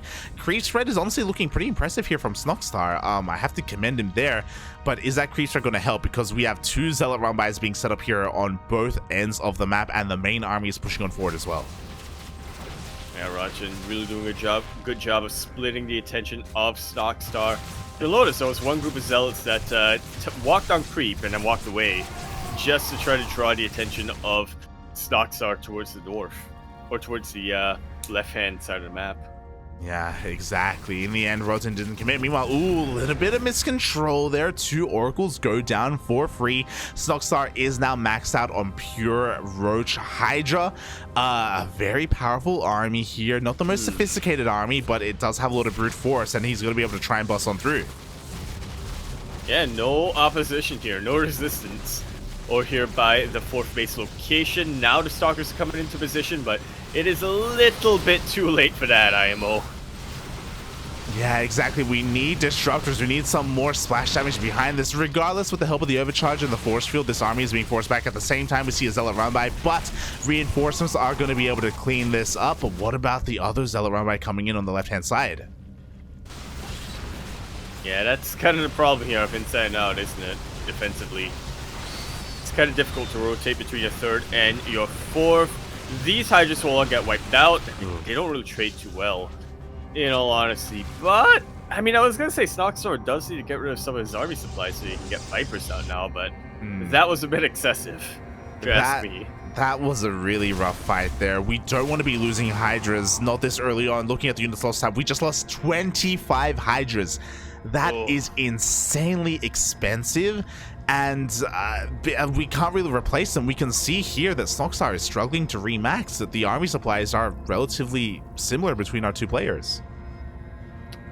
Absolutely hard, despite Snoxtar having the lead for so long. That one move out coupled with the run by from Rodzyn, it reset just about everything. Yeah, it really did, and we aren't set up to go into lurkers, by the way. There is no lurker den. We do have Vipers for Hydra Lurker Viper, and this is, again, okay as an army composition, but doesn't have a lot of longevity. There's going to be another big timing where Snoxtar can max out once again and push, but, like, this next wave has to do more damage. And we'll see if it can. There are plenty of Vipers over here, and I don't think there are too many High Templar right now for feedbacks. Oh, not too many High Templar at all. Meanwhile, it looks like this base is going to go down. The cannons do fall immediately. Meanwhile, we have a couple of yoinks coming out on Oracles. Ooh, it's going to cost the lives of 2 Vipers. Yeah, a little bit trigger happy there, it seemed, from Snoxtar. Beautiful split right at the end. Oh. My god. Only That was- one Hydra faulted at Nova. That was close, mate. That was terrifying, but the Nova was avoided. This is a scary moment, though, because the Disruptor count is going to be getting higher and higher, and we only have one Viper remaining. We did take out a base and an entire mineral line, which is good, but we have to remake those Vipers. He absolutely does, especially when half of his army is gonna get caught out in stasis boards like this. That Viper doesn't have too much energy on it either. I think it has like 2 yoinks on it, tops. Yeah, it's got like a yoink available here, and he doesn't want to waste on an Immortal. There we go. He does use it on the Immortal. We'll get it in the end, but we have Disruptors coming in.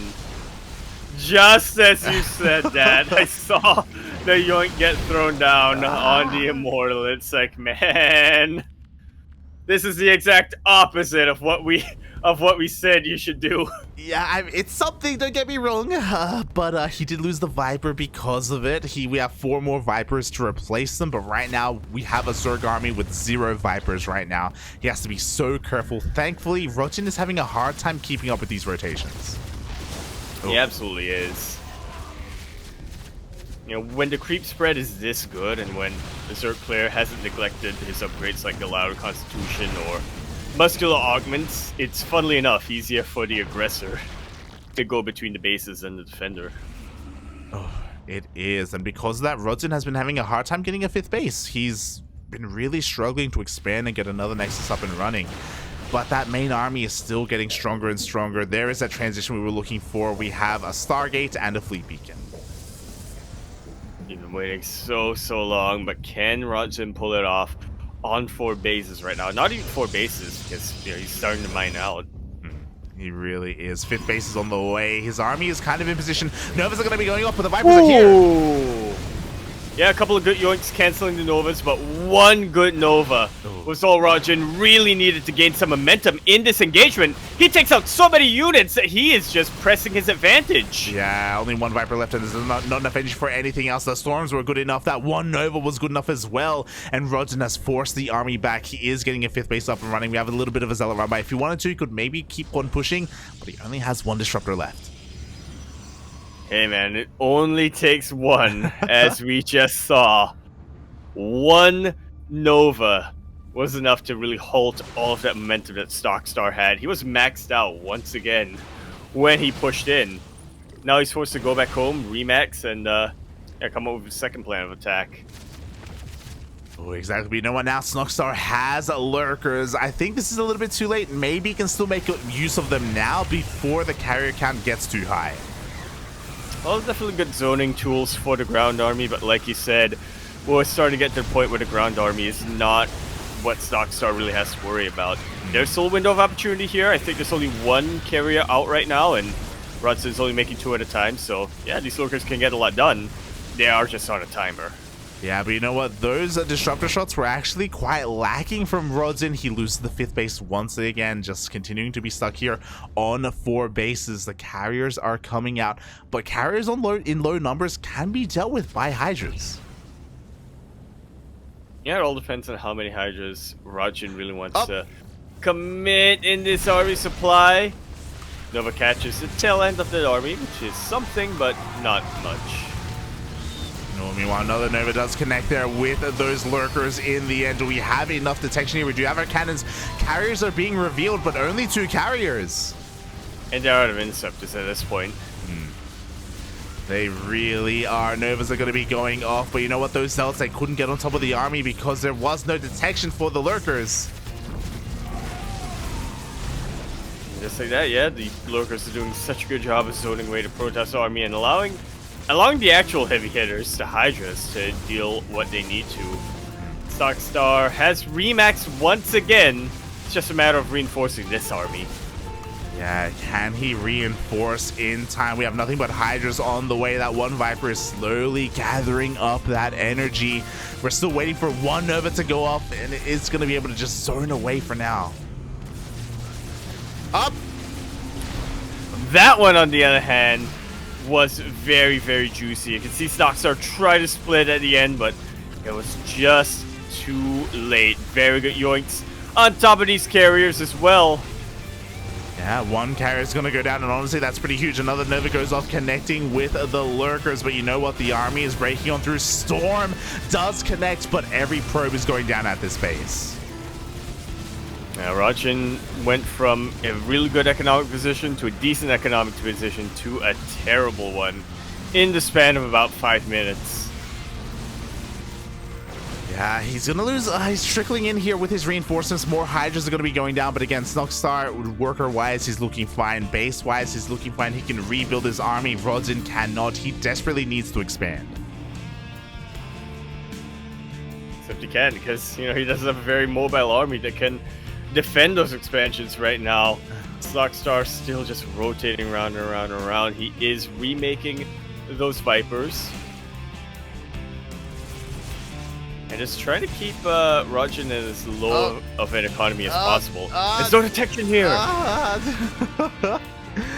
Finally, an observer rocks up. At the same time, we still have lurkers on the left-hand side as well. Rodzyn is being starved out right now by the Hydra Viper lurker army.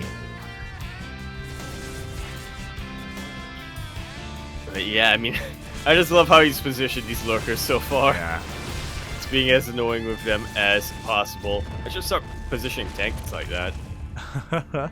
And once again, the army comes in. 5th base is cancelled. In come those Vipers for the yoinks. We have a couple of feedbacks. The feedbacks are a little bit too late. Novas go up. Oh! And just about the entire Hydra army did get taken out. But keep in mind, Rodzyn lost 2 carriers. And those are losses that he could not afford compared to the Hydra losses of Snoxtar. That was one of the juiciest Novas I think we've ever seen. It was a very juicy double Nova.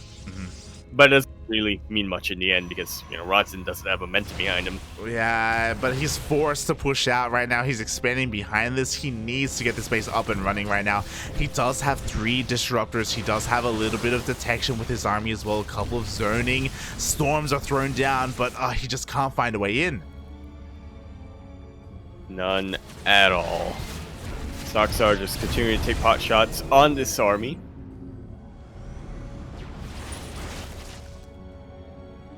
And he should be succeeding as well. Yeah, he's still just waiting, biding some time here. The Nexus is slowly getting back up, by the way. If he can get this base up and running, it will help. It won't be amazing because he still doesn't have his 4th, but it is something at least. Definitely is. Something is better than dying, is, I think, what they say. Unfortunately, you can be both. You can have something and, you know, still die. Meanwhile, here we go. The feedbacks once again are on point. Decent storms as well, but more carriers are dying, Yaku. Left and right, despite the feedbacks, it's, yeah. Something's unnatural about these Vipers.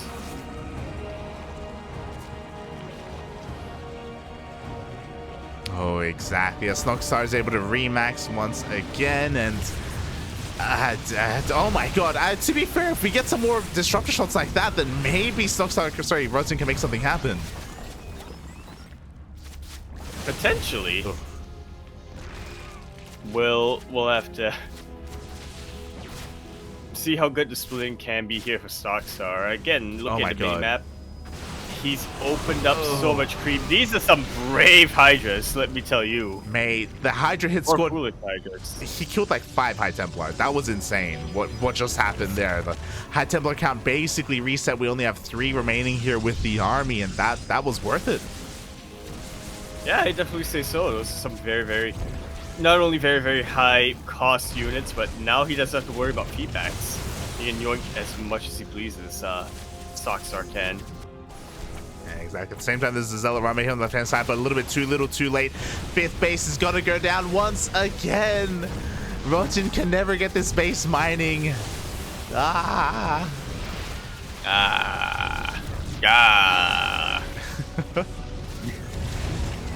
more Novas zone out the Hydra army, but it is not going to be enough in the end. GG is called. Snoxtar is going to be the final player from the group stage to advance to those playoffs.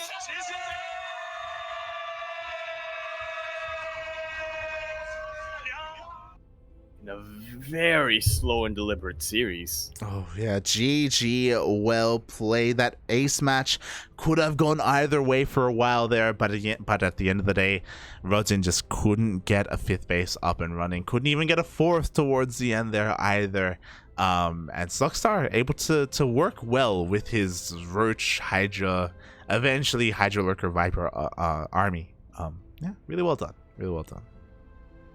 Very much so. Not the player who I expected to advance out of the two, if I'm being honest. But yeah, really, that's why it's such a good showing for him. Oh yeah, very strong showing here. Snoxtar. Yeah. Snoxtar coming out strong in the end, gonna be able to bring down the more notable Rodzyn, and he's gonna be able to move on to the playoffs. Speaking of the playoffs, let's have a look at that bracket. Yes, as it looks like they have seeded that bracket over here. So over here in the first round, I believe all quarterfinals are played simultaneously, so it's up to us to choose. But in the first round, we will be having a ZVZ between Laser and Trifax. In the second round, we're going to be having a ZVP between Cristiano and Aristori. In the third round, we're going to have a PvP between Papi and Gerald. And finally, for our last quarterfinal match, we're going to have another ZVP between Snoxtar and Rail. Perfectly balanced. As all things should be. As all things should know, Terran. Let's go. Let's go. Again, if you're a Terran fan in the chat, we apologize for the lack of Terran here. Yes, only Zergs and Protoss players remain. It looks like we're going to be going on a 15-minute break. So quite a long break here to get ready for our playoffs. I believe with that, Yaku, thank you so much for joining me tonight. I appreciate it. But I believe thank you for relieving me as well. I'm so hungry. I'm so hungry. I believe you're only going to join me for the group stage, as Kuro is going to be subbing in. Yes, somebody who understands a little bit more Polish than I do. So that definitely helps out. But yeah, I will still be sticking around chat probably. But that is going to be the end of me casting for the evening. I will sign off tonight. What's it called? What is night in Polish? Jen is good. It's like Jen. Is it like Noct or what is it? Jen Jif. Dobranok! Jen Dobranok! There we go. I'll see everyone around. There we go. There we go. So shout out to Yaku. He's not going to be streaming anytime soon because of his studies, but he'll be here in the Ducklings whenever we can bring him on to cast. So thank you so much, Yaku, for joining us here today. Again, it felt good to cast again. Feels good, man. Feels good. God. So we're going to be back in 15 minutes here with our playoffs. I'm pretty sure we're going to be going for the... Yeah, I'm pretty sure we're going to be going for the ZVZ. I could be mistaken, but I'm pretty sure at least that's what Kuro wants. And I'm pretty sure we're not going to get many ZVZs, to be honest. Yeah. Savor them. Yeah. So we're going to savor them while we can. So thank you so much, everyone, for tuning in. Stick around here as, again, we have a full day of Polish StarCraft ahead of us. We are merely halfway through. Yes. Stay tuned. We'll see you then. Bye. Ha. Dobranok. Dobrano.